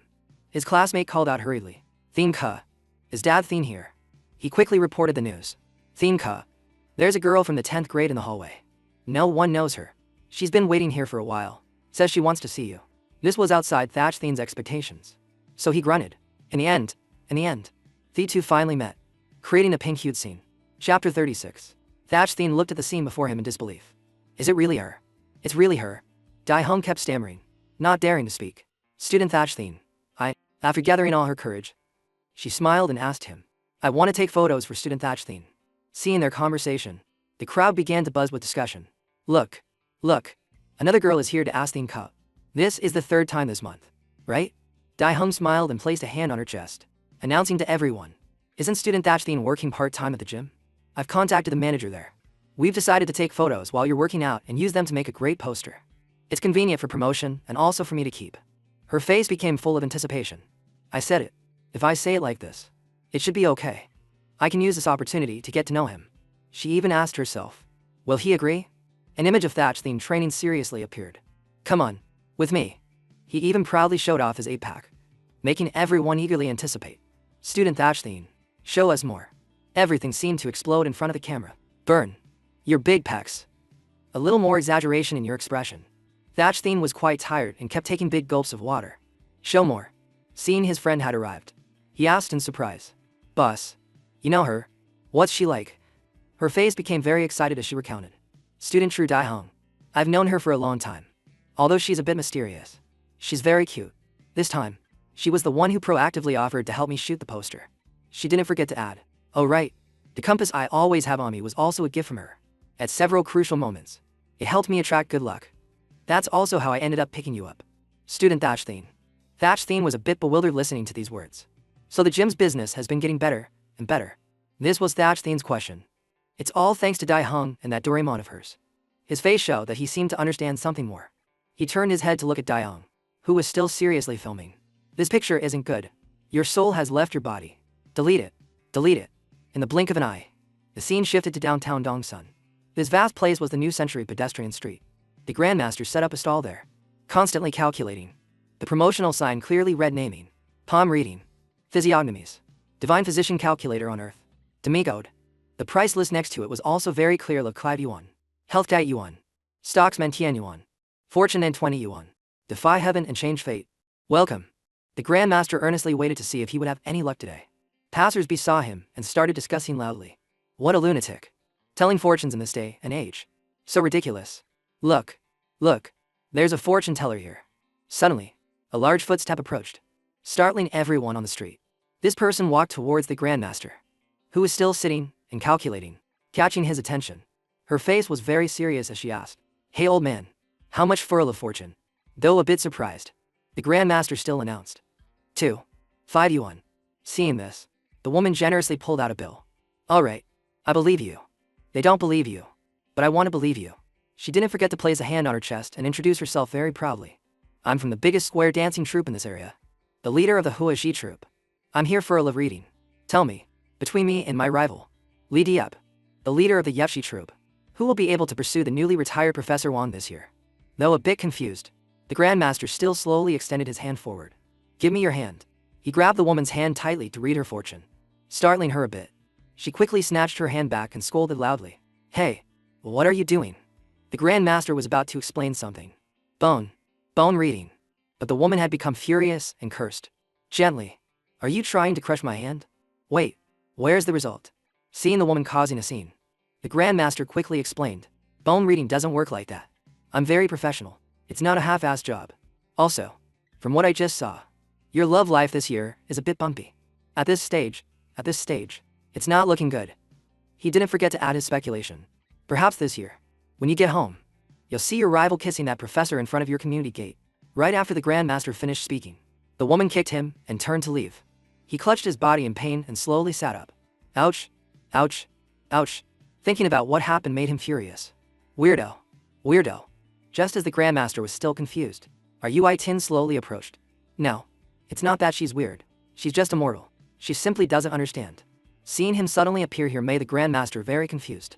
You. Who are you? Are you also here for a fortune reading? Are you Tin just smiled gently and replied. Not just that. I hope to form an alliance with you. Grandmaster. Mortals don't recognize Mao Tai. That they would let you fall to this state. It truly pains one's heart. His face was somewhat sad as he continued to judge. That woman doesn't understand anything. But I know. You are master. Considered a top-ranking figure among divination cultivators. Over on the other side. After hearing the Grandmaster's words, the woman was furious. But the scene before her made her freeze on the spot. The fortune was accurate. All calculations were professional. The professor was flustered, not knowing where to begin. Li Diep. I can't take it anymore. Diep blushed shyly and stammered. Professor Wan. Me too. And so, the two of them shared a sweet kiss right in front of the woman. Back to our Tin. He smiled and praised the Grandmaster. You're the one who has been hiding your identity in the martial world for a long time. The high-level ancestor. Right? The Grandmaster gave a very smug smile and slowly peeled off his fake beard. Unexpected. Truly unexpected. I hid so well. For so long. But in the end, I was still recognized. He laughed loudly as he packed up his things. Feeling he couldn't stay here any longer, the Grandmaster quickly packed everything into his familiar van. While Tin wasn't looking, the Grandmaster quickly got in the van and drove off. Seeing the situation wasn't right, he quickly chased after him. Tin's face became desperate as he continuously chased him. What are you doing? Stop running, Grandmaster. But the Grandmaster didn't care about his words and continued to charge forward. Less nonsense. As long as I run fast enough, you won't be able to catch me. I bet you've never seen the speed of this van. This time, I definitely won't fall into your hands again. This series of actions by the Grandmaster made him extremely angry. Unable to take it anymore, Tin used all his strength to lift the Grandmaster's van into the air with one hand. Stop for me. Seeing the situation was not good, he quickly shouted, "Damn it. I clearly read the hexagrams this morning. Nothing unexpected was supposed to happen." Tin immediately added, "I already said it. I came to form an alliance." Grandmaster. His face had become very annoyed. First, I'm not the city management. Second, I'm not from the Traditional Arts Protection website. You can rest assured, because I myself am also on their wanted list. Hearing this, the Grandmaster's eyes lit up. Really? He nodded with great certainty. It's true. Look into my sincere eyes. Sometime later, the two of them entered a restaurant to enjoy a meal. After hearing the story, the Grandmaster had to nod in agreement.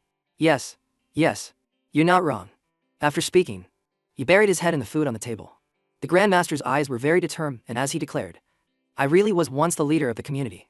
Still not feeling full, he quickly drank a large bowl of soup.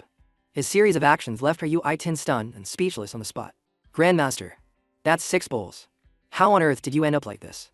The Grandmaster laughed and explained while picking his teeth with a toothpick. It's an old story. Even a smart person makes mistakes sometimes. I was just unlucky and miscalculated 1 hexagram. He slowly recounted that day when he was sitting at his computer screen.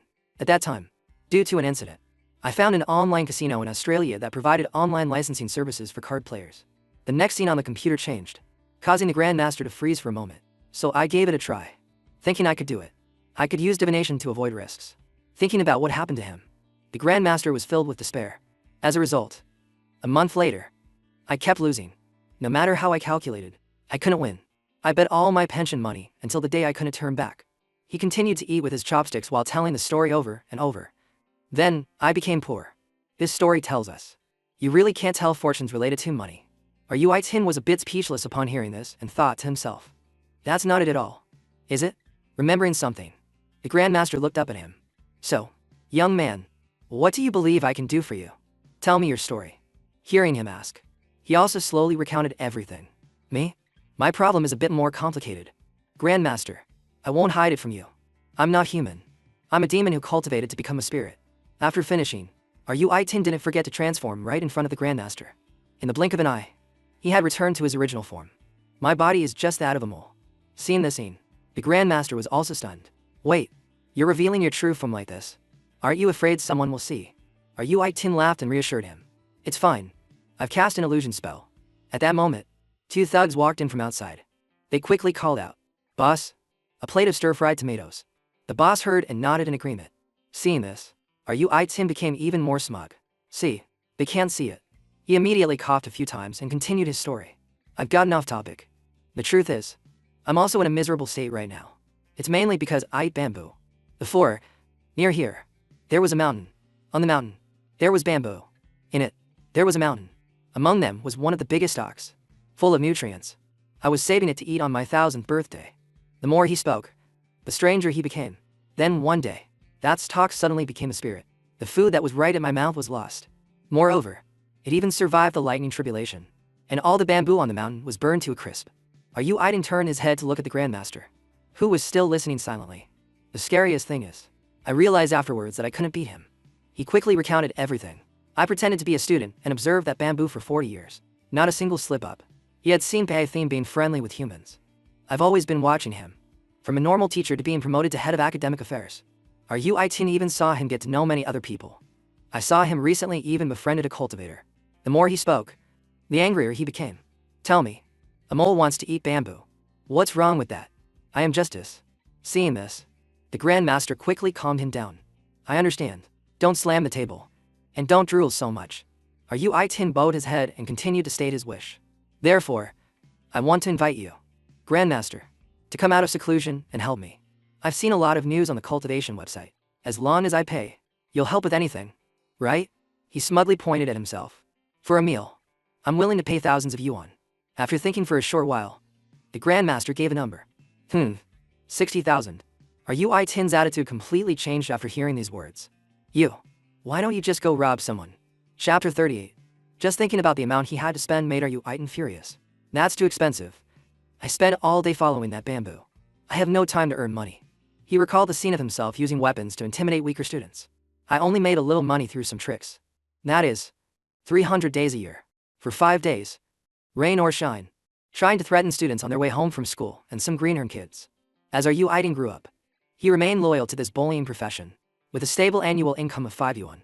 Reaching this point, Tin cried pitifully. Even so, I haven't been lazy for a single day. I don't dare to rest every day. Like this for 40 years. I've only saved up 60. Zirith, you're practically robbing me. But the Grandmaster was no pushover. He immediately slammed the table and scolded. Less nonsense. I'm also very poor. Who in this whole cultivator world isn't poor? What's there to talk about? Getting a wife. You think about it carefully yourself. Right? Food or a female mole? Which is more important? Tin helplessly slammed the table and declared.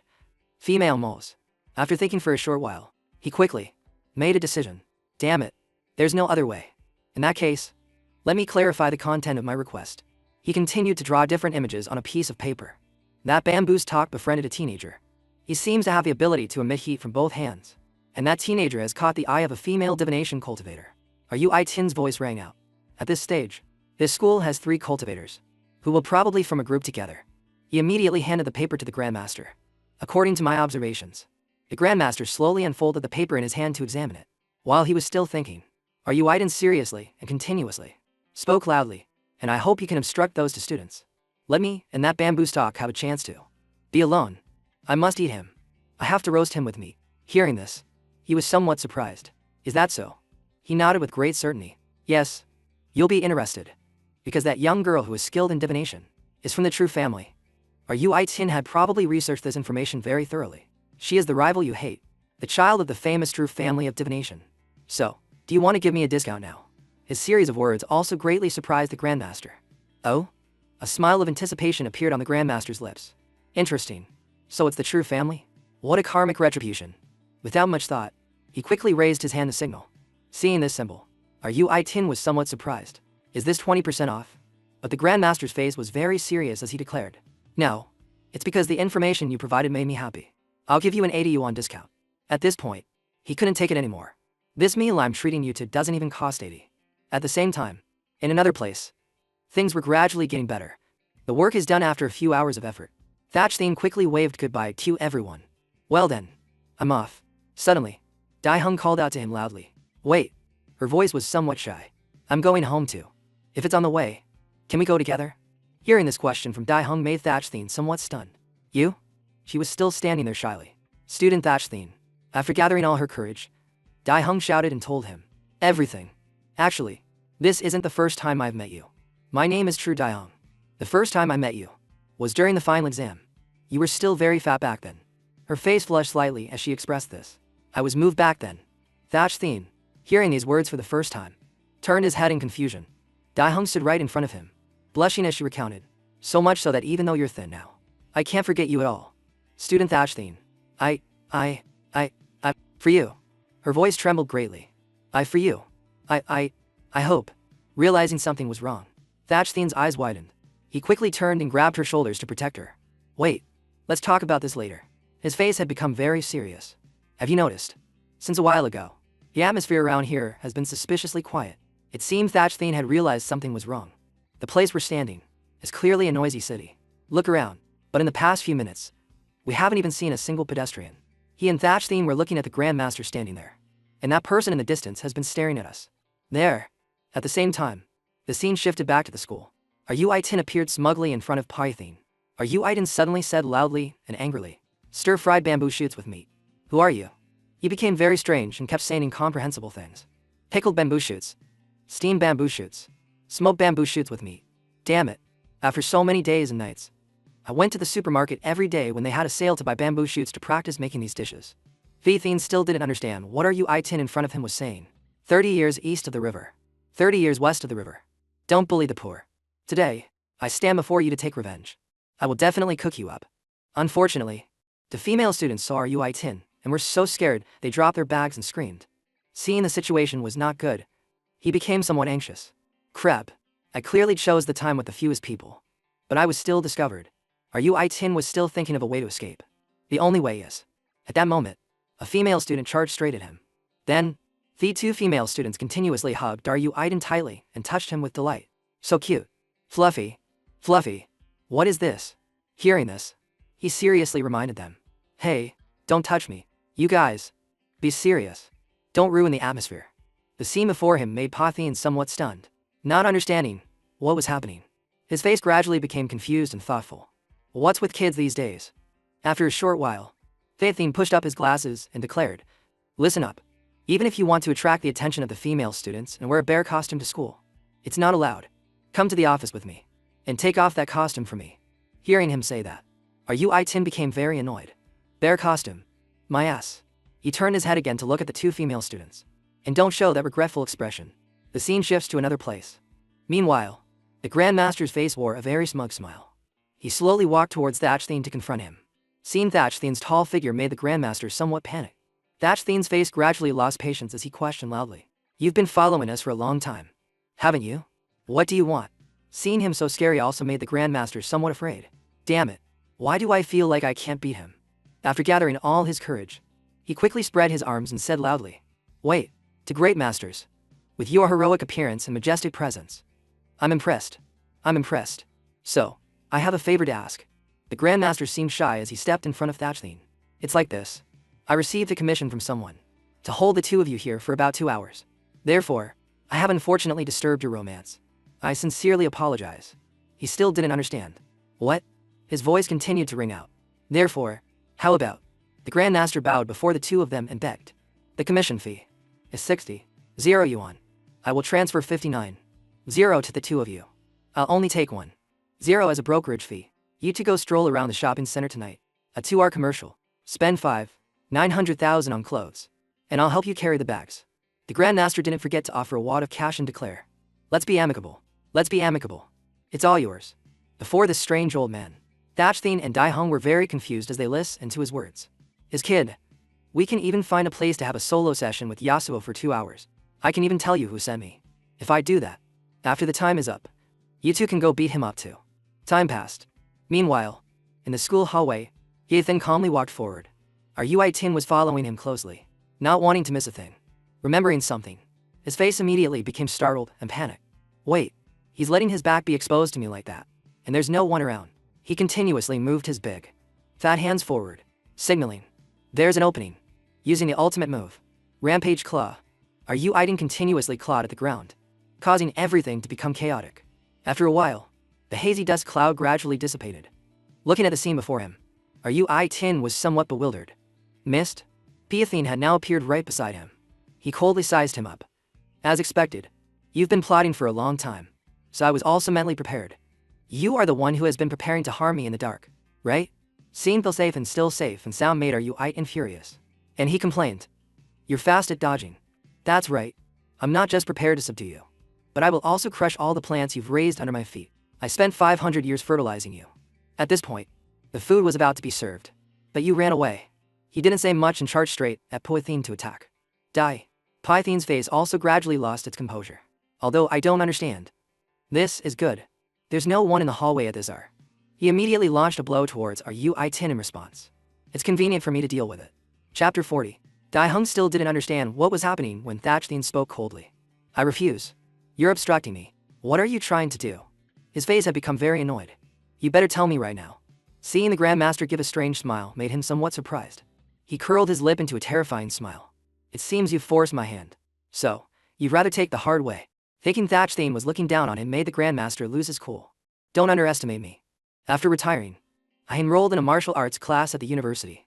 I still remember the moves vividly to this day. He recalled his arduous and passionate training process. 50 push-ups every day. Even on some days, the Grandmaster had to try very hard. 30 sit-ups. Run 5 kilometers. He also trained continuously, running up 6 flights of stairs without breaking a sweat or getting out of breath. The Grandmaster didn't forget to add a few words. I'm holding back because I'm afraid that if I do, this joke will turn into a bloody, violent story. He prepared to take off his shirt to reveal his own physique. Young man, don't be too confident. Thatchthien and Daihung waited to see what would happen next. Look at this. On the outside, you might just think I'm an old man. The Grandmaster quickly ripped off his tattered shirt. The Grandmaster's muscular eight-pack body quickly appeared before them, full of health. Seeing this scene, Thatchthien was very surprised. Even Tron lay on the side couldn't believe it. His eyes widened in confusion. What a nostalgic scene. Seeing Tronla's lewd face made Daihung a little startled. You? Who are you? He laughed and glanced at Daihung. A fateful encounter from a past life. On this side, the Grandmaster continued to show the three of them his amazing muscles. Fearing that people wouldn't believe him, he can continuously punch the air. The Grandmaster demonstrated his level of strength by smashing the stone wall in front of him. After finishing his performance, the Grandmaster didn't forget to snap his fingers. Remember to subscribe to support my channel. Looking at his series of strange actions made Thatchthien a little confused. This guy, why is he suddenly so muscular? Tronla next to him explained. Because he trains. Hearing that, he angrily turned his head and retorted. Train my ass. His muscles are bigger than a telephone pole now. Kron was very stubborn about this. No, it's really training. But he's training his muscle capacity. Tronla's face gradually became serious as he explained everything in detail. To concentrate spiritual energy into the muscles like that, one can obtain the desired body in a short time. This existed in my era. One of the cultivation methods for cultivators. But when cultivated to the extreme, it's called the golden body dharma form. The Grandmaster also walked towards the two with his muscular body. You two, don't resist anymore. His face had become very scary as he continuously threatened them.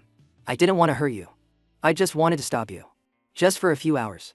It's just that, if you still struggle, I won't be able to control my strength and might accidentally break your bones. That wouldn't be good. After speaking, he didn't forget to charge straight at the two of them. Especially for you two kids. I still want to have a private talk with you. The Grandmaster's hand slowly reached forward. Out of fear, Daihung squeezed her eyes shut, not daring to face him. Seeing the situation was not good, Thatchthien quickly stepped forward to block. At the same time, a cloud of smoke slowly billowed out. The Grandmaster sensed that something was wrong. He was extremely stunned, clutching his hand and screaming. So hot. So hot. What the hell is this temperature? Thatchthien also quickly turned his head to remind Daihung. Hey, true Daihung, you should get away. I might not be able to hold him off. She seemed not to understand the situation very well and kept reminding him. Wait, student Thatchthien, don't let me distract you. Be careful. As soon as Daihung finished speaking, the Grandmaster had already punched Thatchthien, sending him flying backwards. His face was very annoyed as he continuously struggled. Young man, you're going too far. You should respect your elders. You understand? Recalling the scene just now, Thatchthien looked at the wound on his hand in surprise. That moment, I was sent flying. He realized the situation was not good. This is troublesome. He seems to be even better at fighting than teacher Lam was. Tronla, is there any way? While he was still thinking, Tronla quickly stepped forward and spoke. It's not easy.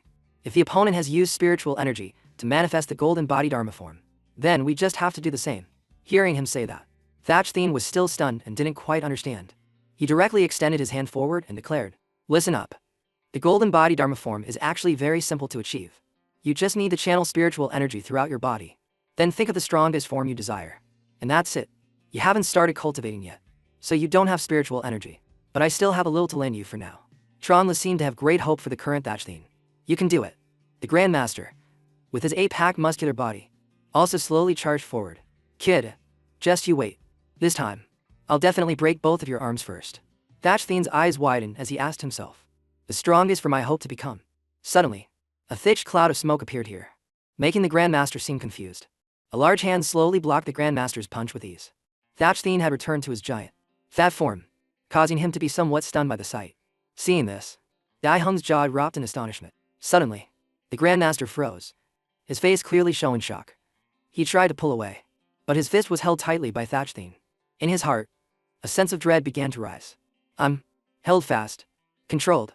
With a jumble of thoughts in his mind, the Grandmaster was thrown aside by Thatchthien. On the ground, the Grandmaster's small body began to tremble uncontrollably. He looked at him with fearful eyes and shouted, "What is this?" At the same time, his weak body struggled to get up. What kind of strength and physique is this? Seeing his pathetic state, Tronla smirked. This is just the normal appearance he used to have. In a flash, he put on a worried expression and asked him, "Hey, how do you feel?" A puff of hot air escaped Thatchthien's mouth. He bowed his head, his eyes darkening as he replied, "Very good. I'm very good." Then he looked up, a terrifying light flashing in his cold eyes. Thatchthien stared at the Grandmaster and continued, "It's like my youth, along with my body. has returned. With that, he gently grabbed his leg and swung it up. Not stopping there. With that muscular body, Thatch Thing continued to make him spin. Spin. Spin. After a few rounds, he decisively threw the Grandmaster into the sky without a hint of mercy. The scene made Daihung's eyes widen in amazement, her small cheeks flushing slightly. At this point, she slowly closed her eyes, to streams of emotional tears rolling down her cheeks. He's back. I've met him again. Imagining Thatch Thing's giant body, she felt a thrill. The security in my heart. That broad figure. While she was lost in her daydream, Tronle approached and broke her train of thought. Hey. Seeing your fair and chubby appearance makes me very happy. But this form of ours actually can't be maintained for long. Thatch Thing immediately turned to look at him with darkened eyes. Oh? Seeing this, Tronle shouted. Your fire. It's also burning my spiritual energy as a substitute for burning fat. And I'm already a remnant soul. I simply can't withstand this torture. After that, his expression became strangely serious. Tronle held up 3 fingers and carefully instructed. 3 minutes.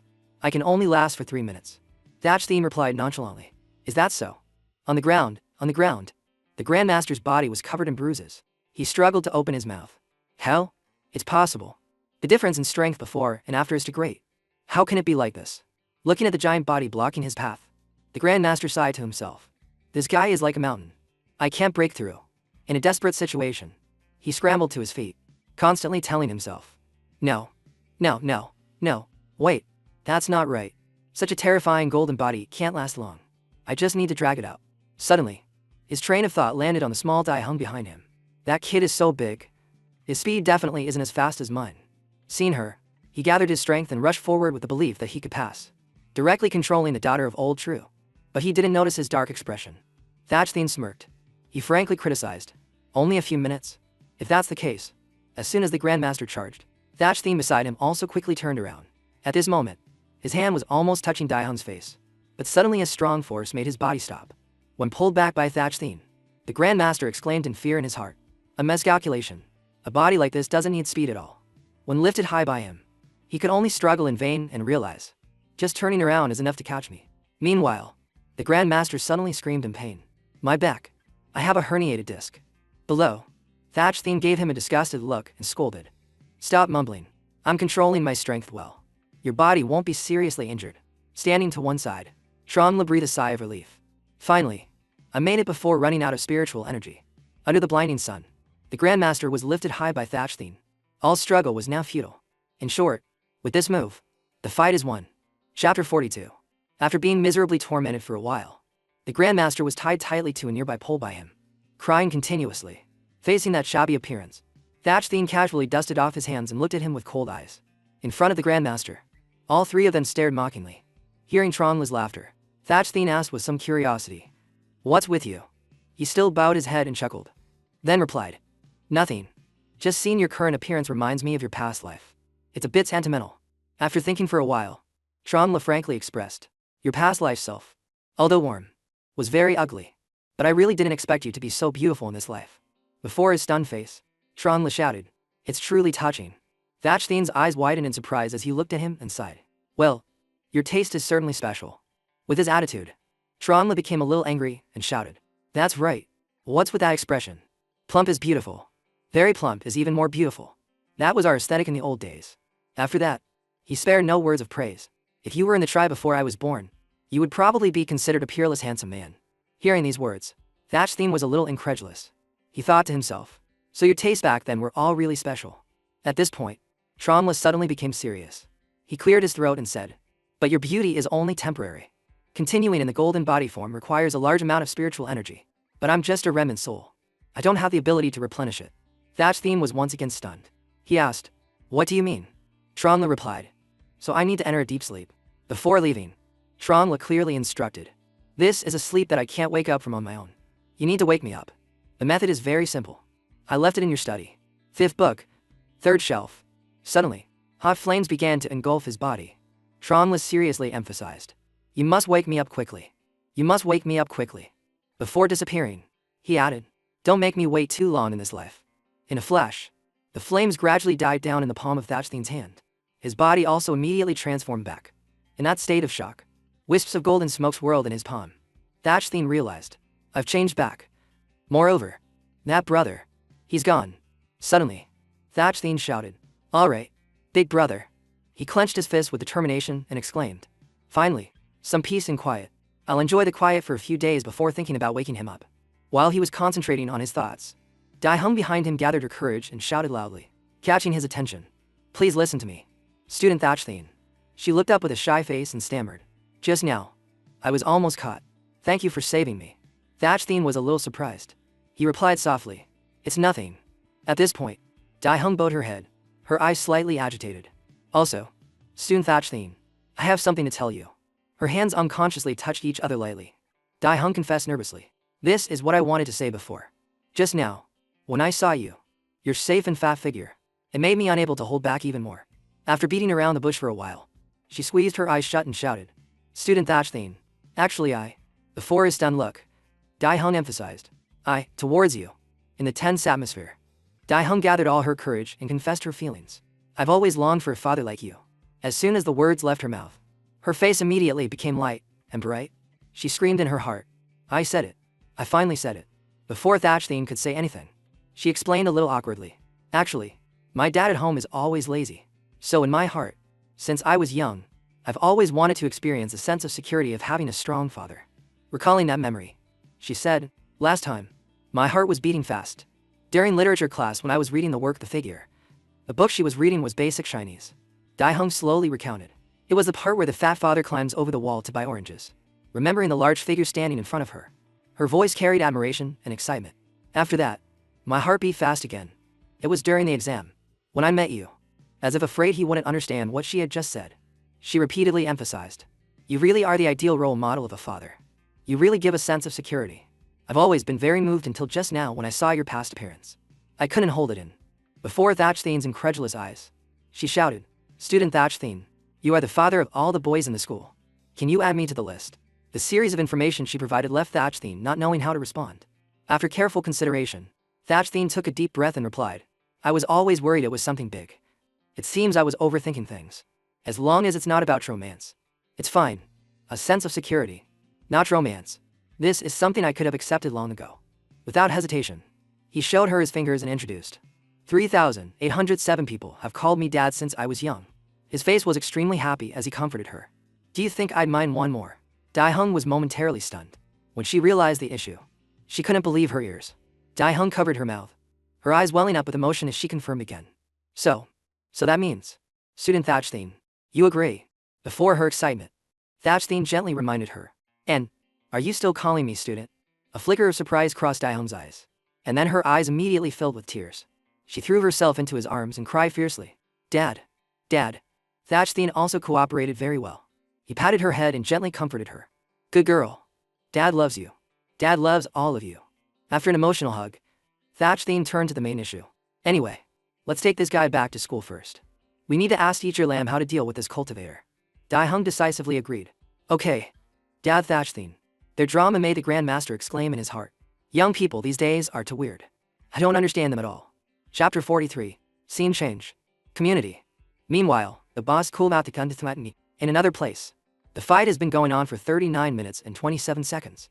Tin bowed his head, panting heavily, utter shock evident on his face. In Tin's mind, a stream of thoughts returned. How can this be? No, it shouldn't be. My attacks seem completely ineffective. If this continues, I'll lose. In desperation, he cursed himself. Damn it. This is too embarrassing. I'm just a mole. Thinking of this, a flame of passion lit up in his eyes. Tin silently told himself. How can I give up? How can I give up? In this world, is there a mole that can't eat bamboo? Immediately after, he rushed forward with a burning determination. Instead, Thatchthene gently pushed his glasses, his voice echoing with disdain. "Come in again?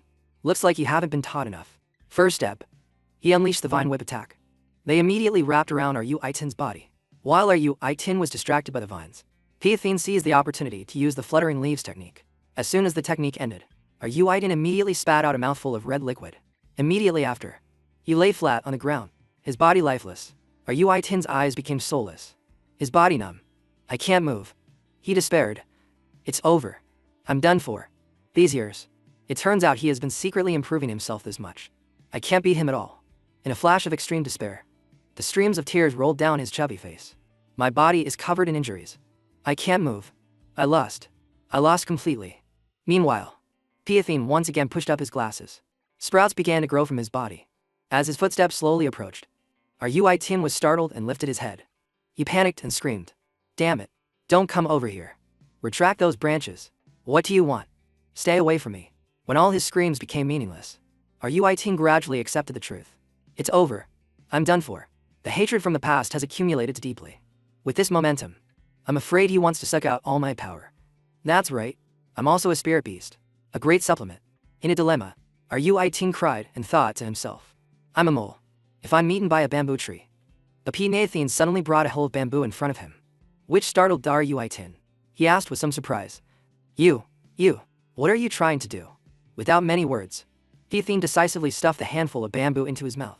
In a frenzy, he continuously used force to stuff bamboo into Tin's mouth. Don't you want to eat? Then I'll give you a lot to eat. With somewhat cold and sharp eyes, Piathine stared at him and revealed, although I don't want to admit it, but thinking carefully, I was also fertilized by you to be eaten. After taking care of me for 1,000 years, giving you a bite is not a problem. It's just that I didn't expect you to harm those related to me for that reason. Apologize to me. In Tin's mind, the streams of emotions were gradually merging. This is, damn it, this taste. Even though it's being stuffed so crudely. But I'm still satisfied with the feeling I've been waiting for so many years. I finally ate it. The leaves are crunching in my mouth. I can't think anymore. After getting his fill, he prostrated himself at Piathine's feet and declared loudly, I'm sorry. It was my fault in the past. Please let me eat more. His eyes darkened, and his words were full of hidden meaning. Then follow me. A moment later, he then led Tin to a room. Looking at the scene before him, he stared in amazement. Inside here is, Piathine explained with some embarrassment, the dormitory, teacher's lounge. During lunch break, I usually eat alone here. As soon as he finished speaking, young leaves sprouted from Piathine's body again. He decisively plucked them off. After that, Piathine directly showed off his cooking skills. While continuously stirring the food, Piathine explained to Tin, the leaves grow back very quickly. Taking a little doesn't harm my body. Just like hair. So when I'm too lazy to go buy food, I often eat myself. When the dish was finished and poured onto the plate, the aroma immediately wafted up. He even carefully revealed the ingredients were bamboo shoots, chilies, garlic, oil, salt, meat, ginger. Finally chop the meat and bamboo shoots. Then prepare the ginger and garlic. For crunch, stir fry the meat with ginger and garlic first. Then add the bamboo shoots to stir fry together. Bringing the plate of food in front of Tin, he involuntarily shouted, Today, I'm making an exception and cooking a meal for you. Only this time. Eating it now. Feed me is even better. Looking at the fragrant dish, Tin ruled. Drooling. Wow. You can do that. In a confused state, Tin asked tremblingly. You. How many meals can you eat in a year? Piathine replied with a slight pause. 50-ish. Tin's face was filled with emotion. He sighed to himself. A year. You can have so many meals like this. It's truly like having gourmet delicacies as a daily meal. And all these years, I haven't even had a single bite. I can't beat him. Thinking of this, Tin felt a little disappointed. In the future, I probably won't be able to eat it either. After a series of thoughts, Tin finally had to surrender to its aroma. He directly snatched the plate of meat from his hand, crying while stuffing food into his mouth. Damn it. I surrender. Big boss. From now on, if you need help in a fight, just call me. I'll be there. Just feed me. Give me a little food like this is enough. Finally, all the battles were over. At that moment, Thatchthine and Daihung walked in with the Grandmaster. Piathine exclaimed in surprise. Thatchthine, teacher. Thatchthine was also startled. Teacher Lamb, I encountered a cultivator with ill intentions. I just caught him. So I wanted to ask you how cultivators deal with this. When he saw Tin behind him, his eyes froze. Wait, what's that round thing? Piathine thought for a moment and replied. It's a new pet I'm raising. At this moment, Tin approached the Grandmaster and asked. You lost? He bowed his head and replied. So that's how it is. You lost too. So weak. His words directly angered Tin. He shouted. Less nonsense. What are you mocking? You're so useless and you call yourself an ancestor. You can't even stop a high school student. Spit out all the money I've accumulated over the years. The Grandmaster didn't back down either. He raised his voice and argued. Just a little nonsense. My specialty is divination. Not fighting. It's not fighting. Besides, even if I had stopped them, you still wouldn't have gotten your revenge, right? As a mole. And now you've turned into a bamboo tree's pet. Isn't that laughable? I won't return a single cent to you. The anger in Tin's heart exploded. He cursed directly. You bastard. At that moment, a cold hand cut off his anger. Tin was startled. Thathine's face was gloomy as he questioned coldly. You hired him. Teacher. He immediately trembled and tried to deny it. Master. I. Before that panic, Thathine just gently pushed up his glasses and lowered his voice. Alright, shut up. I can roughly guess the whole story. Immediately after, he turned to the two with a gentle expression and instructed. Student Thatchthine. And you're Dai Hung from grade 10. Class 3, right? It's time for dinner. I'll treat you. By the way, I'll explain the origin of today's whole story. How about it? While the two were still surprised, Thathine explained. Consider it my thanks. And just like that, because that big mole paid, we all ate 100 yuan worth. Thatchthine proudly recounted. The old man who gave me a hard time before. After a phone call from the teacher, let me go. I was tricked. The mastermind was the mole on the other side, who was taken away by some people in long robes. On a full moon night, everything was resolved. Thatchthine pushed the door open and dragged his tired body inside. Looking at the quiet room, he thought to himself, it's been a long time since the house was this quiet. At this point, he suddenly remembered. Oh right, I have to wake that guy up. I remember it's at. Thinking, he walked over to the bookshelf and took out a volume. As soon as he opened the book, Thatchthine froze.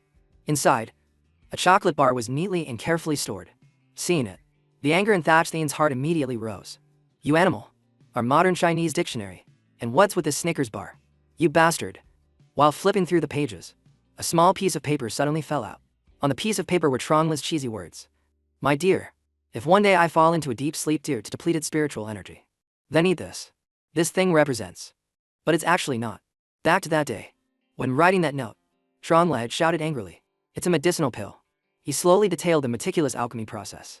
Alchemy is about using the energy in the original ingredients, then using fire to refine it, and then stuffing it into a suitable container. At this point, his voice suddenly rose. And I created it just like that. That night, while Thatchthine was sound asleep, Trong carefully scanned his phone over his eyes. I scanned the code to buy 10 of these, then used the heat of the fire to create a bar like this. He recounted. After that, I stored it in a book, and then cast a special formation to convert the Snickers into spiritual energy. Reading the last line, Thatchthine's expression darkened. In short, this is already a spiritual energy pill. Eat it, and I can recover. In his heart, he screamed, my money. But even without it, Thatchthine had no choice but to bite down hard on the Snickers with a pained expression. Reluctantly, damn it, forget it. I'll wake him up first, then beat him up later. As soon as it's pred in his mouth, his eyes immediately widened in surprise. Thatchthine's body began to heat up, wisps of smoke swirling around him. What is this feeling? Originally, before eating, I was a little hungry. But now, in just a moment, I'm full. Thatchthine quickly touched his waist. He quickly realized. Moreover, it seems like it's not digesting. His body kept heating up, steam constantly being released. This thing is dispersing inside me. The heat is moving all over my body. Immediately after, his body began to transform. Something was rising from his esophagus, causing Thatchthine to clamp his mouth shut. He hastily threw open the window and pointed his puffed-out cheeks outside. Immediately, a large flame was released. The upstairs neighbor was also startled in surprise. The flame, with its enormous power, shot out into the silent night. As night covered the sky, the flame from his mouth became even redder and more prominent. From it, Trongli's body gradually appeared. A moment later, his face had completely materialized. Standing by the window, Thatchthine was still in shock, a wisp of white smoke still lingering from his mouth. When he was fully awakened, Tromla stretched comfortably and yawned. Finally awake, Tromla quickly flew to the window. He crossed his arms and looked at Thatchthine with an excited expression. It's you. It seems it wasn't for long. My dear, you keep your word. You woke me up so quickly. Why? Why the serious face? Look out. Something unhappy. Tell me about it. His anger completely lost control at this point. Thatchthine grabbed Tromla by the collar and questioned him. What do you think I am? A fire-breathing dinosaur? Hearing this, he could only explain shyly. The fire seems a bit bigger than I imagined. I didn't expect you to breathe fire. Sorry. But, seriously, this fire control alchemy technique. Do you want to learn it? Tromla's face became serious. He lowered his voice and said, this is the cultivation technique I'm most proud of in my entire life. If you get started, you can secure place in the cultivation world. In the future, even if you encounter other cultivators, you won't be completely helpless. Not even 5 seconds later, Tromla's playful expression returned. Moreover, you can control the temperature in your hands. You can become thin. Hearing this, Thatchthine's pupils contracted. He quickly moved his face close to Tromla's and questioned. Tell me more. He was also very willing to explain to Thatchthine. Let's put it this way. Normally when cultivators cultivate spiritual energy, They have to rely on it again. A process of refining spiritual energy appeared as he spoke. Find the right time, place, and people. Sense the spiritual energy of heaven and earth. Absorb it into your body to use. At this point, he raised his voice and emphasized. But I'm more direct. I rely on my stomach. Hearing this, Thatchthene exclaimed in surprise. Holy crap. Seeing his interest, Tronla explained even more clearly. That's right. Simply put, we have a special tool, which is the flame in your body. Move it to the stomach. Replace the stomach acid. Let it digest the food absorbed into the body. This way, you can directly convert heat into spiritual energy. Thatchthene imagined his glowing red stomach. In his ear was Tronla's sigh. Sounds pretty magical, doesn't it? But Thatchthene quickly felt a strange sensation. He quickly questioned, why are you touching my stomach? Wait, what are you doing? Tronla looked at his hand and replied, just a little trick. To make it easier to observe, I've made your stomach transparent. Alright, let go. As his body began to glow, Tronla continued to explain. You see, this flame of yours is something I've spent my whole life refining. It can assimilate everything. But right now it's running rampant in your body. You can't control it at all. This meridian of yours is glowing. It's because of it. This is also why your hands often emit heat and you often change. He brought over a box of things and said loudly, you have to learn to control it. Seeing it, Thatchthene exclaimed in surprise. You still have more. Tronla smiled and pulled out a Snickers bar, then lowered his voice. Cultivation materials. Naturally, I bought a little extra.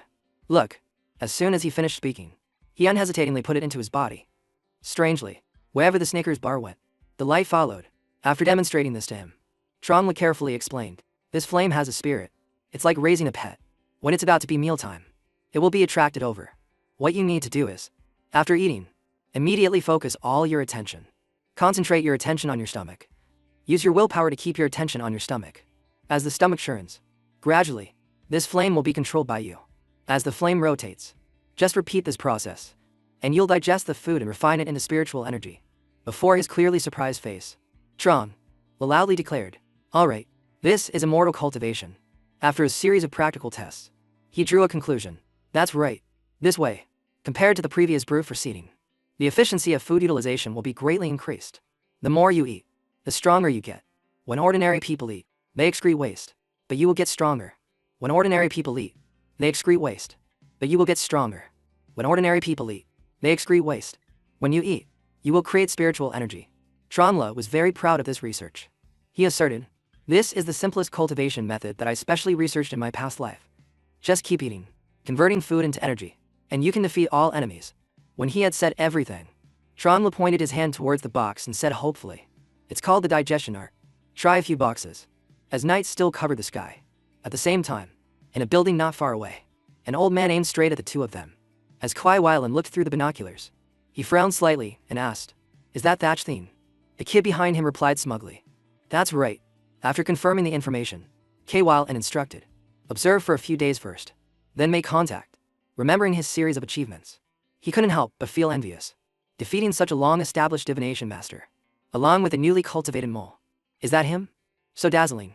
This made the kid standing behind him tremble in fear. Such a strong aura. Despite his trembling body, the kid still managed to think to himself. This guy has caught the senior's attention. Suddenly, tears unexpectedly fell down his cheeks. Seeing this, the kid's eyes widened. When his face was covered in tears, Kwai Wylan resentfully complained. I mean, he's so handsome. In such a big room, with a pile of food in front of him like that. It's so dazzling. So unfair. Standing by the bathroom window, he resentfully lamented. That kid's future life path is practically predictable. It really makes others jealous to death. Every word he uttered made the man who had just come out of the bathroom scratch his head in confusion. Unlike me, 30 years old, still no girlfriend, working overtime every day, can only eat instant noodles. Even when following someone, I can only run into a nearby men's room to watch. Although he really didn't want to. Thatchthene had no choice but to bite the thing in his hand. The very next second, his face became extremely contorted. He tried to cover his mouth with his hand to keep from vomiting, but he couldn't hold it in any longer. Thatchthene quickly ran forward, catching Tronla's attention. He continuously urged, quick, use the flame spewing technique. Thatchthene also cooperated very well, and blew a large flame straight up into the sky. At that moment, Tronla continuously judged without stopping. You failed again. You didn't digest the food in your stomach properly. The flame only burned a little. Then it will release the energy outside. Therefore, Thatchthene's face became very uncomfortable from the recent situation. Still not giving up, Trongla continued to pull out the thing in his hand again. Come on. Let's try one more time. Even if there's no way to convert it into spiritual energy, this time we must at least try. He was about to say something more. Let's spew a circle of love fire. When suddenly a fist appeared. Thatch Theme continuously beat Trongla, leaving him no time to react. Seeing the scene, the kid was very confused. What is this? Fire? Is the new person getting attention? He angrily cursed. What an idiot. The story slowly began to be told. This world is so vast. There will always be some unorthodox heretics. For example, this tailing kid. When he was young, the kid held the sword in his hand and charged forward. Fai Ho didn't back down and quickly picked up his sword to counter. Very quickly, he knocked the sword out of the kid's hand, causing him to fall to the ground. Fai Ho didn't forget to give a mocking smile. What a weakling. He smugly placed a hand on his chest and declared, Your sword is gone. As expected, my dragon saber is still stronger. See, I can even change between 3 light effects. And it can vibrate. The weak kid could only look at his sword helplessly and cry, unable to take it anymore. He quickly got up and ran forward. Dad. Just thinking about the grievances he had endured made the kid furious. I can't beat the other little kids. I want a dragon saber too. The toy store seems to be having a sale. It's only 39.8. It can light up and vibrate. Buy it for me. Buy it for me. Buy it for. But seeing the scene of Dad Duong wiping the blood-stained sword everywhere made him freeze instantly. Me? Dad Duong's face was very calm after seeing that the kid had witnessed the scene. The kid on this side was somewhat speechless, not knowing what to say.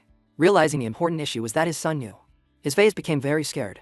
Dad Duong plunged the sword into the ground and announced trembling lie. Since you found out, there's no other way. If you want to use a saber, then you can use this one. Before he could finish his sentence, the kid became very panicked and shouted, Are you kidding? Dad? I meant the plastic toy saber. The inflatable kind that can light up. This 1-meter-long saber looks unusual. Where did you get it? He continued to look at the red liquid splattered all over the room. And what's this? Blood? Why is there so much? This is too much blood. Dad, what have you done? Dad Duong's eyes lit up. He looked at the kid in surprise for a moment. You've noticed. So many unusual details. Alright then. It seems I can't hide it anymore. I can only tell you the truth. He continued to place his hand in the puddle of blood in front of him. This story has to be told from a long time ago. Seeing this, he shouted in fear. Don't touch it. Clearly, Dad Duong didn't care about these things and brought his bloody fingers to his mouth. Our family is actually a family of cultivators. Moreover, the evil path, the bloodthirsty demon saber. The kid was terrified by the scene. Don't touch it and then taste it. Dad, you're acting a lot like a vampire right now. He seemed to be thoughtfully recalling memories from before. Our ancestor cultivated a combination of fire and saber techniques, and was called the Flame Saber Demon Lord. 700 years ago, his power reached its peak. Everyone in the world turned pale with fear at the sound of his name. Then what was bound to happen happened.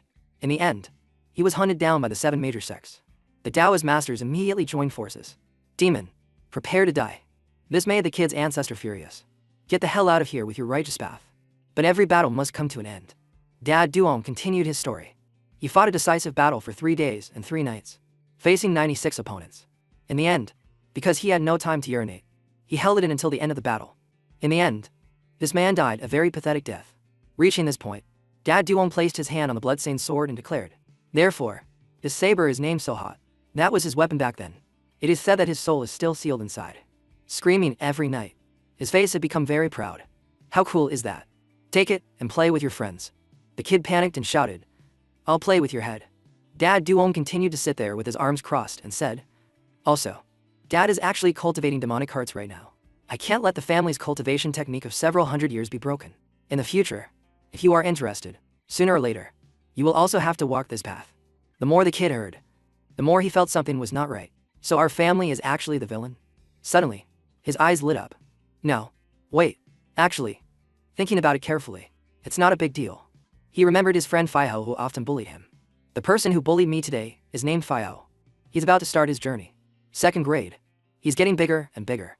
In the future, I probably won't be able to beat him. But if I become stronger, I might be able to fight. I'll be able to fight back. Grasp power. And grasp everything. He asked himself. Even if it's the evil path. So what? The image of the kid continuously hitting Fiho appeared in his mind. I can defeat many people who bully me. Not only that, he also expanded his conquest. I can defeat even more people. I can take over the nearby neighborhoods. Just thinking about standing at the peak of fame and fortune made the kid even more excited. I can become the boss of the entire elementary school up to the 5th and 6th grades. The king of everyone. A smile of great anticipation appeared on his lips. Without any further thought, the kid declared loudly, I accept this setup. I've decided to cultivate demonic hearts. Tell me, how many people do I have to kill? How many people do I have to sacrifice? I'll do as you say. As soon as he finished his sentence, Dad Duong slapped him across the face. His face turned utterly bewildered as he scolded continuously. What are you talking about? Don't say such scary things. Every time you open your mouth, it's all about slashing and killing. Who taught you that? From now on, your TV time is cut by 2 hours. No more for you. And no more watching those bloody, violent movies either. Seeing his father Duong acting so strangely, Tuta was at a loss for words. I was wrong. Realizing something wasn't right, Tuta quickly asked, No. Wait. That's not right. If that's the case, then what's that blood next to you? Dad? Father Duong immediately pointed to the puddle of red liquid on the floor. This is tomato sauce. I just bought it from the supermarket. While Tuta was speechless, his father slowly stood up. Hey, listen closely. We demonic cultivators and regular cultivators, we're not quite the same. Normal cultivators absorb the rich essence of heaven and earth, converting it into spiritual energy for themselves. Father Duong went on to explain. While we demonic cultivators absorb the malicious energy of heaven and earth, turning it into our own spiritual energy. His face was extremely serious. Theoretically, the more you slaughter, the more evil you are, the better. In the savage eras of the past, many demonic cultivators actually did just that. After speaking, Father Duong's tone grew harsher. But you get shot. Even if the law can't convict you, try putting your hand on your chest and see if your conscience allows it. Could you really do things that go against all morality like that? Hearing this made the little Tuta look like he was about to cry. No, I can't. Father Duong nodded in confirmation and declared loudly. That's why we demonic cultivators of the new era have a different way of cultivating. It's pretending. He held the large blade in his hand and clearly declared Tianta. We pretend to have a very villainous appearance. Your words and actions must all show that you're a bad person. Every second, every minute, you need to be hot-tempered and agitated, making others want to stay away from you at first glance. That way, everyone will think you're a bad person, and the malicious energy you release will be drawn to you, and you can finally absorb it into your body. His face grew serious. Today, I was doing just that. Let me show you. Tuta's eyes widened in confusion, waiting to see what would happen. Give you a demonstration. Father Duong swung the sword straight forward, startling the boy and making him fall. Oh, gods of the underworld. His eyes blazed with fury as he shouted for all to hear. For so many years, so much injustice. I've had enough. 30 years in Hadong. 30 years in Hate. Now, this demon lord has returned. Even though the substance on him wasn't blood, Father Duong was extremely serious. Open your eyes and look. Blood is everywhere around you. He yelled for his ancestors in the underworld to hear. This is me, proving it with blood. My lords. This time, Father Duong looked down at his son. Tuta, I will make this world bleed even more fresh blood. Evil will exist forever. Immediately after saying these words, his face became serious. A second later, he looked at Tuta with great anticipation. Did you see that just now? The malicious energies of the world were drawn to me, and I absorbed a little into my body. This is called the art of deception, our way of cultivation. This is how it's done in the modern era. You have to pretend to be such a bad person that even you yourself are convinced. Do you want to try? This whole series of actions left Tuta so bewildered he couldn't face it. Damn, that's so embarrassing. I don't want to learn. But the story continued just like that. In the end, I still learned it. After all, it's an ancient cultivation method from hundreds of years ago. It would be a real shame if it were lost. Just like that, time gradually passed. My name is Duong Tiu Thuan. I grew stronger, and my hair even stood on end. The adorable boy from years ago had now become a common thug. The scene shifts to a shop in the city. Tiu Tak quickly came over to cause a ruckus. With a very annoyed expression, he looked at Chief Mao and complained. Hey, you're Chief Mao, right? Huh? Who do you think you're talking to? Duong Tiu Ta is a demonic cultivator. After graduating, he couldn't find a job. Aren't you guys the traditional arts protection web? Don't you cooperate with the higher-ups? Didn't you promise to arrange jobs for the cultivator department? Help me out here. Seeing that the man remained silent, he grew more impatient. Hey, you bastard. At this, Chief Mao chuckled and gently placed a hand onto a shoulder. A demonic cultivator, right? I get it. You always need to be cultivating. And you have to pretend to be a bad person to absorb the world's malicious energy. Right? I understand now. He was a bit surprised but still very touched. Thanks for understanding. To know is to live long. He's such a good person. Chief Mao smiled, holding his teacup as he chatted cheerfully. I have no prejudice against demonic cultivators. Your cultivation methods are limited. It's hard for you to live among humans. And you rarely participate in regular jobs. I understand. We're all cultivators in this world. One big family, whether you're demonic or immortal. As long as you serve the people. You're a good cultivator. The higher-ups just told us to provide more help to fellow demonic cultivators who are having trouble finding a job. Kyuta's heart was filled with emotion. Thank you so much. This is a huge help. I'm about to cry. That was his true inner voice. But on the outside, Kyuta was still cursing. Shut it. Me? Grateful? Look at that pathetic face of yours. Do you really expect a noble demonic cultivator like me to cry and thank you? Chief Mao just smiled gently and explained. Besides, you're a recent graduate. You can start here.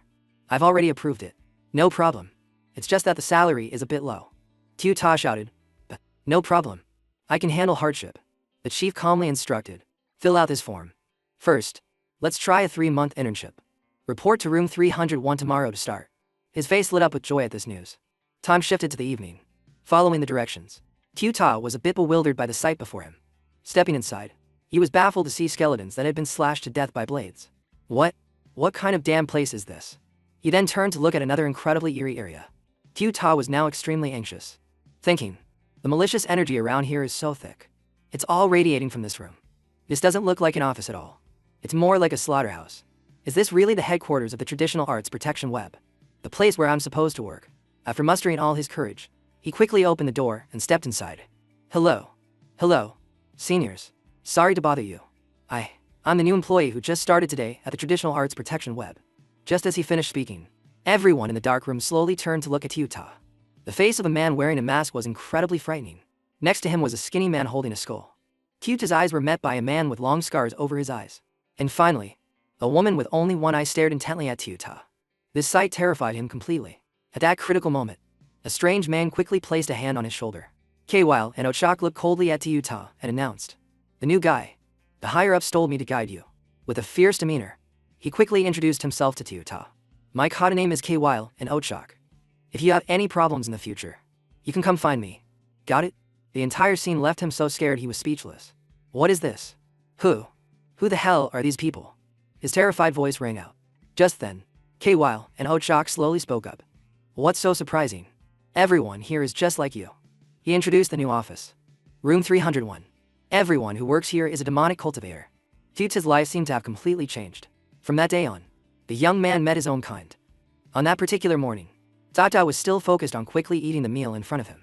Suddenly, the strange masked men appeared and questioned him repeatedly. Hey, newbie. You. The vegetables in your bowl. Why did you leave them? He became incredibly scary. Are you looking down on green vegetables? Unable to stay still any longer, he immediately grabbed Yuta by the collar. Are you disrespecting nutrition? Huh? You want a nutritional imbalance? You want to die? Lick it clean for me right now. At other times, Yuta was so exhausted that he had fallen asleep at his desk.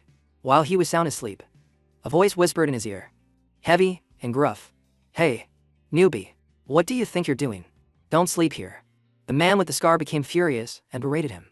You're distracting me. It's really an eyesore. He quickly picked up a bowl of porridge, came up to him, and declared, get lost. If you're that sleepy, eat this bowl of porridge, then get your ass over to the sofa and rest. Though a bit confused, he took the porridge and went to the neatly clean sofa. Porridge, you should go. Go sleep yourself to death on that clean sofa instead of this dirty desk. Kyuta was somewhat surprised by this. This is for real. He's concerned about me getting sleep after working overtime. Some time passed. The one-eyed big sister quickly pinned Kyuta against the wall. Hey, kiddo. Been busy lately? Her face grew more excited as she approached him with the knife. It seems you officially got the job today. Huh? Looks like you're about to get rich. Hurry up and take it out. Treat this old lady. Quick. Tonight's the night. A night of pure and honest character. You'll treat me, but I'll pay you back. Got it? This is how you're going to treat me. And he knew this was their way of throwing a congratulatory party for him. After he had been working for 3 months, his colleagues planned an dinner party for him. Time passed.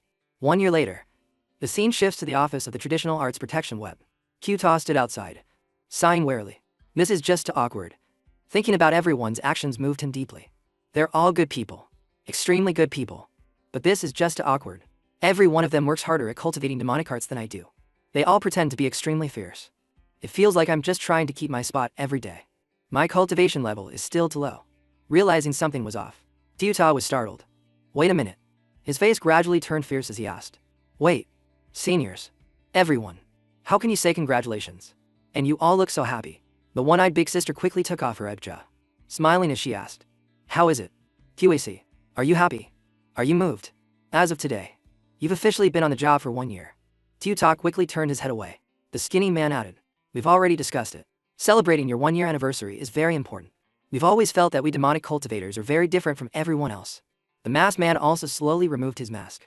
So, even if we skip 1 day of cultivation, it's not a big deal. Scarface happily approached with the box. Even if our power decreases a little, it's fine. We absolutely had to give you a surprise. All 4 of them looked happily at Tuta with the cake in front of them. So today, we all pause our cultivation. We're telling the truth. All of these actions moved Tuta deeply. Everyone. Tears suddenly appeared at the corners of his eyes. It's nothing. Unable to hold it in any longer, he shed tears of happiness. Immediately after, Tuta stumbled, making everyone burst into cheerful laughter. The story is retold from the first day. After a year on the job, the young man had completely integrated into this collective of modern demonic cultivators. As for his job, even after being hired by the traditional arts protection web, he was always being monitored. Their job was to manage and help the cultivators of the web. Every day, when a cultivator logged into their account, they would be quietly monitored and there would be a period of assessment. Different assigned parties would focus intently on monitoring and recording data on them, from a few days to a few months. If they didn't use their special abilities for evil and showed a pure character, they would pass the assessment and officially become a member of the web, receiving its help and protection. And Room 301's job was one of the offices in charge of observation and assessment. Q-Talk quietly looked through the binoculars in his hand. This month, the young man received a new task to observe and review one of the newest registrants. He quickly began monitoring Thatchthene and Trongla. Thatchthene, over on his side. Thatchthene was still trying to breathe fire. Little by little, seeing he was about to succeed, Trongla became very excited. Very good. No problems, no problems. Maintain it. Just like that. You're starting to get control. Now, slowly release the fire, then draw it back. He tried to draw it all back into his mouth. Bit by bit, watching their actions, Q-Ta furiously took notes. He had been observing them for several days. The target seems to be constantly eating something and repeating the process of breathing fire. At the same time, it looks like an ancient remnant soul is guiding him. The more he thought about it, the more bewildered he became, almost at the point of tears. What kind of cultivation method is this? We're both fire type, but my cultivation method is so difficult it's harder-nicking. Sometime later, Tronla spoke up again to probe. How do you feel? Thatchthene sighed in reply. I keep feeling some kind of taste jumping around inside my body. He didn't forget to add. Also, I think I can suddenly feel your emotions and divine sense.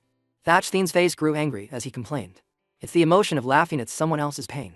I can feel it clearly. You think it's funny watching me try to breathe this stuff for 2 days? His string of complaints made Tronla's face turn fierce. He suddenly smiled gently. Your cultivation is progressing quickly. Being able to feel these things is enough to say you've reached the level. Standing before Thatchthene, he seriously explained the cultivation method again. The gurgling sound in your body isn't water, but the fire concentrating. They are at the cultivator's command. To be controlled at will. Move it to your mouth, and you can breathe fire. Move it to your hands, and your hands will radiate heat. In the future, the more you eat, and the more you practice, it will become your golden core. And besides, being able to perceive even stronger abilities is also thanks to the fire's help. Tronla's face became extremely serious. So, besides my aura, can you sense anything else? Seeing that things were more difficult than he thought made Thatchthene somewhat surprised. His attitude became more resolute as he nodded in confirmation. Yes, I can feel it. Hearing him say that, Tronla also slowly turned his head. Good. I can also clearly feel that malicious gaze that's been staring at us since a few days ago. That cold and mysterious aura. His face was contemplative as he carefully calculated the distance. The position is probably about 500 meters away. There were 3 auras staring at us, but now 1 has left. This is our chance. Tronla turned to Thatchthene with a hopeful look. Try to move the fire to your feet and let's go. Give me your hand. The next scene shows Tronla carrying Thatchthene, appearing right in front of Tuta. Tuta was so frightened, and by this scene that he froze on the spot, speechless. Tronla's face was filled with rage at this invasion of privacy. Seeing his anger also left Tuta at a loss for what to say. You. Tronla gently raised his hand in the air and lectured. This ruthless, malicious aura, that kills without batting an eye. This kind of malevolent energy wouldn't manifest unless you've killed 1,000 people. Without a second thought, he immediately shot a burst of fire towards Utah. Reprimanded. In the era I lived in, anyone with this kind of aura was a target the entire world wanted to eliminate. I can't believe after so many years, after killing them over and over, they still haven't been wiped out. Demonic cultivators. Seeing these frightening individuals made Tuta extremely flustered. Wait, this is a misunderstanding. Hearing his explanation made Trongla a bit surprised. In my lifetime, I've captured countless demonic cultivators, and they all say the same thing. But he didn't care and attacked straight ahead anyway. If you say it's a misunderstanding, then I'll just knock you out first and carry you back to explain later. Seeing the flame rushing towards him caught Tiu by surprise. He thought his life was over. In the final moment, he suddenly remembered something. Unable to sit and wait for death, Tiu quickly grabbed the large blade in his hand. Suddenly, a stream of power countered Trongl's attack. Seeing K while an Ochak suddenly appear in his place left Tiu utterly shocked. Senior. He calmly looked at Thatchthien and Tronglin and said, "This ancestor, it truly is a misunderstanding. Unfortunately, this misunderstanding can't be explained right now." K while and Ochak didn't forget to put a hand on Tiuta's shoulder. "The two of us have absolutely no intentions toward you, ancestor." After speaking, the two of them immediately vanished. "Please forgive us. We'll take our leave now." Seeing that Tiutu had escaped made Trongle extremely annoyed. Realizing something wasn't right, his face gradually grew surprised. "Hey, wait a minute. Them. There were only two of them." Thatchthien still didn't quite understand. "What?" Trongle seriously and slowly landed. "Strange. There were clearly three auras." He didn't forget to add, "And one of them felt incredibly familiar to me." On the other side, Kwile and Ochak led Tiuta away. The thought of what had just happened made Tiuta so scared that his whole body trembled. He turned to look at Kwile and Ochak and sobbed. "As senior, I was almost roasted alive." Seeing him overreacting like this, Kwile and Ochak quickly lectured him. Calm down. Calm down. The opponent went easy on you. And you cultivate fire-type demonic magic. You can't be roasted. You can't be roasted." He kept trying to cheer up the still anxious Yuta. "It's okay. It's okay.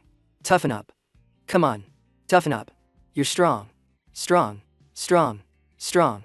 You're amazing." The more he talked, the stranger Kwile and Ochak became, as if turning into a different person. "Remember, don't forget your identity. You are a demonic cultivator. You are also a public servant protecting the peace of the cultivator world. You have to act a bit more like a demonic cultivator. Be fierce, not weak." He spoke as if trying to wake you top. "Your villain persona is not supposed to be cute and charming." His sudden strange attitude made Yuta a bit fierce looking himself. Kwile and Ochak also realized he had gone a bit too far. He sighed and quickly comforted him. All right. There. If you want to cry, just cry. Don't look at me with those scared eyes." Hearing that, the terrified boy hugged him and sobbed uncontrollably. The sign on Yuta's desk clearly read "on leave." This made the skinny guy walk over and ask, "What's wrong with him?" Kwile and Ochak sighed and explained. "That time, he was scared to death. I gave him 2 days off." He didn't forget to turn and tell the guy. Because he didn't hide his aura well. He was mistaken for a villain and attacked by a cultivator. He's to green. Just a single fireball scared the kid out of his wits. The guy heard this and chuckled, adding, "It's no big deal. After all, Daigusi has only been here for a year. This reminds me of when I first started the job. I was also misunderstood and got into trouble. And got beaten up." But the guy's face grew contemplative as he recalled everything. "Come to think of it, during my time, I've been hit with poison, drowned in water, burned by fire, trapped in formations, and hung up for days. When I was observing a successor cultivator to see if he was suitable, he even led a heavenly tribulation to me." Kwile and Ochak nodded in agreement. "Yeah, I've been buried alive and slashed with blades, bitten in the head by a bear spirit, and taken by a gorilla spirit to be its mate. When there was a festival at Thuan's Sun, I was secretly checking and assessing if their fire prevention standards were up to par. I was even chased by dozens of flying swords. Later, when I was assessing if their fire prevention standards were up to par. After the incident was resolved, they gave me a commemorative flag." After hearing what Kwile and Ochak said, the skinny man quickly drew a lesson. "But I thought about it later, and it's fine." The guy smiled and announced, "The world misunderstands us only because they don't yet understand us modern demonic cultivators. It's because they have righteous hearts. And we have righteous hearts too." He looked at the skinny man with confusion. "Hey, you're acting so cheerful. Aren't you afraid of cultivation deviation?" The guy was a bit bewildered why he was interrupted. The guy's attitude completely changed, becoming incredibly scary. "You dare question me? Are you tired of living?" But Kwile and Ochak didn't back down and prepared to engage. "A provocation? I'll cut out your tongue right now." Theetname burst into laughter as if they understood each other's intentions. On the other side, Dead Nata was still curled up in a corner, sobbing uncontrollably. Time passed, and one beautiful day, Tron pulled back the curtain, looked outside, and sighed. "I've observed for half a day. The demonic cultivator's aura in the area is probably gone. Or maybe it's just well hidden." Remembering something important, Thatchthien asked in surprise. "Right? Demonic cultivators. What are they? Exactly?" He turned his head and slowly explained everything. "I was probably too hasty before and forgot to tell you. They are people who rely on absorbing the world's malicious energy to cultivate. Basically, Every one of them is evil to the extreme. Moreover, because of their cultivation method, which is so profound, they can always grasp unusual divine abilities. His face became very contemplative. The demonic cultivators of my era, summoning souls, blood sacrifices, soul refining with dark fire, extremely, ultimately cruel. Thatchthien listened intently. Oh. Tromla continued. In my memory, the thing that frightened people the most was their art of bewitching people's minds. His face became extremely serious. When a cultivator's will is not firm enough, they will invade their subconscious and bewitch them, ultimately turning them into a puppet. On the other side, Tuta was still focused on writing his self-criticism report. He wasn't paying attention to his surroundings. Suddenly, a voice echoed in the room. Hey, kid. Hey, kid. What are you so down about? Hearing this voice made Tuta incredibly scared. Who? What? Laughter echoed continuously as Vyamdao slowly appeared and spoke. Who am I? He quickly flew up into the air. I am your blade. Tuta was utterly confused as he saw Vyamdao speaking incomprehensible words. I am, like you, a demonic cultivator. You have just awakened. Your ancestor. These words made Tuta look fierce. Not understanding what was happening. Remembering his father Duong's story, he was startled into realization. You're that holding it in senior. I remember. Hearing this made Vyamdao furious, and he shouted angrily. Holding it in. My ass. While I was sleeping, I silently heard the story passed down through your generations. It's been passed down for 1,000 years. Can you just stop it? It wasn't about holding it in. What really happened was, the thought of that year's shame made him not want to face it at all. At that time, when the enemy only had a few people left, we agreed to fight again after taking a leak. But while I was pulling up my pants and was off guard, they attacked and killed me. Tuta was surprised and understood. So that's what happened. That's a bit of an embarrassing way to die. Vyamdao's desperate voice rang out. I hate it so much.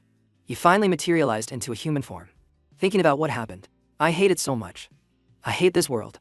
He aimed his gaze directly at Tuta, who was standing to the side. Kid, you are so weak. And so soft. A single fireball scared you pale. Do you want to obtain power? Hearing Vyamdao's question, though a bit bewildered, Tuta still nodded in agreement. What? Of course I do. This made him very happy, and he smiled as he proposed. Then, go on a rampage. Go declare war on this world. Abandon your previous cultivation method. He didn't forget to extend a hand towards the boy. The cultivation method you have, created by me, actually has a second half. It's a method that requires blood sacrifices. For you, in the present, if you want to become stronger, this is the price. Tuta was somewhat bewildered and scared as he listened to Vyamdao's words. You are my descendant. Don't embarrass me anymore. First, just kill a random person. He angrily shouted in his face. Stop joking. What are you saying? If that's the case, I'd rather not become strong. This attitude made him lose his patience and he directly attacked. How disgraceful. This isn't up to you. If you won't do it, then hand your body over to me. Tupa was clearly no match for Vyamdao. He could feel pain all over his body. His face turned pale as if he couldn't breathe. His hands and entire body trembled strangely. My body. After struggling for only a short time, Tuta finally stood still. When he opened his eyes again, his body had been completely taken over by Vyamdao. This is a possession. You stay in my body and watch quietly. This story has been going on for so long. It needs a real villain. The scene shifts to a convenience store in the city. The female cashier smiled and welcomed him. Welcome. The sight before her made her extremely bewildered and scared. Hey, Blade. Customer. Your hand. Fire. Vyamdao walked in with a fierce look and declared. I want a map of this city. He gave a strange, somewhat evil smile. Oh, right. By the way, the flame on his hand flared up. It seemed Vyamdao was about to do something bad again. As expected, Vyamdao immediately attacked, blowing up the convenience store in an instant. Fire trucks rushed over quickly upon hearing news of the fire. Trantla, observing the situation from a high place, sighed and said, There's a fire in the distance, and there's a very troublesome aura around here. His face was somewhat annoyed. It's the feeling of a demonic cultivator. Vyamdao was extremely pleased after burning down the convenience store. He used his wind-like speed to dash in another direction. With his current power, Vyamdao continued to use flames to burn everything. Seeing fire everywhere made him very happy. Different voices called out continuously. Cut it out. Stop right there. Demon. Wait there to be captured. This surprised Vyamdao a little. He turned his head back expectantly. Oh? So the Buse Boidas have arrived. Before him now were the Taoist priest. Waiting there. And who might you be? Han Suang laughed smugly and quickly introduced himself.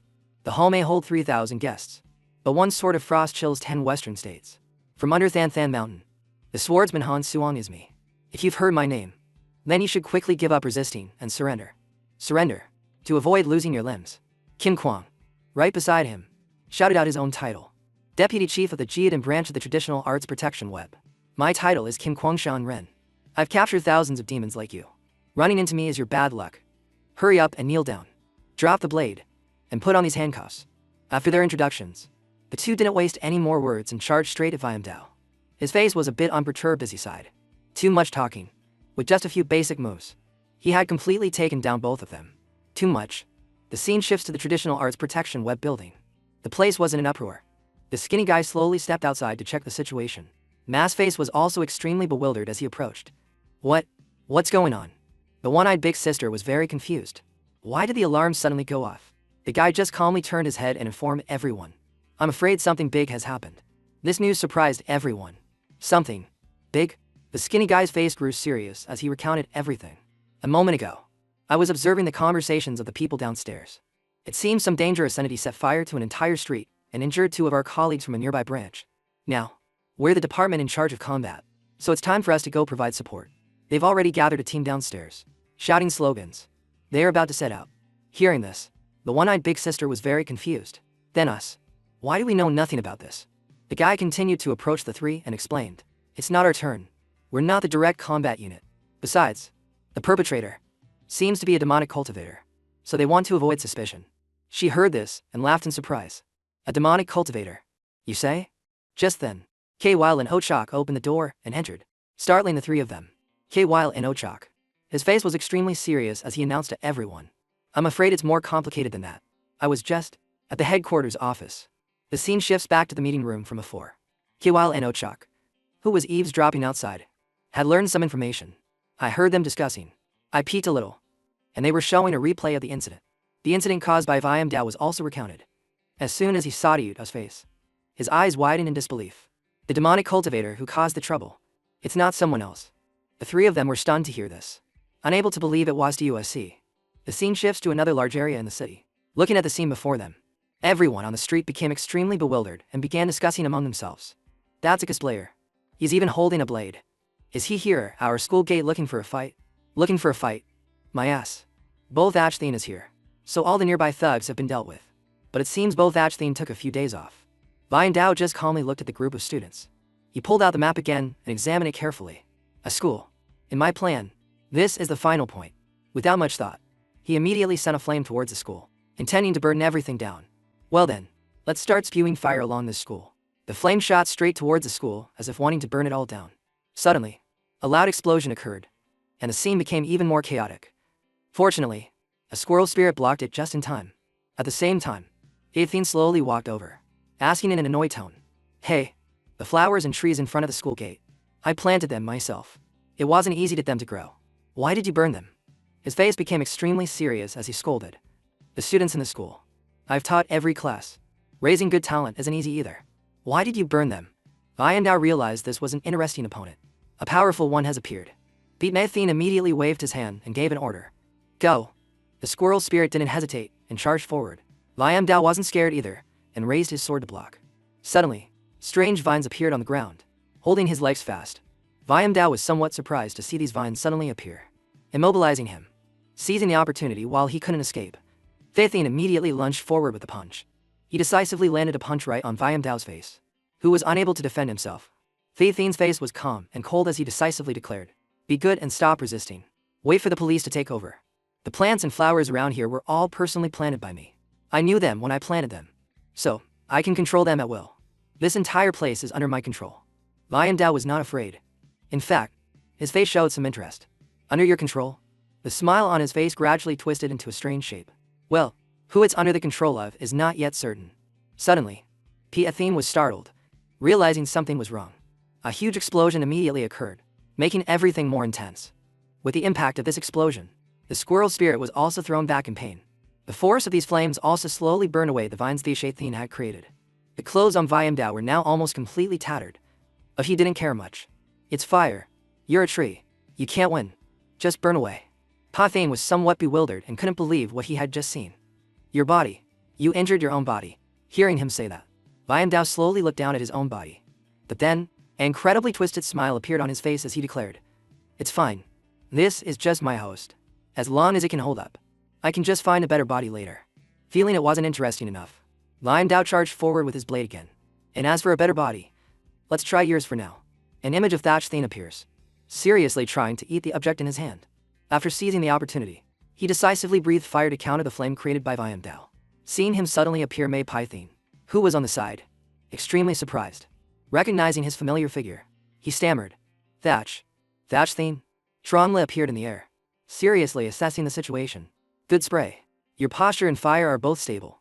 Thatch Thien warily replied to him. Teacher, the remnant soul inside my body said this malicious energy is very heavy and it was very interested. So it forced me to come here and see. So, here I am. His face grew very annoyed as he stared intently at Liam Dao. So, you. What's your story? What do you want? He sighed, realizing his opponents were growing in number. It's getting more and more troublesome. But, it's also a good opportunity. This place is indeed under my control. I've been setting fires all along the way here.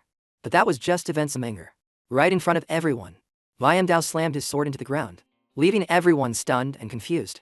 Noticing the situation was becoming unstable, Trong said worriedly, a formation. This formation. I know it. Thien, on the side, was also startled by this sight, thinking, red light. My body. It's getting heavy. Liam Dao laughed with great delight and pointed his sword at Thatch Thien, declaring, this is a formation that I drew with fire. I followed the map, setting fires all along the way. And that last fire was the final stroke. This is a long-lost demonic heart from the ancient demonic cultivators before, to manipulate and sacrifice the blood of everyone in this area, and use it to enhance my own power. The scene shifts to a place not far away. The surrounding crowd became bewildered upon seeing this. Over there. Those people. What are they doing?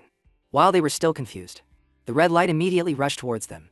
Before the remaining men could react, the red light had made both of them dazed. Meanwhile, the one-eyed big sister, sensing the situation was not good, quickly ran to her car. She got in the car and hurriedly informed everyone. Hurry up. We have to get there before everyone else to save him. Otherwise the outcome will be getting shot on the spot. The car carrying the group sped forward, conversations echoing inside. Team, do I need to run the red light? We're demonic cultivators. We're bad guys. Run it. It'll deduct points from my driver's license. The people inside the red light were like zombies, slowly walking around. Liam Dao was extremely pleased to gather these pitiful people who were caught up in this. Like this, the difference in our strength will be huge. His smug voice echoed continuously. You all are limited by my formation, and you're also limited by your morals. Morals will prevent you from being able to attack ordinary people. Thatch Thien listened with some anger. But I'm not like that. The more he said these things, the more excited Liam Dao became. Everyone here, after being controlled by me, has become my shield. He slowly placed his hand on a young woman's head. And of course, it's also to absorb spiritual energy from myself. In front of everyone, he absorbed the girl's spiritual energy. My food. The wound on Liam Dao's face slowly healed, and he tossed the young woman aside. Just then, the group of demonic cultivators arrived in time. Looking at the scene before her made the one-eyed big sister extremely bewildered. She quickly ran towards Liam Dao and shouted, Tuac. Hearing this familiar call, Tuta, in a vast space, slowly opened his eyes. Who's calling me? He was still unaware that he had been possessed and was floating in the space. Me? What's wrong? Wait, where am I? That's right, I'm on this side. Vines were holding the unconscious crowd. Seizing the opportunity, Liam Dao charged at Thatch Thien with his sword. Even though he didn't want to fight, Tuta had no other choice now. I'm being controlled. He angrily cursed. You! Let me go. Seeing that Tanutana had woken up, surprised Liam Dao Lul. Oh. You've awakened. You still want to resist me. While the two were still arguing, Thatch Thien took the opportunity to stab him straight in the stomach. Seeing that he didn't even try to dodge surprised him somewhat. His movements have slowed down. He quickly turned to Pufathin and shouted, Teacher Lam, you control the other bystanders. I can probably handle things over here. He became extremely annoyed by Tuta's actions. Kid, stop causing trouble. On this side, Tuta was still helplessly watching Liam Dao possess his body. Don't cause trouble. At least not now. Resisting your own ancestor is a great crime. Liam Dao's hand suddenly appeared inside the terrifyingly dark space. He quickly grabbed him by the collar and cursed nonstop. The soul snatching art. You don't understand it at all. You can't resist me. But if you behave, I might give you a chance. Since you're my descendant. Do you hear me? The thought of Tuta ruining his plans made him lose his cool, and he cursed nonstop. I want to show this world what terror is. Terror can be converted into my energy. This is the way of demonic cultivation. Therefore, everyone here, I must. But I will choose a better body. Possess it. Escape. and then hide myself. To prepare for a new massacre. I've got my eye on that fire-breathing guy. I want to take his body. Vian Dao's voice rang out. When that time comes, I'll return your body to you. How about it? The weak Yu Ta was now being pitifully bullied. Seeing him remain silent, he became even more smug and laughed loudly. Kid, what do you regret? It's fine. I wrote it. I can't eat it to you. Kid, these people who suddenly appeared. Is there anyone you care about? If you agree, I could even spare them. It's not impossible. Suddenly, Vian Dao said something incomprehensible. Honestly, I don't want to lose you either. He slowly let go of Yu Ta. His face became extremely smug as he declared, I've slept soundly for 1,000 years. I just woke up and have no one to rely on. It's still a bit lonely. I can take care of you. Although his tone was extremely contemptuous. After all, even if you are good for nothing, you are still the only bloodline related to me in the present. The thought of what he had said made Yu Ta so angry he gritted his teeth. He lowered his head and shouted, Get lost. This single word from him startled the other, surprising him. Tu's attitude had completely changed. He cursed. Shut your mouth. Get out of here, you evil heretic. Seeing Tu so emotional, Vian Dao laughed in surprise. To talk to me like that. Kid, don't be so insolent to your ancestor. Tu Ta was extremely dismissive of his words. What kind of ancestor are you? His voice slowly rose. The people around me are all good people. He slowly stood up. I was raised by a good person. The friends I know are also good people. The thought of Vian Dao destroying everything filled him with hatred. My life has nothing to do with you. Tu Ta slowly pointed the fingers forward. And I hate you. The moment Tu Ta opened his eyes again, he had regained control of his body. This action of his also stunned Vian Dao on the side.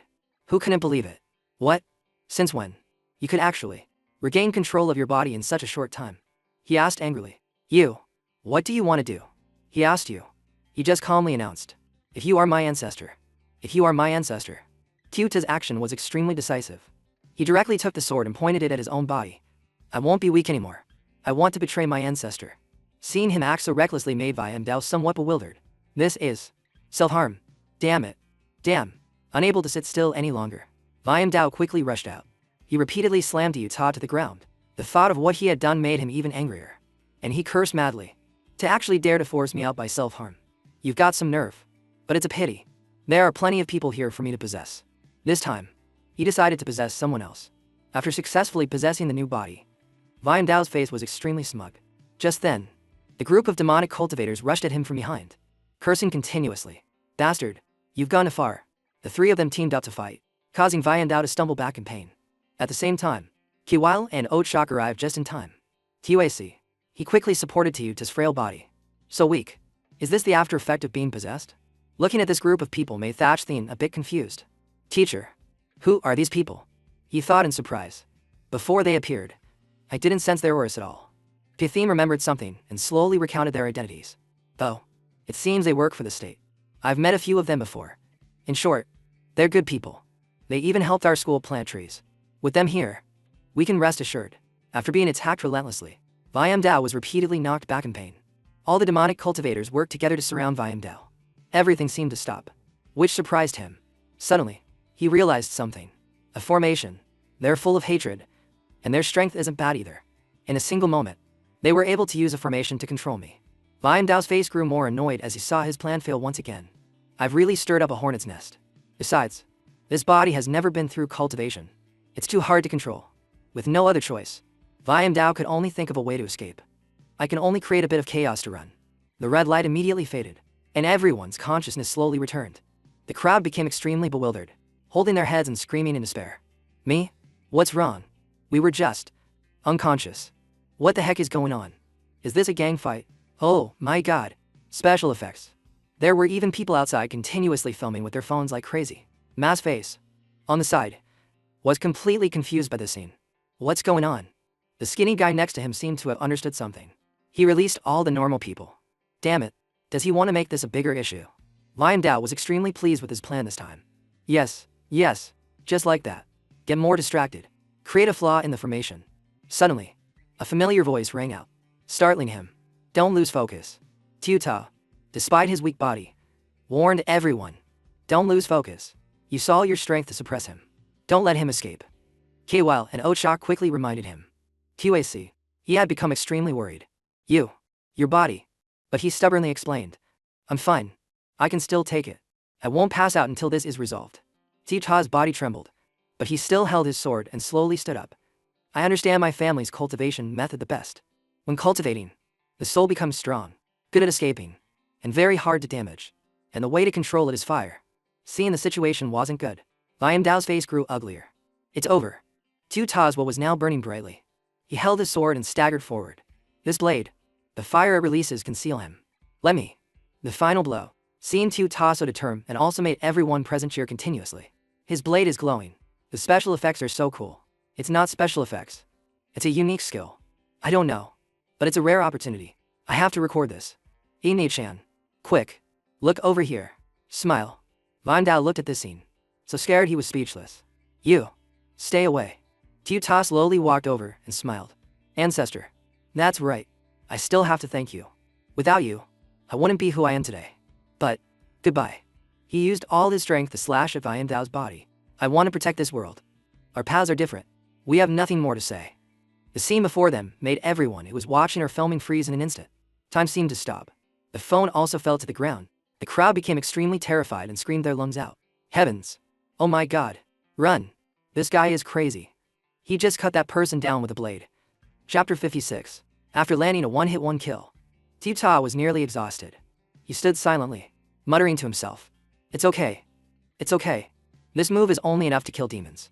As he spoke, his whole body collapsed to the ground. It can't harm people. At this moment, the sound of police sirens approached. 4 or 5 cars sped in from all directions, surrounding Tiu Ta's location. Chief Mao warily pushed open the car door and got out. Our demonic cultivator unit has done a good job. Purple Hair and One Eye were startled when they saw him get out of the car. They yelled at the top of their lungs. Chief Mao. Run. Is he the team leader over there? Chief Mao called out to the people. Everyone, come over here. Then to the security personnel. Use this to erase their memories. Also, open the barrier formation and clean up the remnants of the scene. Then he walked over to where Tiu Ta was lying on the ground and said softly.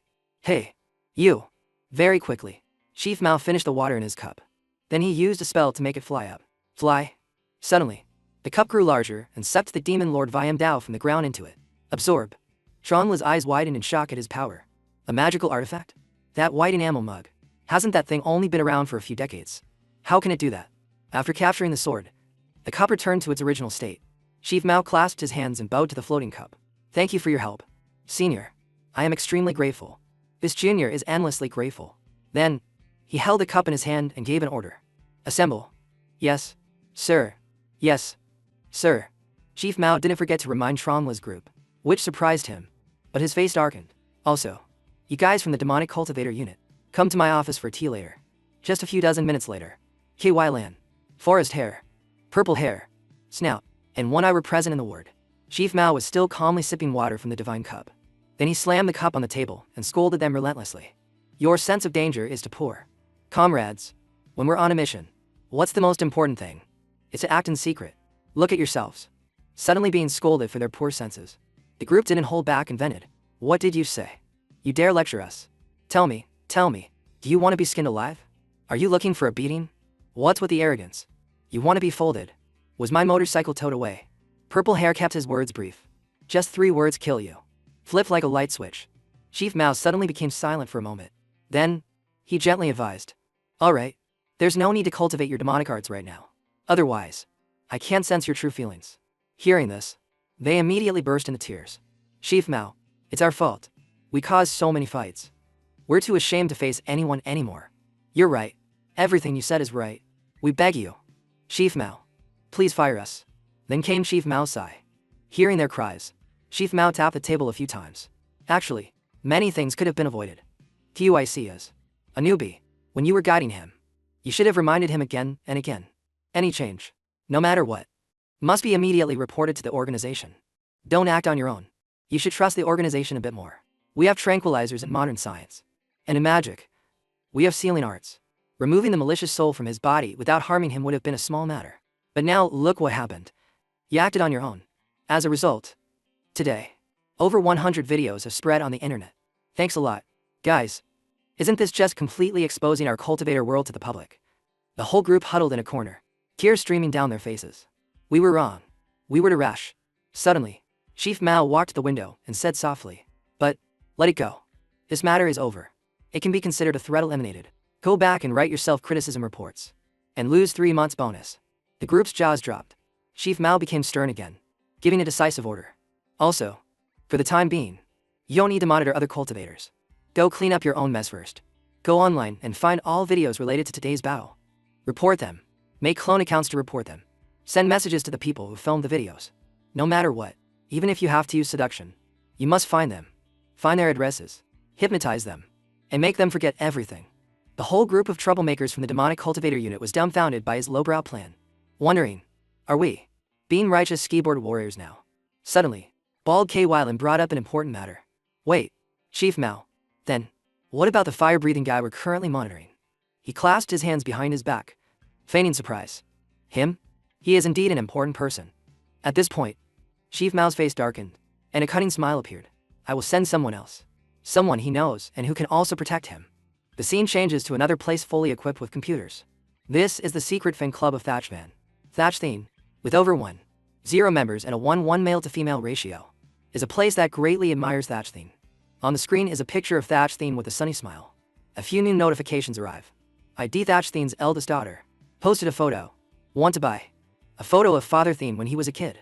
Dai-hung looked at the photo, almost drooling, and typed furiously. The day of true Dai-hung, the fan club leader, starts from here. And today is very busy. On the screen are a few comments from the account owner named Father Thene. Call me. I heard there was an explosion recently. It's not safe. Below, an account named First Mother in the Universe was actively replying. That's right. It's not safe. Just last night, an hour after school let out, there was a big fight in front of our school gate. There was even an account, Little Sister Who Loves Father Thatchthene, that posted a short video clip. Father Thene was there too. I have the video. Reading this comment, the fan club leader Dai-hung felt deep regret because she was a bad student and had skipped school that day. She couldn't witness it with her own eyes. Dai-hung reached for her phone, thinking to herself, Thatch, classmate Thatchthene. He also doesn't know that he was there. Is he safe? I have to ask. Suddenly, Thatch's little sister's account sent Dai-hung a strange message. Recent messages. Hello. I have a lot of photos related to brother Thatchthene. Do you want them? For mad friend. She was a bit surprised. In her mind, the phrase is brother Thatchthene. Photos. A lot kept flashing. Dai-hung thought for a moment, shaking her head. Wait. Now is not the time to talk about this. So, she quickly replied, let's talk later. The other end just replied with a no. Seeing that she hadn't captured Dai-hung's attention, that account even sent a picture of a chubby Thatchthene eating chips to entice her. It even sent more pictures of him exercising. His difficult weight loss journey as a child. Looking at the series of messages, Dai-hung's eyes were full of question marks. She replied suspiciously. Who are you? Who are you? Who on earth are you? That account replied mysteriously. It's a secret. All 1,000 photos related to brother Thatchthene's childhood. I can give them all to you. But I need you to do something for me. Sure Dai-hung. Back with Chief Mao. He helplessly pushed open the door with a click. He said to the cup. Everyone in the administration bureau is busy erasing the effects of this on social media platforms. It seemed to understand and nodded repeatedly. Then, Chief Mao said softly, well then, let's begin to. At his word, the cup released the trapped demon lord Vian Dao. He was bound tightly by chains. The 5-star soul locking great formation. Chief Mao began his interrogation of the criminal. His face darkened and his voice was cold. You directly rushed into a crowd of people and used an explosion to set up a blood formation. The power of cultivators in this era. A 1,000-year-old fox spirit like you. Even if you don't understand, you shouldn't have caused such a huge incident right after waking up. Right? Suddenly, he yelled in the demon lord's face. What is your purpose? Speak. What exactly made you do this at any cost? He craned his neck and retorted. Like you need to care. Bastard. I don't want to say a single word to you. Not getting a satisfactory answer. Chief Mao looked down and replied. Well then, there's no other way. I'll have to take you for soul refining. The demon lord didn't understand at all. He stammered. You. What do you mean? Chief Mao's expression changed. His pupils constricting. It means I'll extract your consciousness and let it dissipate. Then I'll enter your memories to check. To see what secrets you're hiding that you can't tell others. Sound familiar? This is a divine ability that demonic cultivators often use. Fighting fire with fire. But I didn't forget to tell you. Although I hide it well, the cultivation method I practice is actually also from a demonic sect. Then he waved his hand forward and growled. Also, the cultivators who were involved at the scene. I will send people to protect all of them. No matter what tricks you're planning. You can just give up. At the same time, at Thatchthene's place, he was eating his fill from a table full of fattening food. He looked at the hamburger in his hand and kept mumbling. This sudden incident has made me feel a sense of powerlessness. Suddenly there was a fight. Suddenly an uncle appeared. And suddenly it was over. They fought right in front of me, and then cleaned everything up. Then he frowned, raised his fingers and continued. I've realized the existence of masters in this world. And it's a whole organization. This feeling of being just a grain of sand. Unable to help at all. I've only experienced it twice in my life. Finally, Thatchthien lowered his head and whispered, I want to get stronger quickly. But what Trong cared about wasn't strength. He asked, his eyes wide. Wait, twice? You had a first time feeling powerless? Hearing this, Thatchthien was also a bit surprised. He dangerously recounted. Yes, that was when I was a teenager. Memories from his childhood days came flooding back. 13 years ago, Little Sung Kindergarten, Class A. A small child in the class ran in excitedly announced. The teacher said this afternoon is free activity time. Our class can playhouse. Bang Sun happily volunteered. Then, I want to be the mom. Then the other children also enthusiastically took on roles. I want to be the older sister. I want to be the older brother. I want to be the little brother. I want to be the little sister. Meanwhile, the little banana-haired boy raised his hand joyfully. I want to be the dad. Suddenly, the classroom fell silent. The other children immediately objected vehemently. What did you say? How can you be the dad? Didn't we already decide? The dad of this class can only be that person. The other little girls blushed. Surrounded by hearts. That's right. It can only be him. The one who's even taller than the teacher. He's so strong and gives a great sense of security. He can protect everyone. Little Thatchthien, who was playing with wooden blocks, trembled when he heard the call. Dad, Dad. The entire kindergarten class flew over to hug him. Dad Thatchthien, play house with us like before. Dad Thatchthien, we're your kids. Thatchthien could only resign himself to it. This is a picture of him. Thatchthien, 3 years old. 45 Kwaju. The little kids kept running to him, holding out their hands and calling. Dad, Dad, I want to fly. Dad, Dad, I want to ride. Once, a classmate got bullied and ran back to tattle on him. Dad, Dad, a jerk from the next class stole my slide. Dad, help me beat him up. To understand what happened, we have to go back half an hour to the shared slide at the kindergarten. Today it's our class A's turn to use the slide. You can't use it. You're lying. Today is clearly our class's turn. The two children bumped into each other, unable to decide who got to play. We already said, Mondays, Wednesdays, and Fridays are our class's turn. You guys are Tuesdays, Saturdays, and Sundays. That's not right. Why do I always see you guys playing more than us every week? With me, children, it's easy for disputes to arise. After a fierce fight, they burst into tears. The long-haired one ran back to class, threatening, You just wait. I'm going to call my class's dad. You wait right here for me. Who's afraid of who? I'm going to call my class's mom too. By now, the long-haired one had run to hug Thatchthien and called, Dad Thatchthien. After that, he went with the kid from his class to the slide to see. Come on, lead the way. Let's go see. Okay. The remaining children were terrified when they saw this. They called to each other. Wait, their dad wants to go alone. Is it for real? That class has that person, the one who's the queen mother of their whole class. Do you think her dad can win? The short-haired boy put on a dangerous expression. I don't know. Even if I'm the smartest one in this class, I don't know about Father Thien's world. And her, who is stronger? The little boy's eyes were full of determination. He confidently concluded. It will definitely be a brutal fight. On this side, the other little boy had brought Big Daddy to the spiky-haired kid. Dad, it's them. Their class bullied me. Thatchthien's eyes narrowed. His reaction quite unexpected. The spiky-haired kid also had someone big with him. A hard counter to Thatchthien. Mom, it's them. They bullied me. The two powerful forces stared each other down, Big Daddy and Big Emily. Akadi Hoa. Without a word, the two of them exchanged a punch. That day, the young man experienced the feeling of despair for the first time. The feeling of despair and powerlessness. The other kids were sent flying by the impact of the punch. Thatchthien was lifted by the collar by Q Hole like a sandbag. For the first time, he learned that for every tall mountain, there is a higher one. For every strong person, there is a stronger one. For every fat person, there is a fatter one. Chapter 58. Despite facing a powerful opponent, Thatchthien didn't give up.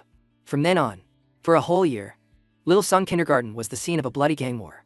Tiu Hoa and Thatchthien would solo each other every day with the powerful punches of 3-year-olds. And of course, every time, Thatchthien was sent flying several meters by Tiu Hoa. He fell to the ground with a shocking thud. Tiu Hoa walked up to him and declared with great presence, You lose. She even puffed out her chest and proclaimed, This is my 31st victory. Now, call me Big Sister. Thatchthien refused to submit, yelling, Big Sister, your head. I'm half a month older than you. You should be calling me Brother Thatchthien. Tiu Ho's eyes widened fiercely at these words. Then she burst out laughing as if teasing him. All right, that's interesting. You got spirit. If you don't want to call me that, it's fine. Tio-Hoa excitedly pointed straight at his face and declared, in this world, there is no one who can take my moves. But you actually managed to take 3 moves. That makes you a strong young man. Good friend. Then, she nonchalantly walked away, leaving Thatchtheen lying helplessly on the ground. Sooner or later, I will make you submit completely, and call me big sister. Then I'll have won your heart. In contrast to her, Thatchtheen was furious. Damn it, I can't beat her at all. I have to get fatter.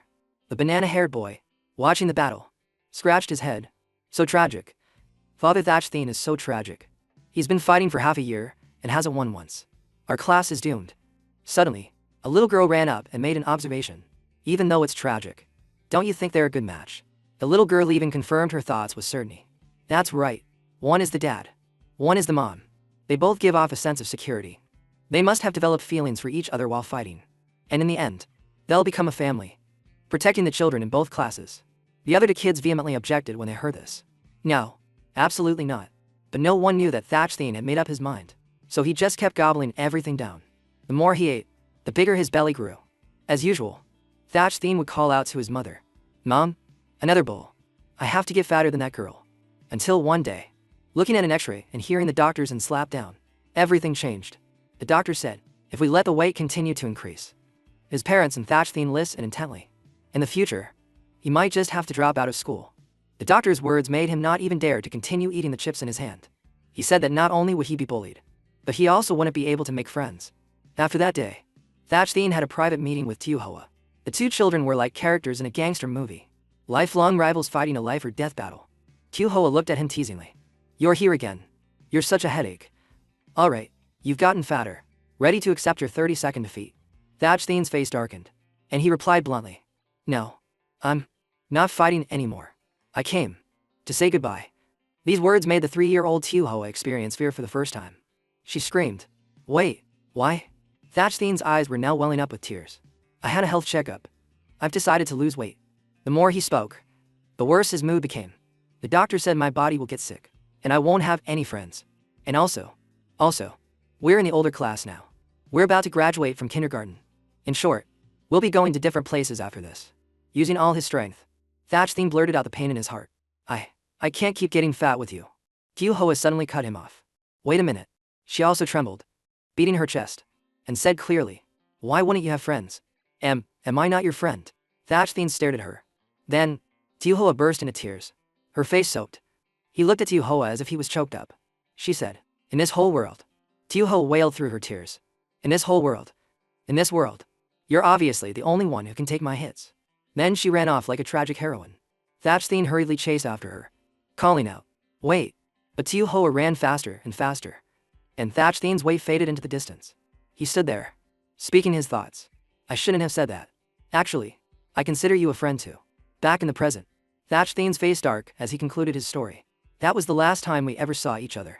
Tronla. She was startled and dissatisfied because the story was getting good. It's over. So quickly? He sat down on the floor and continued. She was too strong, and she ran too fast. In the end, I couldn't catch up. Hearing this, Tronla was at a loss for words. Chapter 59. After his 3-year-old story, Thatchtheen reflected again. A few weeks later, I graduated from kindergarten. And from then on, I never saw her again.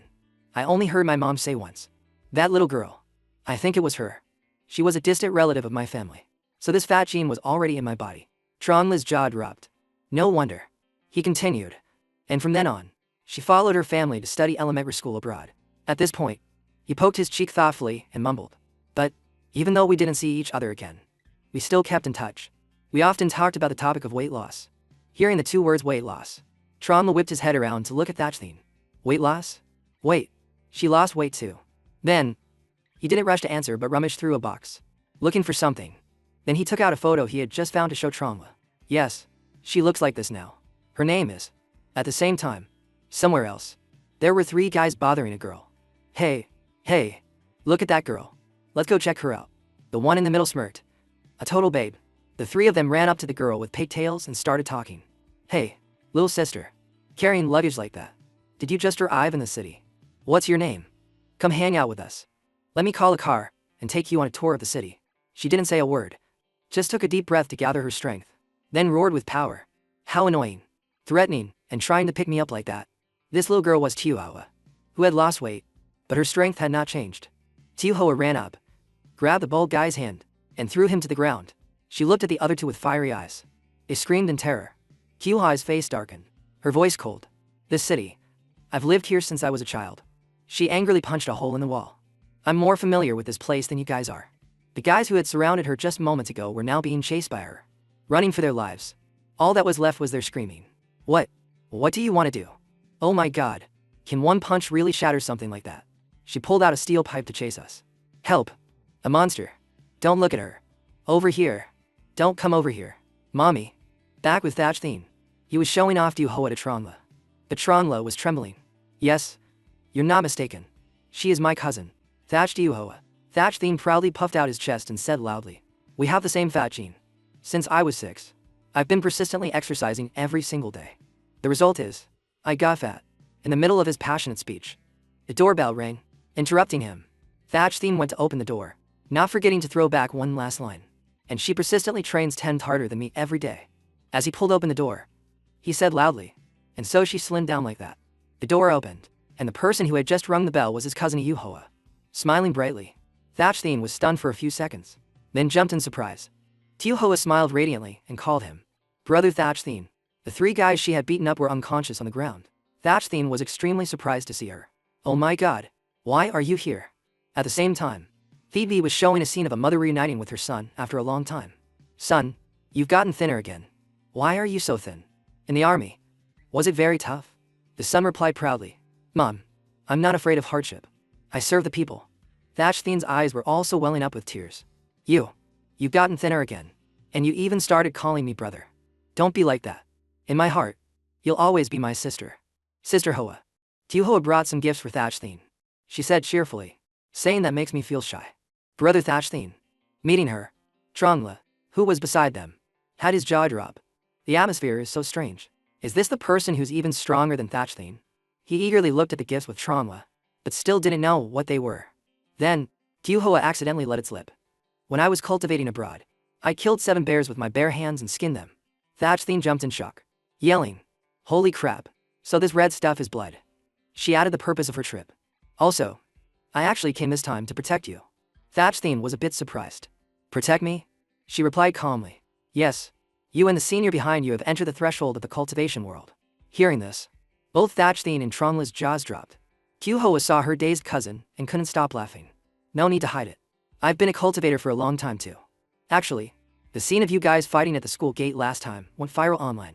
My colleagues from the Traditional Arts Protection Web are all frantically deleting the video. That's also why I was transferred back from abroad to look after you.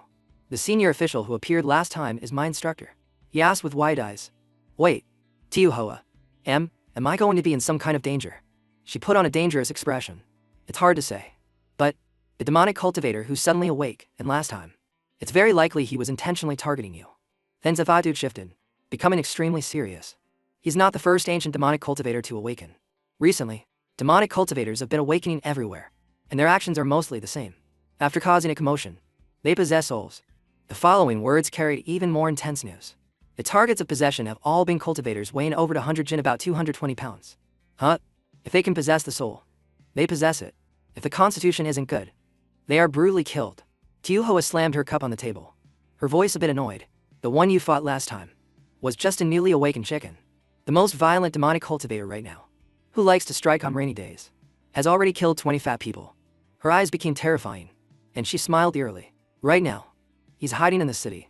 We call him the Rainy Night Serial Killer. Chapter 60. Tiuhoa began to tell the stories of the cases caused by the Rainy Night Serial Killer. On the drawing, you might think the person is fat, but you wouldn't know that. In reality, the person who created this truly fat character is this artist. He was trying to draw an ultra-fat main character, a little more violent, make him even more beloved. After finishing, he slammed his pen on the table and shouted with joy. He even wanted to explode like his chubby character. It's done. This chapter is finally done. I have to order fried chicken. Order fried chicken. For myself. I want to eat. I earn money so I can happily eat a huge meal. 10 minutes later, the doorbell rang. The artist, who was snacking, glanced over. The person outside called out loudly. Your food. He quickly went to open the door. Coming. That was fast. However, the delivery person gave him a very dangerous feeling. The artist's face paled as he thought. This gloomy aura. Is it because of the rain? And his helmet is covering his face so completely. He stammered. Excuse me. Are you really here to deliver food? The man looked down and smirked slightly. Yes. He did. Pounds. The artist was a bit confused. His body involuntarily trembling as he replied. 200. 202. The person seemed pleased. Taking off his gloves. Not bad. 202. Ordering fried chicken late at night. You're excellent. That's your food for today. But you. Before he could finish his sentence, the killer had grabbed the artist's head to drain his spiritual energy. Are my food for today. He drained him to the point where the artist's excess fat disappeared. The room was filled with his screams, leaving only a shriveled body. Become fat. Ending the story. Tahoe spoke seriously to Thatchthene. He yelled in fear. You suddenly told this story. What kind of ghost story is this? Gaining momentum. Tahoe made an even scarier face to threaten him. These are the recent cases related to fat people. In just a few minutes, the victim was drained dry. After struggling to call the police, he was immediately taken to the hospital for emergency treatment. Thatchthene was flustered. That's so tragic. Tahoe then teased, making others curious. Actually, not really. The artist who was taken to the hospital for emergency treatment was able to open his eyes and look around. The nurse called out loudly, Sir, you're awake. He's awake. He's awake. Doctor, come quickly. At this moment, the artist frowned. His handsome face revealed. Am I in the hospital? He looked at his hands and his body and wondered. I remember. I was drained dry. Suddenly, Tahoe angrily slammed the table. He lived. He realized that after he got thin, he's now become a handsome idol. He is extremely popular and recently held a concert. His income is much higher than when he was drawing. Which makes me someone who has to force myself to exercise for 5 hours a day to lose weight. So jealous. She suddenly turned to Thatchthene and shouted. What the heck? Can he even be considered a culprit? Hearing this, Tahoe held her head. But this can't really be considered a culprit. The victim wasn't too seriously injured overall. Most of the fat people in the city were targeted. I saw them after they were drained and hung up. Everywhere was just fat. The ancient demonic cultivator who intended to possess you last time. We still haven't caught the others. The fat bodies are piled on top of each other. Tahoe was very worried, knitting her brows as she asked Thatchthene. That's why I've been so worried about you. But seeing you've gotten so thin, I can rest a little easier. Brother Thatchthene, how on earth did you get so thin? Have you started cultivating? Thatchthene was enthusiastic. Me? Oh, me? Suddenly, a voice from outside the door made Thatchthene panic. Food. Your food. Your spicy Korean fried chicken is here. Thatchthene slammed the table and shouted. Food. Did you order that? My financial situation absolutely doesn't allow me to order that. Tronla, beside him, immediately tried to clear his name. No. I don't need to eat. Even Tahoe was drawn into this reaction. Following the denial. No. I haven't touched that kind of food in 10 years. Thatchthene and Tronla didn't order. Tahoe didn't order. So who did? The three of them felt like they were struck by lightning. Thatchthene, this is your house. You go open the door. I'll protect you from behind. What? You go open the door. Just after Tahoe finished her terrifying story, a wrong delivery person appeared. The atmosphere was now very scary. A moment later, Thatchthene went to open the door, clutching something behind his back. He was sweating profusely, using all his courage to refuse the order. You've got the wrong address. No one ordered anything. The delivery person was the killer. His head lowered. Voice small. Really? Actually, according to my investigation, only a fat person lives here. Not someone like you. You. How much do you weigh? Thatchthene was somewhat surprised. Me? The killer clicked his tongue. Forget it. You've got some meat on you. I guess. Then, he reached out his hand to absorb his spiritual energy. His eyes glowing brightly. Become my food. Thatchthene quickly took a bite of chocolate. His entire body puffed up. And he punched the killer's hand, shouting, Don't just casually call me food. The killer seemed rather interested. Smirking. A cultivator. Good. Your body belongs to me now. He glared at him, thinking to himself. This guy is also a fire-type cultivator. He's not as weak as the demonic cultivator I met last time. But I can't just stand by like before. I have to protect the people behind me. Suddenly, Tahoe cried out, holding a table in her hands. Thatchthene, move! Very quickly. She threw it straight at the killer. He was hit. As he was knocked back, he screamed in terror, his 3/4 helmet falling off. That's it. And so, the killer's face was revealed. He cursed. Who? Who was it? Who threw a table? What kind of strength is that? Without making him wait, Tahoe was already there with a punch ready. She showed no mercy, delivering a flurry of punches to the killer's face. His screams of agony echoed through the air. After cleaning up, Tahoe cracked her knuckles and said, after punching him more than 200 times, he passed out. Resolved. Cleaned up. This scene left Thatchthene completely shocked. The serial killer's eyes snapped open as he observed the direction opposite him. His face was now filled with fierceness as he realized he had been tied up. Thatch Thien crossed his arms and shouted, "Sister Hoa, he's awake." Tron listened next to Tiu Hoa, continuously massaging her. "Boss, do you feel comfortable with my massage?" Gabra's eyebrows knitted together in anger. "Tuck, you demonic cultivators. Going around draining people and possessing souls. What's your purpose?" The serial killer's emotions exploded. He stared straight ahead with wide eyes. "Screw you. Why should I talk? You think just because you caught me, I'll talk?" Immediately, Thatch Thien and Tron rushed towards the serial killer, shouting loudly. Sweat rolled down Thatch Thien's cheek. He grabbed the serial killer by the collar and shook him. "What kind of tone are you using to talk to Sister Hoa? Do you know how strong she is? Do you know if you keep talking like that, if she gets angry, she'll tear down my house?" And Tron, kneeling next to Tiu Hoa, panicked when he saw her stand up. "Boss, calm down.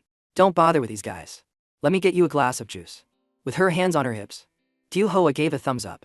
She laughed cheerfully. "That's more like it. It's only comfortable when you've got guts." Suddenly, Tai Hoa bent down and slammed her head against the serial killers. "I also figured you'd be a tough nut to crack. So, I won't ask anymore." First, the serial killer was dazed from the blow. What do you want to do?" As she attacked, Tiu Hoa didn't forget to explain. "I'll just beat you for 3 days and 3 nights." Time passed, carried along by a stream of thought. After that, it didn't even take 3 days. We found out everything. Currently, the serial killer's face was covered in lumps. "You still don't know how terrifying your opponent is." His voice echoed amidst a scene of a giant soul emerging from a formation. "There are 10 of us. From a very old religion that we worship. An ancient demon god." The serial killer's face now looked insane, his smile stretching from ear to ear. "He is one of the supreme beings. In this world, he is an ancient god. His power is enough to move mountains. He is the son of the earth. He is used by him, born surrounded by a million fireballs. And he will constantly change his form." Next, the serial killer took out a pill from a porcelain bottle. "Anyone who dares to look him in the eye will be burned by his fierce flames and turned to ash." His arm slowly rose towards the dark, gloomy soul. "Ever since I started believing in him, I often take medicine to dream of his image." Tron, Thatch Thien, and Tiu Hoa all widened their eyes and gasped in astonishment. Sweat beaded on Thatch Thien's face. "Big boss." And Tron couldn't remember to close his mouth. There's still something so huge in the world. The serial killer match and the scene of the leader opening a mysterious page. And the leader of our organization. After much searching, one day he actually found his tomb. His voice boomed. So we started digging up the tomb to search. Then, people riding on clouds and swords flew towards the mountain peak. At that time, elite demonic cultivators from all over the world appeared. The strangers secretly opened a giant box. Inside, written in a language no one could understand, was the cultivation method of the high god. One of them grabbed the unique weapon book. The way to turn yang energy into spiritual energy. The serial killer's voice now trembled with excitement. There is yang energy in the human body. People who gain weight easily have heavier yang energy. And with this method, whether it's burning one's own body or draining others, one can increase their cultivation level. That's why we attack fat people and possess their souls. But we don't just do it for cultivation. We also use their fat to help them, gathering it to resurrect the ancient god we worship. A few red threads appeared in the serial killer's eyes. He screamed wildly. "He is the king of fire. The light, the first cultivator of this world, symbolizing the existence of light and fire." Scared now, aren't you? That the plan has reached its final step. He is about to arrive. Suddenly, Tron rushed forward and punched the serial killer hard in the eye. "He's about to arrive." He cried out in pain. Tron's hand gripped the serial killer's collar tightly. He shook him continuously, from fat to spiritual energy, burning calories. "Isn't that my cultivation method?" Thatch Thien and Tiu Hoa stared in shock. The serial killer's face was covered in bruises, and he looked fierce. Tron's anger exploded. He frowned and shouted, "The one you worship, isn't it me? After I died, I intentionally left a copy in my tomb, and you people dug it up." The serial killer's eyebrows practically touched. He couldn't believe his eyes. Wait a minute. You are. Next, Tron threw a punch at the serial killer's cheekbone. "Did I tell you to dig up my grave? You beast. Did I tell you to have weird dreams and ruin my image?" Then he kicked his back repeatedly, cursing as he did. "Crazy. A bunch of abnormal believers. Your bodies. Did you get my permission?" A flame appeared in his hand, and Tron lifted the killer up. "Did I tell you to use my cultivation method to drain other people's bodies? Speak. How many fat people have you harmed? And where are they?" The flame flickered and then burned stronger, and stronger, and stronger. It was as if the flame itself was reflected in the killer's pupils. You are. Tears suddenly flowed from his eyes. The killer mumbled in a daze. Could you be?" At this moment, he knelt before Tron. his body trembling as he sobbed. No. The medicine I took to dream of the ancient god every night. It was all just my imagination. Someone thought to themselves. At that moment, the scream when his faith collapsed. In that moment, a person's values were shattered to pieces. The thing he had always believed in was broken into a million pieces. The serial killer's face seemed to have aged several years. He smiled in agony. I've told you everything. I've told you about the fat people. They're all alive. They're being held by us at the city center stadium. Tronla closed his eyes and snapped his fingers, causing the flame to disappear. At least you're sensible. Otherwise, I would have killed you. Suddenly, the killer spoke up. Tears streamed into his mouth as the serial killer wailed. If my belief doesn't exist, if this world never had that ancient god, then what should I do? What should I believe in from now on? Tronla turned his back to him with an angry face. Believe in science.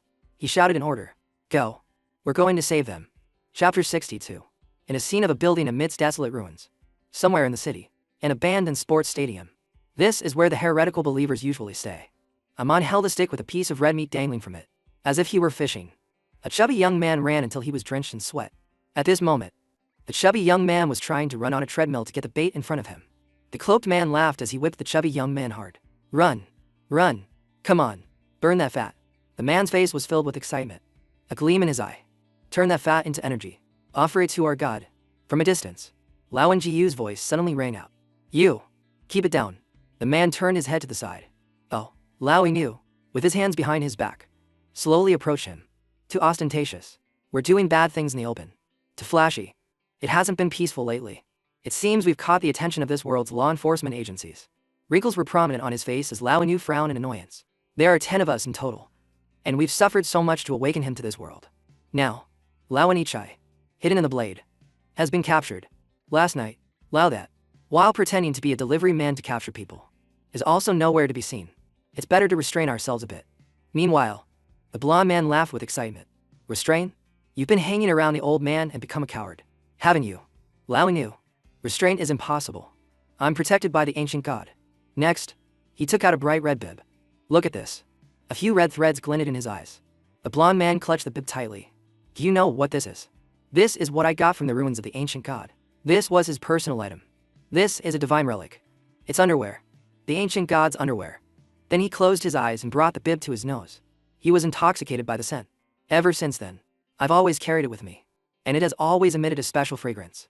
It has always been silently protecting me. With this thing, I no longer feel any fear. Lao Yu was stunned, his eyes wide open. Finally, he slowly closed his eyes to savor the lingering scent. Indeed, it's a bit different. I really did smell a special fragrance. With the protection of a god's treasure. It's no wonder you're so crazy. Meanwhile, Diuho was on her phone up high, while Tron was squatted next to Thatchthin. She held the phone to her ear to contact the other side. Hey, you two. Hurry up. I found the location of those heretical believers. And Tronla couldn't control his anger. The blonde man was excited as he held the red bib. He scoffed at Lao Yu. Ever since I started sleeping with it, I can even dream of the vague face of the great ancient god every day. I have a feeling that I will soon be able to meet the great ancient god.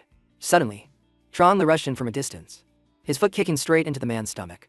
Meet him. Huh? The blonde man was immediately sent flying backward by the force. Next, he tried to regain his balance and shouted. Who? Who are you?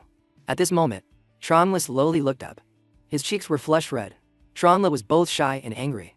You beast. Give me back my underwear. You guys are too perverted. Top was staring at his computer screen, typing continuously. At the same time, in room 301 of the Traditional Arts Protection Building, suddenly, Chief Mao walked in through the door with a smile on his face. Still working overtime to delete videos. Tiuta immediately stood up. Yes, sir. Serving the people. Serving the people by controlling public opinion. Chief Mao held a teacup and comforted him. All right. Take a rest. Next, he observed the people in the room.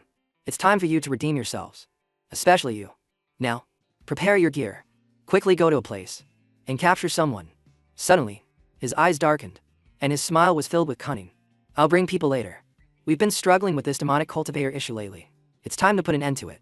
Lao Yu immediately pointed at Tronla, who was standing beside him. An intruder. Surround them. Sacrifice them to the god. Tronla angrily shouted back. God my ass. The one you worship is me. Hearing this, Lao Yu observed Tronla more carefully. Looking closely. You're actually a soul. Before he could finish his sentence, he was met with a punch and a kick. Interesting. Thatchthin bent his knees, while Tiu Hoa cracked her knuckles to warm up. At this moment, Thatchtheen tilted his head to the side. His brows furrowed. What are you doing? Suddenly jumping down like that. You made us have to jump down too. Calm down. Many male students have kept my things as souvenirs before. It's no big deal. But Trongla was furious. He widened his eyes and explained. Stop joking. My wife gave me that underwear. I have to get it back. This is the henpeck nature flowing in my blood. Next, Trongla pointed to the opposite side. Besides, that's not right. Over in that corner is my coffin. They want to revive me, but my soul is here. I can't feel them worshipping or praying to me at all.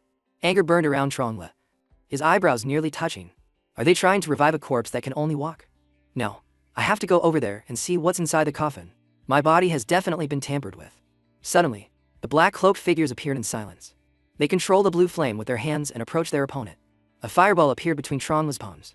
At the same time, the cloaked figures all used their power to create a bright light. The flame slammed into the purple light, making the space tense. As he observed his surroundings, Trongla couldn't contain his anger. Damn it, there are too many of them. I can't beat them. The brows on his face were practically knitted together. Their flame is similar to the Mohicans of the past. They've probably modified my cultivation method a bit. The flames have the same origin. I have no advantage at all. See? Thatchtheen then flashed a mocking smile. If they knew the god they worship is so lame, they would surely cry their eyes out. Trongla turned his head and shouted at him. Shut up. At this moment, Kyuhoa lowered her head, hiding her eyes. Then let's run first. I'll distract them. Next, Kyuhoa crouched down in a running stance in front of Trongla. Then she used incredible speed to weave through the cloaked figures. Sweat dripped down the faces of the two mysterious men. What kind of speed does that woman have? At this moment, Kyuhoa stopped in front of the chubby men who were running frantically. A sweet smile blossomed on her face. Gentlemen, are you tired? But a second later, her expression changed to one full of determination. Are you hungry? Do you want to give up on losing weight? Do you want to go home and eat? Answer me. The blue-haired young man had just finished speaking when he saw Kyuhoa break the iron cage. I do. Tension was clear on Thahai's face. She immediately instructed. Split up and run.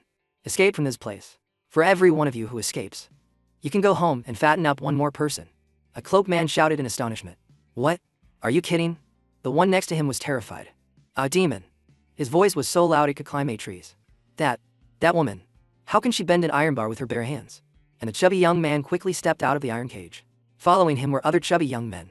The cloaked figure immediately gave chase. Damn it. Gather the fat people. They're getting away. Go catch them. The blue-haired young man ran as fast as he could. Brothers, let's go. At the same time, Kyuhoa rushed towards Trongla and Thatchtheen. Let's run to the back door. To the sports building. And block the door there. I've already called. Reinforcements will be here soon. In front of them was the scene of the cloaked man chasing the chubby, blue-haired young man. Don't run. Come back.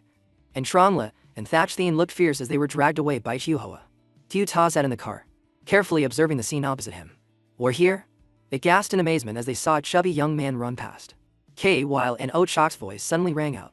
What was that situation just now? It made me slam on the brakes. Following that was Kyuta's reply.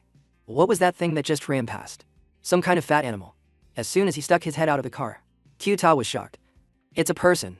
While and Ochak was both surprised and got out of the car. What's going on? There are fat people everywhere here. Are these the missing people? The cloaked man was angry. His eyebrows knitted tightly. Don't run. You bastard. Stop. The one next to him shouted just as loudly. The sacrificial ritual needs you. Stop. Duta stared intently at the group of cloaked demonic cultivators, making them panic. He confirmed. Demonic cultivators. The cloaked figures trembled. We're screwed. At this moment, Dita and Quile and Ochak led everyone to attack the demonic cultivators. This group. It's them. Protect everyone. Redeem yourselves. And defeat them. Kyuchoe's hand touched the wall. She turned her head to look back. This is the office area of the sports stadium. Let's just wait there. Someone will be here soon. Suddenly, Trongla's eyes widened. Next, he thought as he walked quickly, leaving both Kyuho and Thatchtheen behind. At the end of the hall, there's a familiar aura. The pressure. As he approached the door, Trongla shouted, This is the office. I'm not wrong.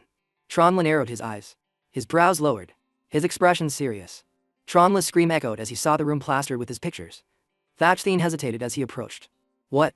Trongla's body trembled uncontrollably as he tried to suppress the feeling of disgust. The door. It's all pictures of me. And the things I used when I was alive. They seem to be grave goods. The cult leader immediately turned her head to look back. Who? She stepped out and faced Trongla. Sweat beaded all over the cult leader's face. Who are you? How are there outsiders here? This is the holy place of our religion. The place where the things that God used when he was alive are kept. I am the cult leader, and even I don't know you. How did you get in here? Seeing this, Tiu Hoa gave an order. Go. This is their leader. Subdue her quickly. A flame erupted in the cult leader's hand, and she gritted her teeth. Suddenly, Trong rushed forward and punched the cult leader hard in the chest. Stop worshipping me in such a perverted way. And stop using my cultivation method. Turn it off for me. Seeing this, Tiu Hoa couldn't help but comment. What's wrong with him? How is he so strong? Thatch Thien, standing with his arms crossed, replied to her. His hatred is built up to a headache. She lay silently on the floor, her hat falling off to reveal soft white hair. Chapter 64. Tromla's face was filled with astonishment, his arm frozen in midair. It's a girl. The cult leader lowered her head, gritting her teeth to suppress her anger. Stop joking. You hurt me. And you're still pretending to be the ancient god. Next, the cult leader raised her head high and shouted. Are you here to cause trouble? At this critical moment, when we are about to resurrect the ancient god, you simply don't understand what the ancient god means to me. In the cult leader's mind, a single thought swirled that means everything. Time ruins to a village nestled between two mountains. Thousands of years ago. At that time, the cult leader was skinny with a gaunt face, pulling a small cart. The woman in blue opened the door and saw the cult leader in her ragged state, her eyebrows furrowed, her tone annoyed. Where did this beggar come from? Here to beg for food again. Next, she pushed the cult leader hard, causing her to fall backward. There's no food to eat here. These are chaotic times. I haven't eaten in days myself. Scram. Scram. Scram. Get out of here. It won't work even if you show me your family's corpse. The cult leader tilted her head, coughing repeatedly. The woman in blue pointed straight at the cult leader's face. Don't just linger here, bringing bad luck so early in the morning, making people have to smell the stench of the dead. I'm being nice by showing you the way. There's a mountain in the village. Go there and bury your person. Her scolding echoed throughout the mountain forest.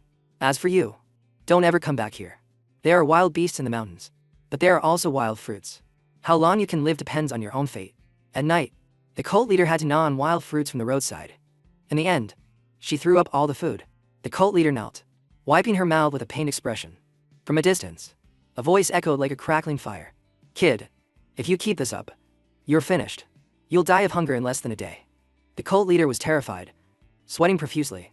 She turned her head and looked around. Who? Who's talking? The strange sound continued. And the way to live is right next to you. If you want to live. The cult leader's whole body trembled as she saw the red glow. Take another step to my stomach. Two rays of light trapped around the cult leader's legs. They made her fall backward. Tronla stood silently, watching the cult leader fall and lose her hat. Tronla's soul floated right above the bright red box. Tronla's eyes were uncovered by the hat. The cult leader's eyes widened in both shock and fear. Just now, who was talking? Here. This is an ancient tomb.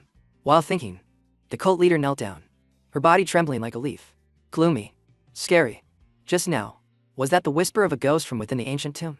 No, it can't be, at least, if that's the case. However, she changed her mind, determination clear on her face. The things in the coffin can be exchanged for money, can help me survive. Next, the cult leader rushed towards the box and pushed the lid open. You told me to come here. You leave me in here. As the lid slid down, her voice rang out. I'm not scared. I'm not scared. When I get out, I will definitely repay you. When I get out, I will definitely repay you. In her sight was the scene of Trong lying among rare treasures. Light shone on his pale body. Along with that was a green jade incense burner lying beside him. Suddenly, the cult leader saw the wooden book open. The wind blew, carrying with it half a month of time. At this moment, the woman in blue was surprised to hear her call. At the door, in a fit of anger, she immediately threw open the door. Who is it? The cult leader held a porcelain vase in her hand and looked up. To trade for food. Sweat beaded on the woman's face. It's you again. You're still alive? You shouldn't be. There's no food. Didn't I tell you? Bringing these tattered things to trade is useless. Who has food these years? Suddenly, the cult leader smiled. Not necessarily. She mumbled. I bet you never expected me to come back. Did you? Then the cult leader rushed forward, making the vase hit the woman in blue. The wild fruits in the mountains are bitter and poisonous. They're basically useless. You tricked me into going into the mountains. It was just to get rid of a starving child. Because of the smell of sickness. You wanted me to waste away in the mountains, with no strength to return. Her voice was filled with hatred. You had malicious intentions towards me then, didn't you? The woman in blue was extremely flustered. She became angry. What do you mean? Say whatever you want. The cult leader gave a mysterious smile. And right now, you're still lying to me. She bluntly observed the woman's panicked face. A rosy complexion. A full stomach. It's because you just had breakfast, isn't it? A flame suddenly appeared, enveloping the cult leader's hand. This is an observation technique I just learned. I simply don't believe your words that there is no food here. The woman in blue was so shocked her eyes widened. Fire. Fire. Fire. You're a cultivator. A cult leader replied flatly. Yes. Then she rushed forward with the blazing flame and hatred on her face. I've come for revenge. Revenge for you lying to me. The flame consumed the entire house, and the woman in blue lay motionless. The cult leader gnawed on a piece of hard bread, glancing up. This world is not a good place, she thought as she ate in front of the burning house. But I found a way to survive. 65th, the cult leader stopped before a simple tombstone, the memorial tablet of her benefactor, the fire god. Her voice, full of determination, rang out. I must become a cultivator worthy of fire in this lifetime. I must make your name renowned. Make your tablet revered by the world. Then the cult leader clasped her hands and bowed her head, her back bent with gratitude from the bottom of her heart. Thank you for saving my life. Time passed without waiting. From then on, as the horse neighed, the soldiers tightened their grip on their weapons. An angry sound rang out. Why are you blocking our carriage? Do you want to die? Following that was a threat from the soldier.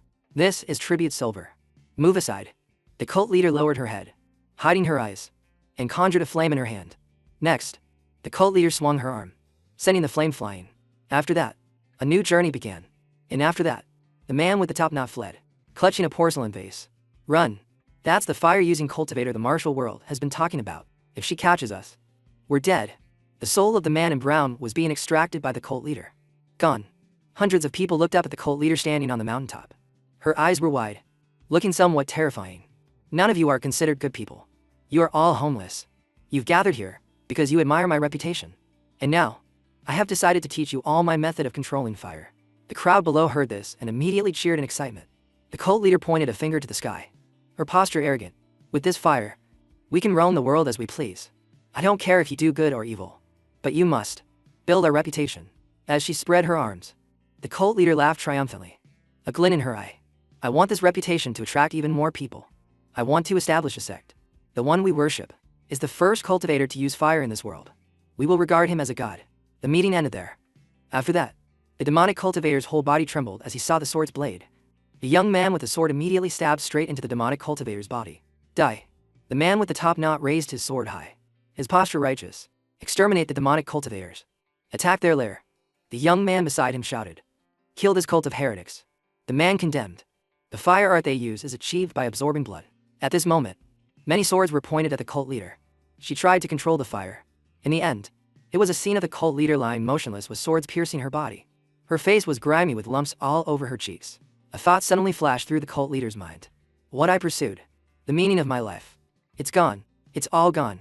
But if I had a chance to do it again. Back in the present, the cult leader struggled to her feet. If I had a chance to do it again. I definitely. Fury showed in her wide, white eyes. Must make the whole world fear this flame. Tronla's face was filled with astonishment, sweat running down his cheek. She can still stand up. And her ki is so strong. Is she opening a formation? Suddenly, the cult leader gritted her teeth and turned to flee. To Tronla's surprise. Meanwhile, at the sports stadium, the blue light from Q10 clashed with the power of the demonic cultivators. The blonde demonic cultivator smiled with excitement. A worthy opponent indeed. However, no sooner had he spoken than he was punched so hard his face was knocked sideways. While an Ochak grabbed his collar and tilted his head to look at Tyuta. Tyc. Stop fighting. Your fire techniques are dissimilar to theirs. It will be hard to determine a winner in a short time. You need to focus on calming the hostages. Go find the fat people who ran away. The chubby young men rushed over from a distance, their bodies engulfed in flames. While and Ochak's eyes widened. Damn it. All the fat people are flying up. They're gathering. Kyuta was sweating. Panicked. There's a light.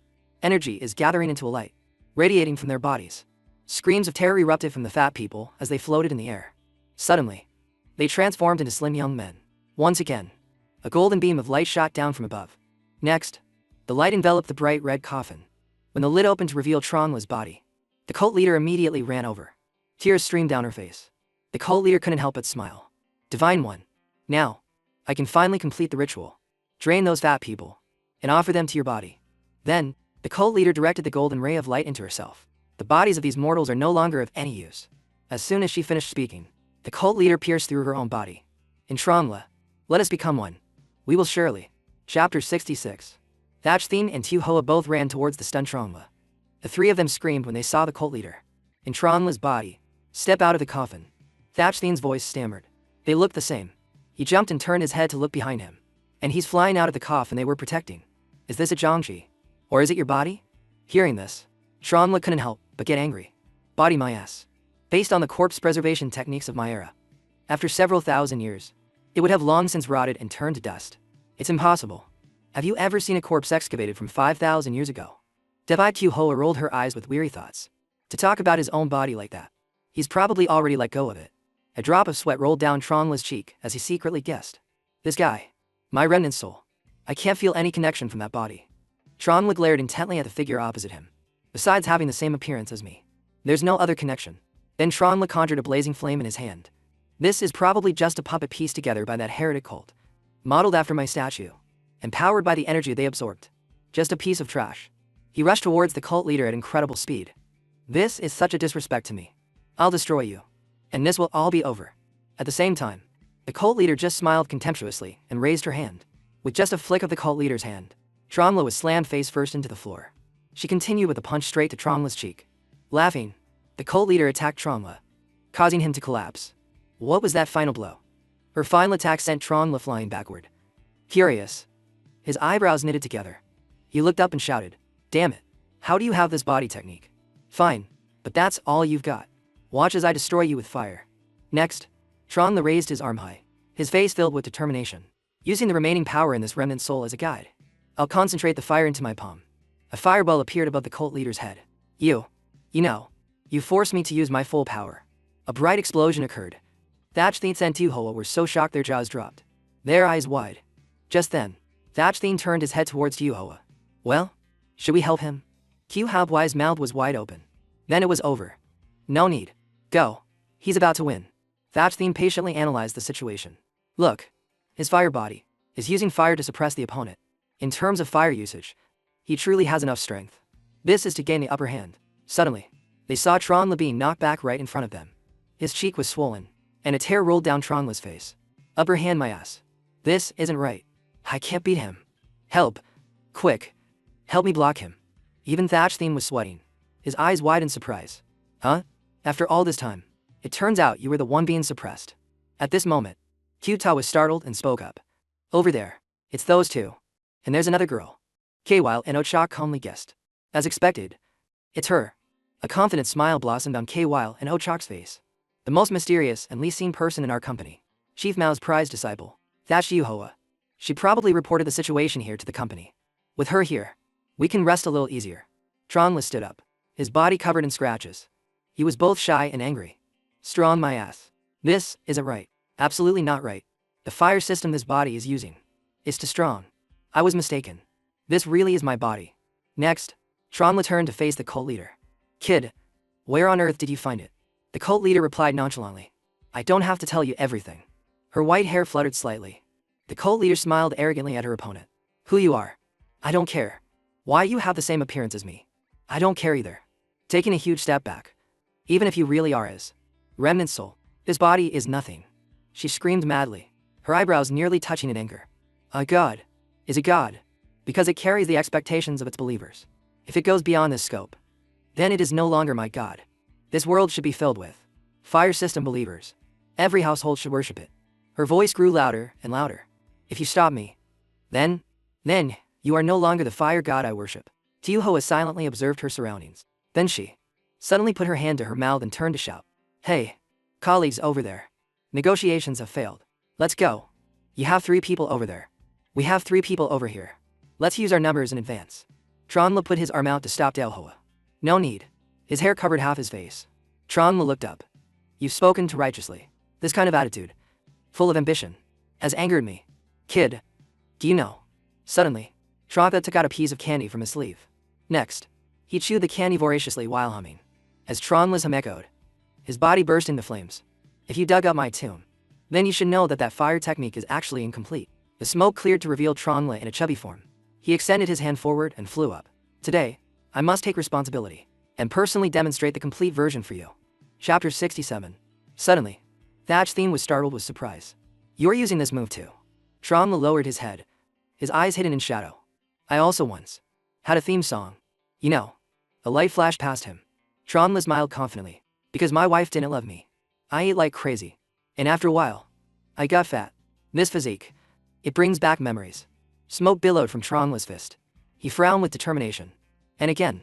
Look closely, and remember this. This still isn't the final form when refining into fire. This is what I realized when I was disappointed in love. Anger. To become one with the flame. Then concentrated into my fist. Then Trongla opened his shirt to reveal his chubby body. Fire's violent robe. He ran quickly towards the cult leader, raising his fist high. Fire's flying punch. As soon as Trongla's voice faded, the attack landed squarely on the cult leader's face. Fire fist. At this, Thatchthene was sweating all over. What does any of this have to do with fire? Isn't this just the way you used to fight before? The cult leader calmly smiled, looking at the smoke coming from Trongla's hand. Is that all? Is that it? That was soft. Your fist is soft. Suddenly, the cult leader shouted. It didn't hurt me at all. Put some more force into it.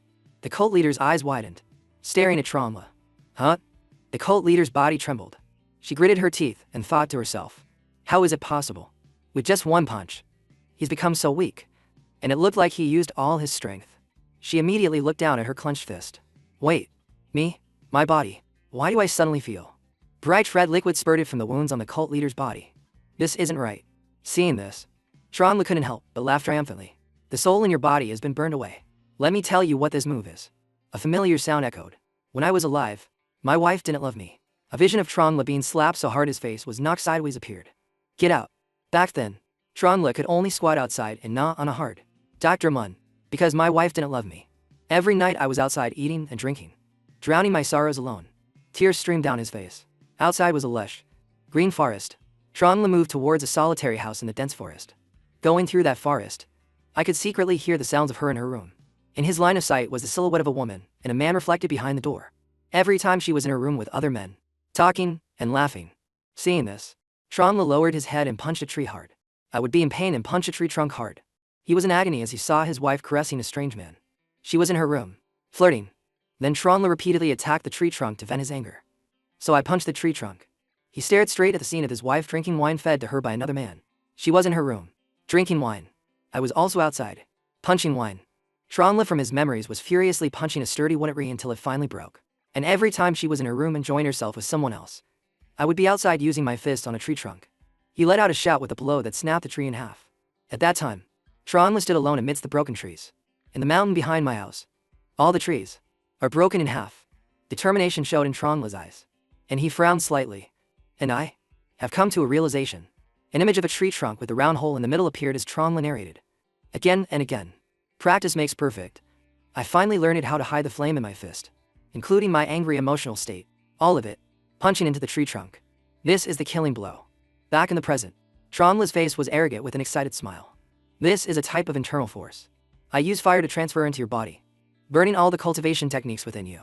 Before, I used it on my body every day, to heal my emotions, to calm myself down, because the process of researching it was too embarrassing.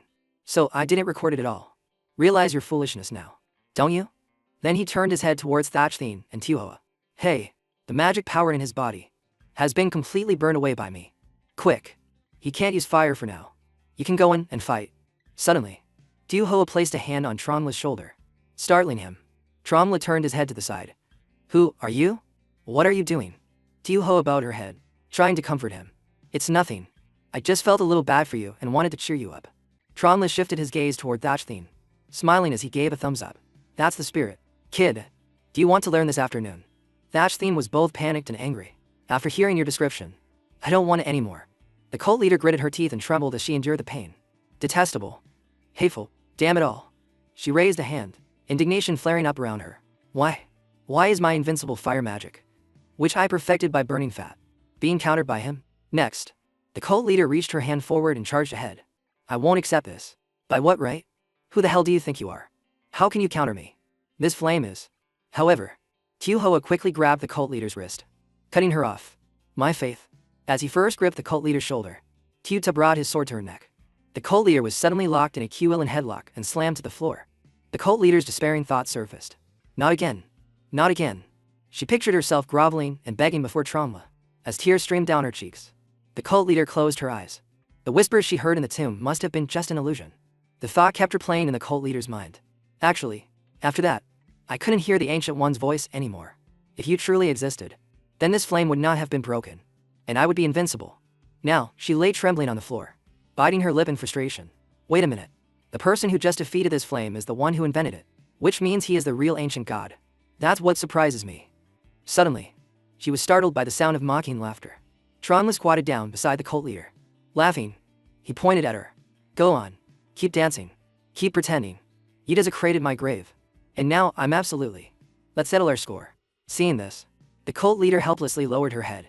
A god so petty. I can no longer consider him my faith. Her mind felt like it was being swept away by a tornado. Destruction. Destruction.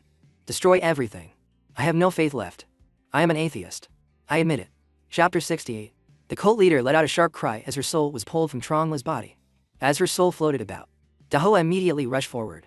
A box sucked the cult leader's soul inside, and a golden talisman sealed the lid. Tuta stared at the young men in yellow robes. All you fat people. Form a line and come over here. Single file. Don't break the line. The purple-haired man's jaw dropped in astonishment. What are you people doing? Who are you? At this moment, the purple-haired man clenched his fist. He angrily protested. I'm calling the police when I get out of here. I was at home, eating hot pot and singing with Danka. And I was suddenly kidnapped. Now, I've been turned into this. I'm sad. I'm heartbroken. Seeing this, Tuhoa clasped her hands together and slammed them down on the man's head as he replied. Give me back my fat. Give me back my flesh. A wisp of smoke drifted from Tuhoa's fist. She furiously threatened him. Shut it. You don't want to be handsome. Do you? You ugly. I worked so hard for so many years to lose weight. You people get bodies like this, and you still don't like it. Do I have to resort to physical violence to get through to you? Thatchthine's group and Tuho were victorious. Just like that, the culprit was captured. The other victims had their memories erased. And just like that, everything was resolved. The incident gradually faded, and we arrived home the next morning. At that moment, Tronla reached out to touch the door, but his fingers passed right through it. Tronla's face was filled with shock. His body frozen stiff. Thatchthine, standing beside him, urged him on. What's wrong? Open the door. Tronla's hand trembled, sweat covering his face. My body. I can't touch the doorknob. Has this day finally come? Tronla's gaze was locked on his transparent arm. Damn it, I didn't expect it to come so quickly. The me of right now can no longer control my own soul. Thatchthine, sitting on a chair, looked up at Tronla. What does that mean? Tronla's voice was slow. It means my lamp is running out of oil. A flicker of regret passed through Tronla's eyes, and he smiled faintly. My soul is about to scatter. Soon, we'll have to say our goodbyes. Hearing this, Thatchthine was horrified. His eyes wide with shock. Then Tronla reached his arm out in front of him, instructing Thatchthine. Listen carefully. I am a remnant soul. This soul of mine is mostly sustained by magical power, and since I don't have a body, I seem to have lost the ability to generate it. Thatchthine stared as Tronla's hand passed through his face. To exist, I have to consume magical power. Not being able to touch anything, plus last night's consumption, means the me of right now can no longer maintain a physical form. A drop of sweat rolled down Thatchthine's cheek. He shouted, Wait, then where's that bar? The one that can help you increase your magical power. However, Tronla just calmly replied, It's no use. The magical power in there, I can only command it. I can't absorb it anymore. As Tronla explained. He smiled, though he couldn't hide the sadness on his face. This is the fate of a remnant soul. At this rate, in a few weeks at most, I might be able to reincarnate. But I'll miss it. This time that was much more fun than hibernation. Tronla smiled gently, his eyes closing. My only worry is you. After I'm gone, my dear, don't be too lonely. Thatchthine seemed too shocked to speak. His brow furrowed. The scene of a car making a professional turn appeared. Maotong stepped out of the car. So this is the fire god's residence. Then he clasped his hands in front of him and bowed before the door. I, on behalf of the Traditional Arts Protection Society, have come especially to meet Senior Zhurong. Thatchthine suddenly turned his head, while Tronla was startled outside. Next, Tronla's soul flew through the door to appear before Maotong. You are. Maotong joyfully looked up at Tronla, a humble servant of the people. Not worth mentioning. Senior, you've become a soul? How troublesome. Maotong's voice was respectful. The recent disturbances by the demonic cultivators have caused you much trouble. Senior, I sincerely apologize. A friendly smile appeared on his lips. I have come this time to atone, and also to invite you, Senior, to visit our company, to discuss techniques, and to discuss how to help you reincarnate. Senior, hearing this made Tronla's eyebrows knit together. Reincarnate. Later, Thatchthine and Tronla stood beside Maotong, looking up at the apartment complex. Thatchthine tilted his head to look at Maotong. This is. He cheerfully pointed ahead. This is where modern cultivators gather. This entire building is full of them. As he walked, he explained. This is the agriculture department. They've recently been researching how to raise insects for genetically modified vegetable production. As he spoke, cultivators were hard at work. Currently, the personnel on duty are using divination arts to improve the accuracy of their forecast. Sometimes the response team is too busy, so they are also in charge of making it rain for the neighboring regions. Mao Tong clenched his fist, his determination clear. Our slogan is prosperous industry, effective management, ecological development, and enhanced efficiency. The sight of two cultivators levitating in Mitra appeared before Thatch Thien. The bald cultivator closed his eyes. Seeing this, Mao Tong spoke up. This department here is one of our core divisions. The members here are all masters of the light element. They are performing a job similar to a photolithography machine. After confirmation, based on their observational skills and spellcasting abilities, they have photochemically etched a Tier 3 CPU for scientific research. Once again, he raised his fist. We are all people who regard science and technology as the primary productive forces. Everyone has been working hard to become a world leader in this technology soon. Mao Tong chattered on endlessly. There are many other departments, and we are just one branch of the Traditional Arts Protection Society's network. The main headquarters has even more personnel. Staff members standing in the hallway bowed respectfully. Greetings, Chief. You've worked hard. Mao Tong immediately waved his hand. For the service of the people. The familiar voice of Mao Tong rang out again. Back in the Tang and Song dynasties, cultivation reached its peak. But now it has declined. In the modern era, we place more emphasis on using magic to supplement technology, attract talent, and serve the people. The three of them stopped in front of a giant blue door. Mao Tong then introduced it. Right. The last place we're visiting is actually the most important department, the Historical Research Department. Suddenly, the door opened, startling Thatch Thien and Tronla. Tronla stared intently at his own body inside the glass case. What is this? My body. You've retrieved it? Chapter 16 scene. Mao Tong looked at Tronla's naked body in the large test tube and spoke. After the Great War, we recovered and identified our progenitor. From over 5,000 years ago. He clasped his hands behind his back and continued speaking to the person beside him. It is indeed your body.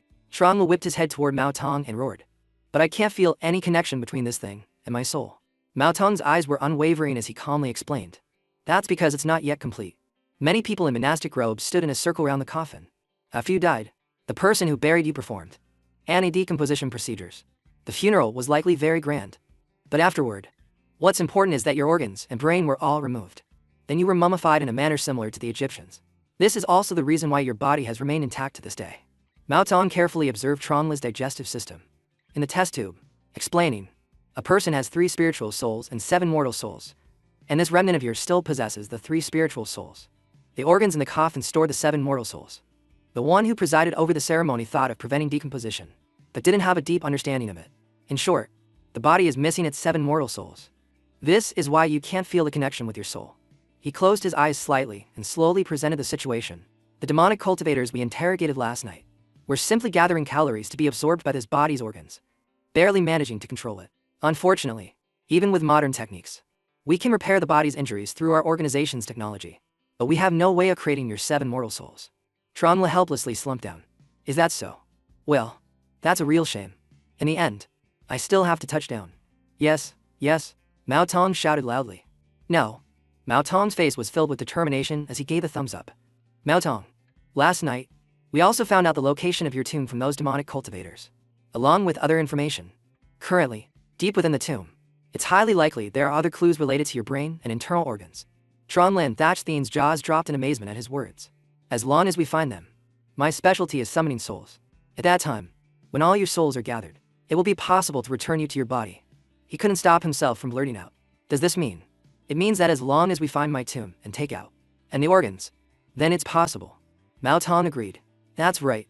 He bowed before the two of them and spoke sincerely. Unfortunately, we can only let you to go. My company is a state-owned enterprise.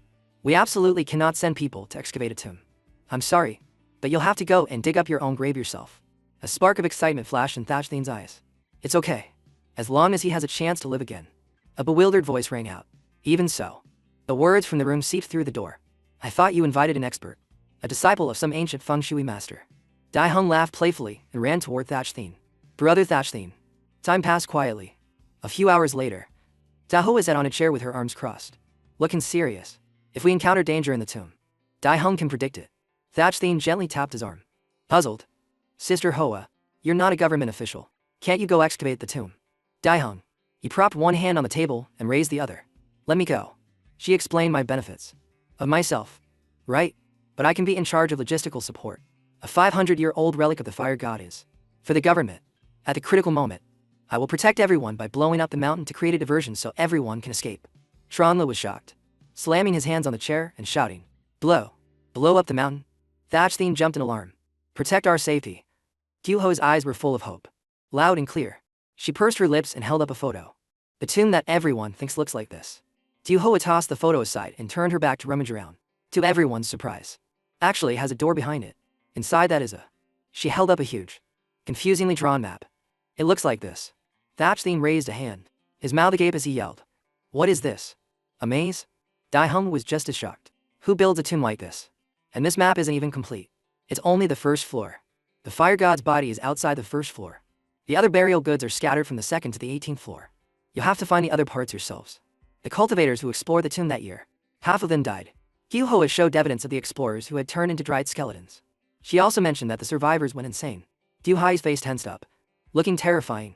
They all screamed, Lord Fire God, please spare us. In the end, they all died coughing up blood.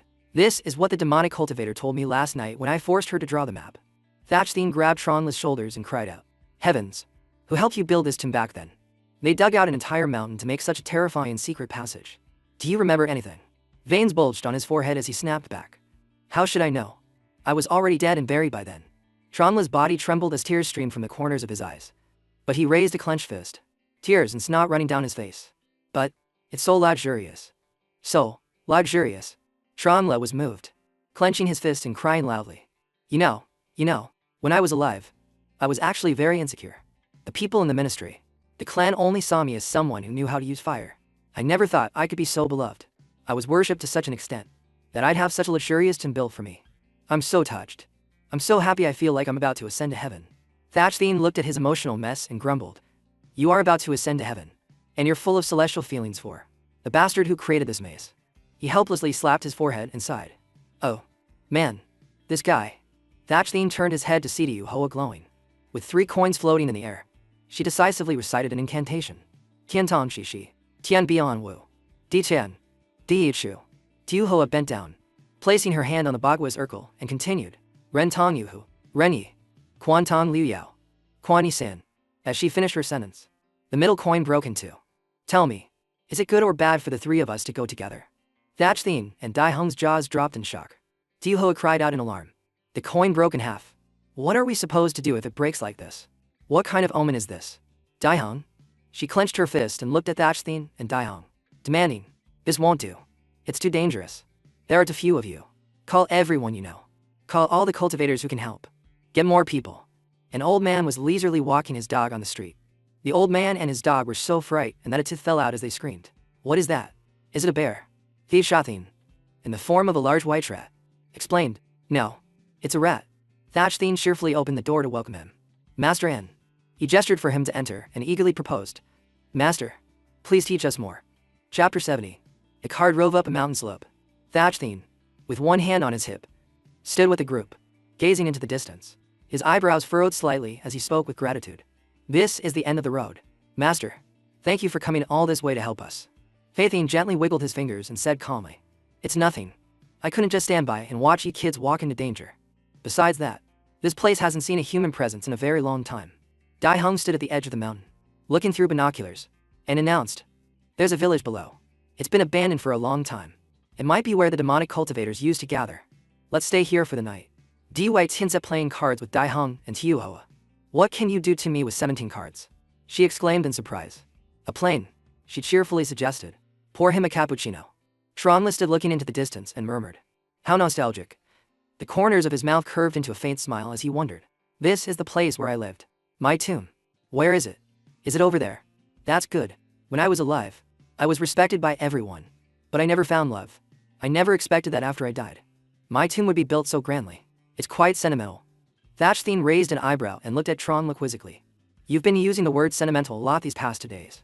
By the way, what exactly did you do when you were alive? His eyes lit up as he held up his thumb and forefinger. Guessing. Taught people how to make fire? Thatchthene's jaw dropped. He asked in disbelief. Huh? You taught people fire-based magic? Tronla looked him straight in the eye and explained clearly. My era was a bit backward. There were always some people who lived like savages, eating their food raw, without knowing how to make fire. They could only wait for a forest fire to get a torch to maintain their flame. They would go from one tree to another to keep the fire from going out. If one day the fire died, the tribe would be finished.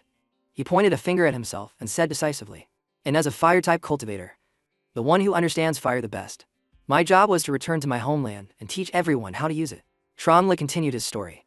"Usually, I would bring some attendants to translate. The job was basically like this.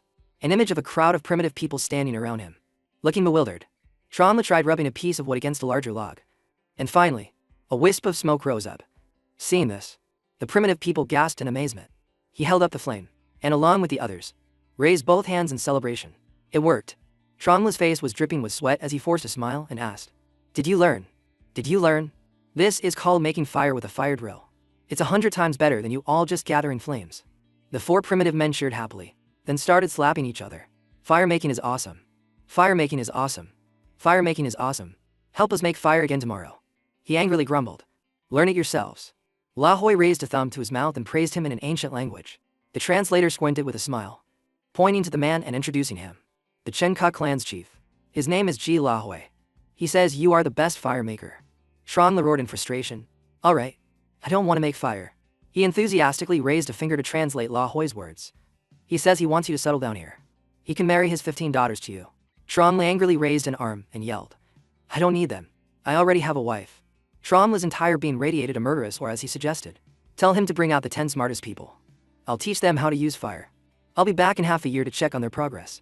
But the truth is, after that, not every tribe was so easy to talk to. Sometimes, things were much more difficult. Long Than, with his muscular build, uttered incomprehensible ancient syllables. Tronle sat before the fire, pointed at the man, and asked the translator, "What is he rambling about now?" The translator waved his hand and introduced him. "This is the Zulang clan. The chief, Du Long Than. He says you are the best at making fire with stones and has great respect for you. Every year, they will make fire, and wait for you to come and help them learn." He strode forward and roared, "Don't count on me. Learn how to use fire yourselves. Why do you use it like that?" After that, the translator immediately whispered Tronle's words into the chief's ear, then spat out a mouthful of saliva and spoke. He broke into a cold sweat before Long Than's presence and explained, "He has many warriors here. No one wants to learn something as lowly and menial as using fire. This is their tribe's culture." Tronle frowned, his face also drenched in sweat. "He doesn't really respect me at all. Does he? I even saw him spit." The translator trembled, gesturing towards the man with both hands and forcing a smile. He also said, "He respects you. But everyone must respect their tribe's customs. This is a human hand, a part taken from an enemy's body, and it's food to be offered to the most respected person." He placed his own hand on the large one, his voice filled with fear. "He hopes you can eat it all in front of him. If you don't, you will no longer be considered a guest. If you show disrespect, your hand will be the next guest dinner." Tromle's face dark and with disgust. Looking back on that time, it was sometimes more difficult than hell. 2 primitive men walked ahead, carrying a large log on their shoulders. This is Shivsudi of the Hao and Him clan. They hate fire. They despise fire. But they are the best at roasting things. A translator and Tronle were tied tightly to the log being carried by the men. "They're going to take us directly to the nearby volcano to be roasted." "Wait, my lord, save me." He panicked and shouted, "Spare me, you monkey. How do you say spare me? Teach me, quick." We'll shout spare me and beg them to spare our lives. Tronle sat quietly on the green grass, looking up at the night sky. The translator cheerfully suggested from behind, "There are 3 more tribes to visit tomorrow. My lord, you should get some sleep." He smiled and turned his head to ask, "By the way, you've been following me for so long. What's your name?" The man laughed awkwardly, scratching his head. "I'm a mix of 18 different clan bloodlines. My name is very hard to pronounce." Tronle helplessly propped his head on his hand and said warily, "Forget it. I wanted to build a better bond. But I can't even say your name. Your translation skills are not bad. Quite good in fact. When we get back, I'll report. What should I do?" The translator called out, "Lord Zhurong." He looked at him, confused, as he explained, "Hey, why do you go around teaching tribes how to make fire with stones? Just leave them be. Let them fend for themselves. What's the problem with that?" Hearing that question, Tronle froze. He was solemn, in the quiet space. His voice echoed, "Let's look back. Resting on this mountain at night is a good spot. I can see the whole surrounding area. All the places I've been. I can see the light of fire. But the places we haven't reached yet are still pitch black." Chapter 71. Tronle created a flame in his hand and said grimly, "Fire. It truly is a mesmerizing thing. I can never forget the moment a flame first appeared in my hand. An image of two primitive men using fire to cook food and holding a torch to light their way in the dark appeared. This thing, as long as it has fuel, can cook food. It can warm the body. And it can be used as a weapon. Even non-cultivators can use it. Once they've mastered it, their chances of survival will be much higher. Tronle smiled faintly, bringing the flame closer to the translator. And being able to continue living means they can produce more people, creating a more complex world. He gently closed his eyes and smiled sincerely. I'm not just teaching how to control fire. I'm helping civilization to sprout. Tronle stood on the edge of the mountain next to the translator, looking out at the distant sky. This mountain is a good place. It can be a good place. You can see clearly in all directions. Where I have been, the light may still be faint, but the places we don't know, where we have not yet set foot, are still shrouded in darkness. He turned his head slightly and said softly, if I die, then bury me here. You can build the tomb a bit bigger. Make it especially sturdy, so it can withstand thousands of years of wind and rain. He expressed his final wish. I want to see with my own eyes the world prosper because of fire. Tronle raised his hand to Thatchthene's stunned face and shouted, I'm done. I just remembered something. I heard a voice. I've actually thought of the person who helped me build this tomb. He said loudly. I was pretending for so long back then. They probably thought it was real. Tronle floated in my dray next to Thatchthene, who was rappelling down a rope. Looking down, Teuhoa, standing behind him, asked curiously, do you have any impression of this place? His voice trembled. This place. This place. Tronle slammed his hands on the basin and roared. This place is full of things I used when I was alive. This is the basin I used to bathe in. He frowned in frustration as he pulled out a pile of his belongings. This pot. I often used it to cook soup. And this is my favorite chamber pot. Why was it buried with me too? This is too much. Who did this? Teuhoa extended an arm, concentrating on finding the door. In short, this is the coffin of the fire god, and the sealed door of this tomb is opposite the statue. I think it's here. She swung open the door to reveal a dark space. Before Teuhoa were many skeletons sitting propped against the wall. Her face gradually darkened. Teuhoa furiously raised both hands and screamed. What the hell are these corpses? Thatchthene, standing next to her, also yelled. What the hell are all these weapons on the ground? So many mannequins. They're not even human. How can we tell what's a puppet and what's a corpse? I don't know either, she said, frustrated. This is the first time I've opened it. Tronle frowned and speculated clearly. This is just their style of arrangement. This tomb of mine was definitely built with the help of an uncivilized tribe. Killing tomb robbers is one of their specialties. His face was full of emotion as he rambled on. It was them. As I thought. I feel a deep sense of sorrow. After promoting it in the village, all the children got into Thenhua University and even gifted me a house and a car. It's an indescribable joy. Teuhoa snapped in frustration. Shut up. She seriously observed their surroundings. It's just as he said during the interrogation. Everything the Matu said was true. Teuhoa closed her eyes and tossed her hair back. Speaking confidently, I was originally going to go in with you all. But my status is a bit special. So I can't go in. I will become a star to protect everyone. You have walkie-talkies on you. You better make good use of them. If any problems arise, contact me immediately. Daihung's eyes welled up with tears, and he clenched his fist tightly. Don't say it so lightly. Just like that. Tin Furfulsi held onto Pathathene's shoulder, who was holding a flame and leading the way inside. Daihung didn't dare to open his eyes, his voice trembling. Brother Thatchthene, I'm scared. Thatchthene cursed. Damn it. Thing calmly advised. It's too crowded like this. Everyone. Tin looked down and barked. Woof. Woof. Woof. Tronle's face contorted. He suddenly appeared behind Daihung and Thatchthene, raising a finger to share. Did you know? After I came to this world, I was so bored. I even read novels about tomb raiders. Tronle quickly moved in front of her and added excitedly. In times like these, there's usually a rolling boulder from behind that blocks the escape route. It traps the tomb raiders inside. Then the secret passage changes. And just like that, they get lost. She raised a fist threateningly. You better shut your mouth. We're the tomb raiders right now. Suddenly, the door slammed shut with a bang. Tronle broke into a cold sweat as he felt a boulder fall behind him. At that moment, the skeletons began to move, approaching them. The whole group's jaws dropped in terror. Teuhoa stood in front of the door, thinking in a panic. The door is closed. She was startled when she heard footsteps echoing behind her. Teuhoa hurriedly pounded on the door. Hey, can you hear me? Her heart became extremely anxious. Damn it. I have to save them. A statue with a small crack at its base appeared. She stood frozen with the statue behind her. Teuhoa quickly turned her head.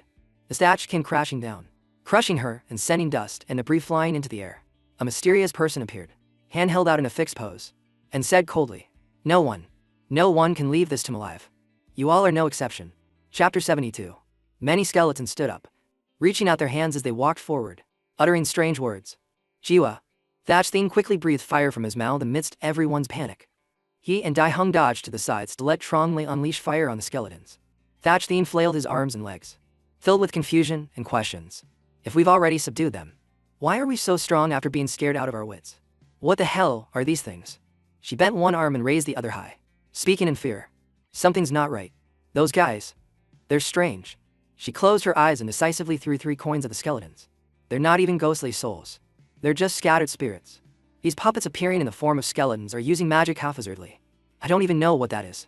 I can only figure out that it's a simple mechanism. Theithine pushed up his glasses with the fingers and calmly deduced. Maze. Mechanisms. Let me organize my thoughts. This is probably designed to entangle Tom robbers for a lifetime. He raised his eyebrows in a hand, demanding loudly, but they've thought too simply. It's too noisy. Rat. Brain. Theithine leapt onto Duitin, one knee bent, the other hand on the ground, pretending to be gods and ghosts. I'll use this move to expose you. Right. The fusion technique. In a flash, he transformed into a bamboo shoot. Bamboo rat combination. Theithine commanded. Go. Duitin replied. As you wish. Thatch Thien's jaw dropped. What is this? Master. You're taking this too far. Dai Hung's eyes widened as he called out a name. Deja vu. Theithine sat on Duitin's back as they zipped past the group, explaining. On his back is my bamboo form. In this form, I can exert all my strength to grow and explore the surroundings. He raised his eyebrows and continued decisively. The exploratory ability of my branches, combined with his mobility.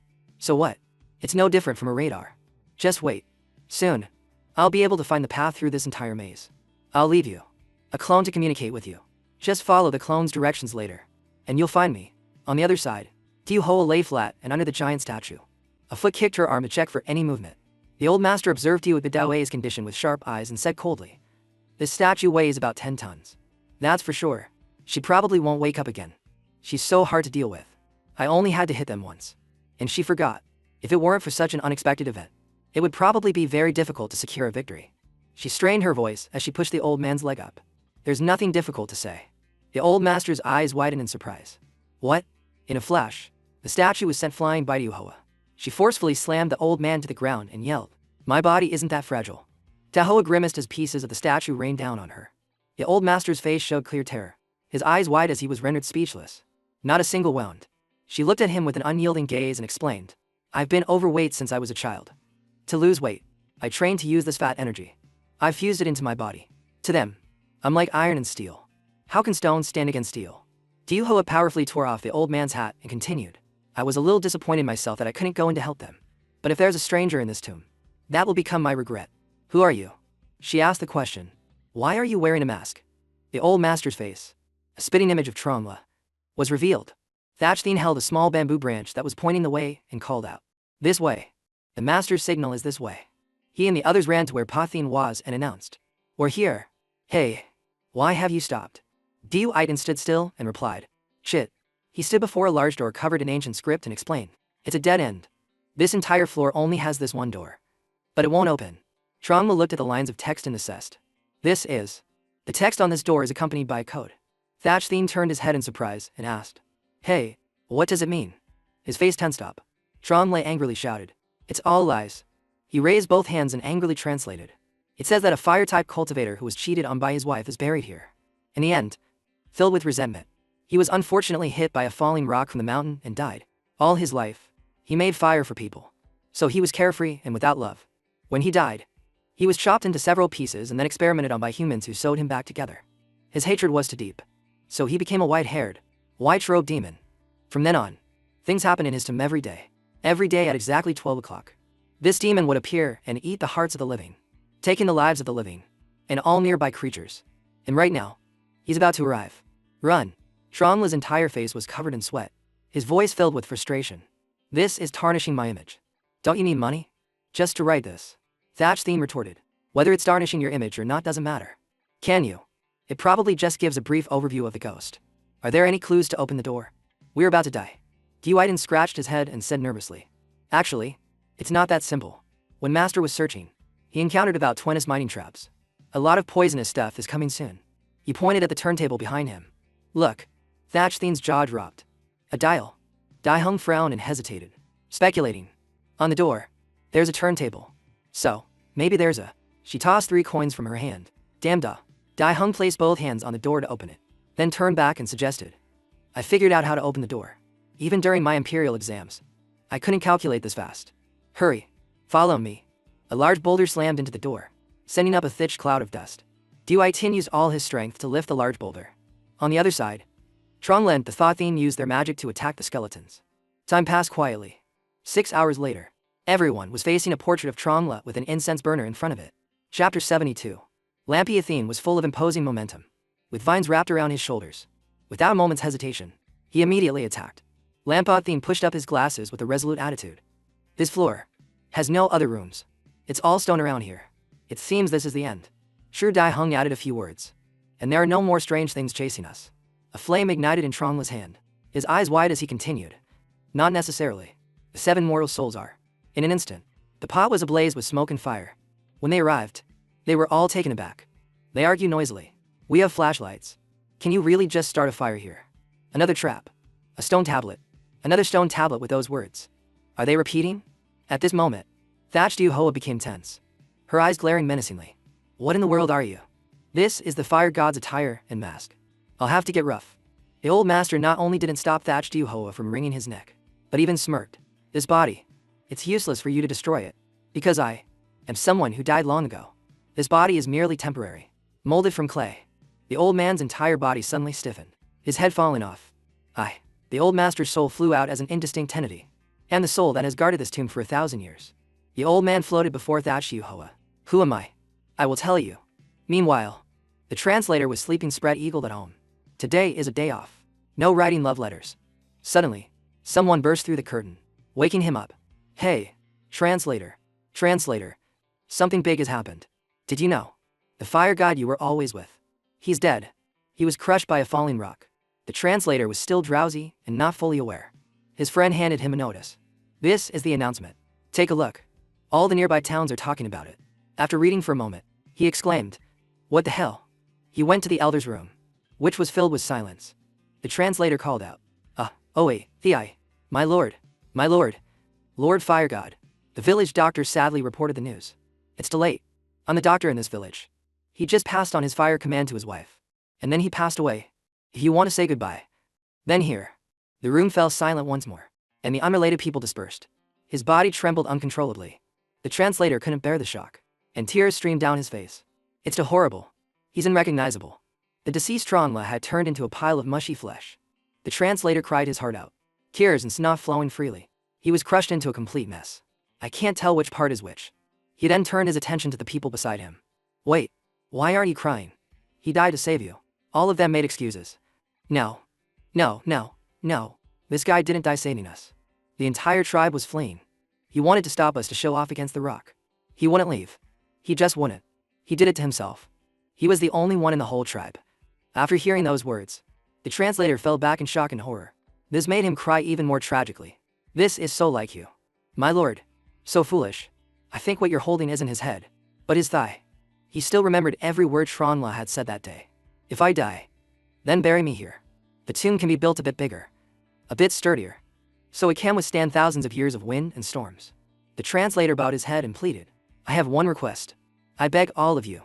He hoisted Tronla's corpse onto his shoulder for one last act. His funeral. Let me handle it. Lord Fire God, I saw your wife. Her face of disgust. The people in the village didn't shed a single tear for you. But I can't. The translator walked out of the village step by step with the shovel and the corpse. He dug up piece after piece of earth. My lord, even in this life, after so many years of struggle, this is our time together. Piling it up bit by bit. He said, the weather is getting cold. Let me see you off on this final journey. The translator took one last look before burying him. At that moment, a tall figure stood behind him.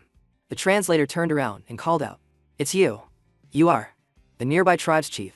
Suddenly, several muscular men appeared out of nowhere. We don't know. It stared with a crazed expression. What's wrong? He's dead. Smells so good. So good. The smell of meat. The translator shouted, protecting Tronla in his grave. You. What do you want? Even though it smells good, you can't touch him. Du Long then silenced the man. He pointed to the spot. Don't be tense. We will also change our ways for the one we respect. The natural scenery under the dark night appeared before his eyes. The translator froze for a moment. Like that, Tronla was still beside him, his words pouring into his ear. This mountain is a good place. You can see everything around. The places I've been. You can see the light. But the places we haven't set foot in yet are still dark. He smiled gently and said softly, I'm not just teaching how to make fire. I also want to light up and evaluate. Du Long then uttered words that surprised the translator. We are just expressing our gratitude. More than 50 tribes in the Central Plains are willing to contribute to building his tomb and protecting it forever. This made him feel very warm. My lord, this mountain has truly been lit up. Chapter 74. The translator shed tears of sorrow mixed with happiness again. I'm moved. I'm really moved. I'm about to cry. Du Long Than's friend slapped his forehead and burst out laughing. We savages value camaraderie greatly. We put friendship first, especially since he helped us so much when he was alive. The tribesmen rallied to help each other. We can bury him now. I want to build this tomb to be really spectacular. Big. No more talking. Let's get to work. Let's build him a tomb that's warm in the winter and cool in the summer. I'll go call the people from the tribe. Just wait a bit, and we can start. He only remembered a simple task: you take care of the food. As soon as he finished speaking, both of them froze for a moment. The translator quietly said, There is none. Then he asked. The two sides gradually began to have a conflict. There isn't any. Just a little will do. There isn't any. It escalated from a small matter. You don't have money. I wanted to take this opportunity to help the people of my tribe. The two of them started to have a conflict. Are you kidding me? I don't have money for food. The day he died, I lost my job. The translator was about to go crazy with these people. You have truly wasted my feelings. Give me back my tears. Now. The old man argued back just as fiercely. You're the one. I praised this flame with such courtesy for so long. I've really used up all the literary talent of my entire life. He held his head in frustration. Young man, the respect is real, but it's also fun. We're poor too. If we want to build a good tomb for the fire god, we can't just build it with our bare hands. The translator was also at a loss. He was just a poor wretch himself. Otherwise, you can just eat him directly. His meat is good. His meat is good. He's fragrant. Or just bury half of him. After it's built, bury the body. The arms and thighs can be your payment to eat. That's all the value he has. As soon as he said it, the translator felt something was wrong. Then he jumped up, trying to defend himself. No, thinking like that. It's not like there's no way. The translator yelled at them. We want to extract some value from him. A simple tomb has no value. We want to develop it. Develop it. Meanwhile, in a cold place, the people were forced to walk. The older brother shivered, his nose running. I'm freezing to death. Isn't there any place to stay around here? The younger brother grumbled irritably. Brother, are you dreaming? Where can we stay in a desolate place like this?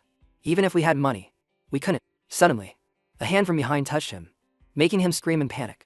There's not a single ghost to be seen here. Suddenly, a light shone in their eyes. If you don't have money, you can look. Beautiful. Naked men bowed at a 90-degree angle to welcome the guests. The two of them stared, not quite understanding. The translator stood at the reception desk and gave them a warm welcome. Hello. I'm the manager here. We have a new concept here, called the Ghost Tier. He enthusiastically promoted it with such vividness it was like a slap in the face to the viewers. We're based on the tomb of a cultivator. Our theme is based on the tomb of a cultivator. To recreate it as an amusement park, with added traps and mechanisms. See? Ghosts. Very scary, right? Perfectly suited for stimulating the crowd. Very exciting. If you're not scared, you don't pay. It's very mysterious, but also extremely safe. There are staff members everywhere inside. If you get so scared you can't run anymore, we can even carry you out. This amusement park is perfectly suited for the dull lives of young people. If you join now, you can get a discount code. The two men waved their hands. A bit scared. No. We're just looking for a place to spend the night. The translator slapped his hand on the desk with a loud smack. Then you've come to the right place. He raised his hand to introduce the strange, shining things. We have that too. We have that too. Look. A sparkling spiritual entertainment amusement park was opened. It was decorated with images of Trong Li around his tomb, which we have renovated into an entertainment park with a rich variety of attractions. Trong Li was everywhere. The carousel shining brightly. This is a horror-themed amusement park with the fire god as its theme. We also have accommodation services, with advertisements that were surreal, realistic, and stimulating. One ticket gets you in. Once you buy a ticket, you can absolutely sleep here. We have budget hotels. Come in. Come in. The translator shouted and rallied. They're in. Staff. Scare them half to death. So when they go back, they'll promote us. The translator even pretended to be Trongwa. We have 3 paths to recommend to you. This made the two visitors stare. Is that so? It came with terrifying scare services. He urged everyone to work. Add more traps. Turn the first floor into a maze. Cheap tricks were brought out to scare people. He cheerfully added more supplies. More poison gas. More rolling boulders. The earth-shattering screams just kept echoing. This autumn. Today. Our horror amusement park's income is very good. We're adding 3 more facilities. He stood enthusiastically on the stage and introduced. One dedicated to the fire god's wife. One to the fire god's dog. Also, our KPIs for this season need to be tightened. We have to make money. To make everyone prosperous. I hope you don't just see this as building a tomb for the fire god. We have to make money. We have to see this as a tomb that can make money. The crowd cheerfully responded in kind. Fire god. Fire god. Let me help. Get rich. Fire god. Fire god. Escape poverty and get rich. The translator asked cheerfully. So, this year, is the income enough to support the whole family? The old man was naturally very satisfied. Enough. Our entire tribe relies on this tomb to make money. Even the drinking cup had Tronla's image printed on it. The amusement park was so popular it even attracted children. Mommy, I want to go kill the resentful fire god. Okay. Mommy will go with you later. The translator secretly rejoiced, thinking, Lord Fire God, your place is protected by us. Returning to the present, he had to stare and ask, what's written on it? Tronla stared back, reading it bit by bit. On it, congratulations on passing this ghost level. Wait, isn't this my tomb?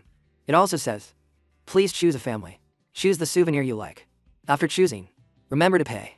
Please write your review and comments. After that, give us a 5-star rating. Chapter 75. After reading, Tronla was about to explode. My tomb. What is this? Tronthine quickly stopped him. Wait, it's not over yet. Something is moving. The mannequins were set up in a comical way. This is a trap. Congratulations on passing. The fire god's face. It's smiling so despicably. The sign clearly stated there were also gifts for customers. Congratulations on passing. You are the 100th visitor. Congratulations. A free limited edition souvenir ice cream. Tronthine asked confused. What is this again? While Tronla was about to go crazy, it says souvenir. You are the 100th visitor. A limited edition souvenir is included. In his hand was the souvenir. He became more and more frantic. Wait, this isn't right. From this souvenir jar, I can actually feel a hint of a familiar aura. Tronla opened the item and screamed, questioning, isn't this basically just one of my internal organs in a jar? Who built this tomb? Meanwhile, Thashtaho held her head in exasperation. Besides that, after that, we all became rich. For majestic horses pulled up. Oh my god. It's a horse-drawn carriage. A horse-drawn carriage. The people around them burst into a lively discussion. Who on earth could ride in such a noble carriage?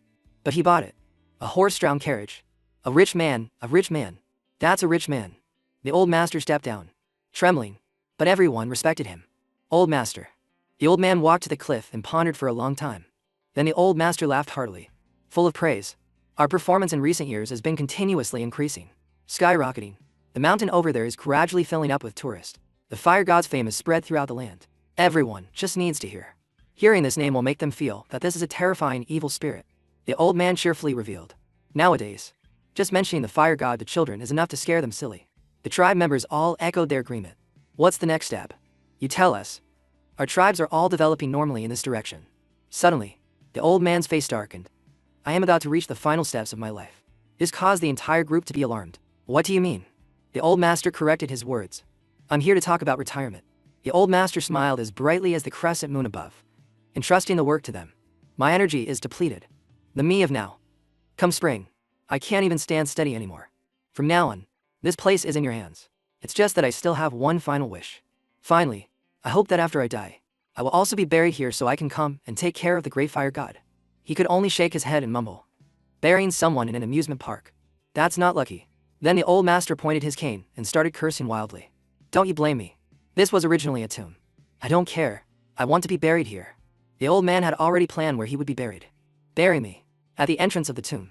That way, I can always protect the glory of this place. This place buries a few things that are meaningful to me. My life. Is that okay? The atmosphere suddenly fell silent. Lord Fire God, there's more than just fire down there now. The mountains are beautiful, and next to it, there's a bustling amusement park like this. The business is doing extremely well. Are you happy? At this moment, Tronla was screaming insanely. I've searched everywhere. My internal organs are indeed here. They've all been turned into high-end souvenirs. Let's go. We can't stay in this godforsaken place any longer. After that, everyone followed the old master's wishes. They expressed their regret with teary eyes. Boss, I'm so sad. How are we supposed to do business from now on? I don't know. Just grab the people to eat first, and we'll talk while drinking. As a result, 5 years later, the business failed and had to close down. After telling a series of stories, The old master was still incredibly annoyed. From then on, I became the soul that has always protected this place. Inside, there's a bit of magic, and a few traps. The skeletons were just used back then to enhance the atmosphere. I control the atmosphere. I use them to fight against those who intend to rob the tomb. The old man began to scold. You are the second best. That's to you. After hearing it, though it didn't find it very interesting. Is that so? It's quite complicated. You also know how to do this and that. This made the old man even more furious. My skills are not as good as others. I've done my best. But I haven't gone against my conscience. Haven't gone against Lord Fire God. She calmly replied. I don't see it that way. Suddenly, a boulder flew through their spot. Tronle appeared out of nowhere. I heard a little bit. Tu Thatch Hoa felt a sense of relief.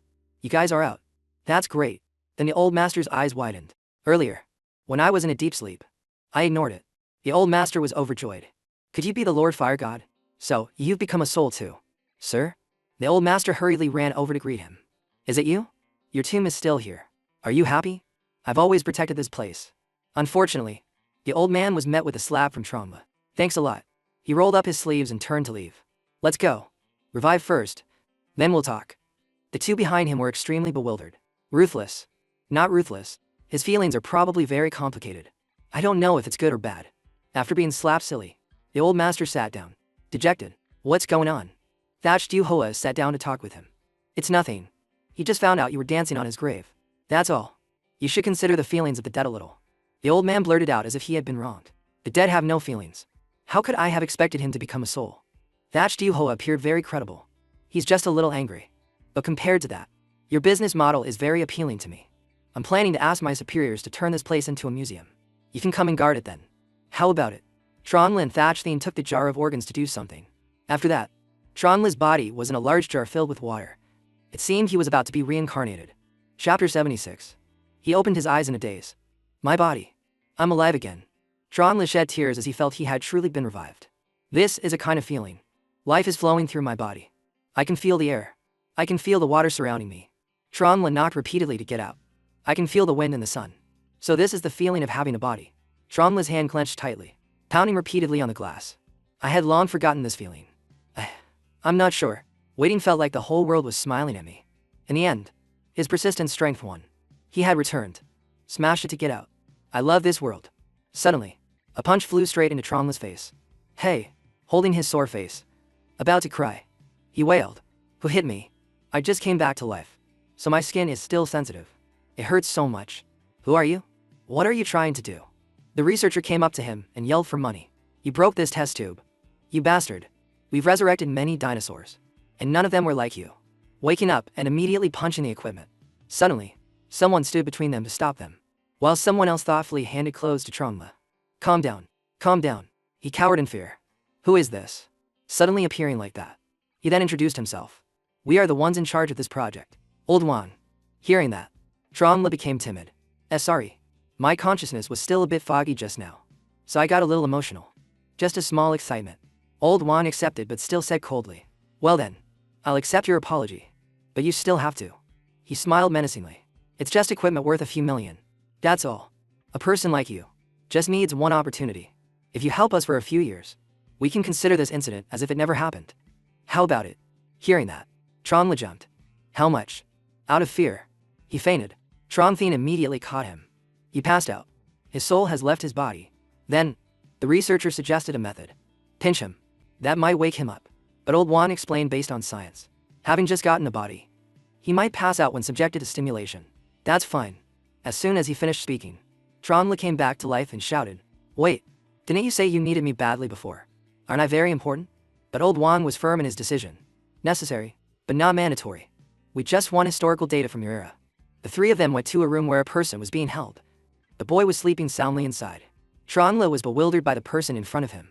Inside is a teenager. Where is this? Who is this? No, wait. This is... A bone-chilling cold washed over them, making both of their bodies tremble. There's a familiar cold feeling coming from this room, as if my fire could be instantly frozen. He shivered and shouted. What is this room? What's the temperature? Why is it so cold? Old Wan carefully explained. This is our incident monitoring room. This child was discovered by the company when you went to the tomb. He recounted the entire incident of that day. By the time the police were called, he had already fainted on the road, and his body suddenly developed an ability. Everything around him became cold. The scene from that day, as it was retold, was indeed quite strange. Combined with the rainy season, the cold intensified and began to freeze the entire road. It even took a dozen workers to come and rescue him. After that, he has been in a coma and unwell. Tranla, his body numb with cold, raised a question. Freezing cold. I can't do anything about it either. Old Wang once again affirmed. No, it's related to you. He explained in detail that the boy was in this condition because his body contained the soul of an ancient cultivator. It's just that the other party has always been in a deep sleep, refusing to talk. There were only a few words, but it was enough to confirm. He's from the same era as you, and he's also a soul. At this moment, Thatchthien's eyes lit up as he thought of something. In that case, this body's sudden abnormality is indeed similar to what happened to me. Old Wang seriously stated. This spirit's entity is called the Ice and Water God. At this, Tranla froze in shock. His face darkened. What? Then he's indeed an acquaintance. Tranla unleashed his energy. A little stimulation might make him talk. A giant fireball blazed into existence. It was so terrifying that even Thatchthien was astonished. This fireball, after getting a body, has his strength become this powerful? The boy was lying there, peacefully asleep. But when Tranla stimulated him, the boy's eyes snapped open, full of killing intent. He shattered the iron box that was imprisoning him. His attitude became stern. It seems this person is involved in something significant. Probably a whole story behind it. I never expected that you would also use the method of leaving a remnant soul to live until now. You damn bastard. He roared, wanting to punish the boy before him. You little homewrecker who seduced my wife. Part 1 ends here. Thank you all for watching.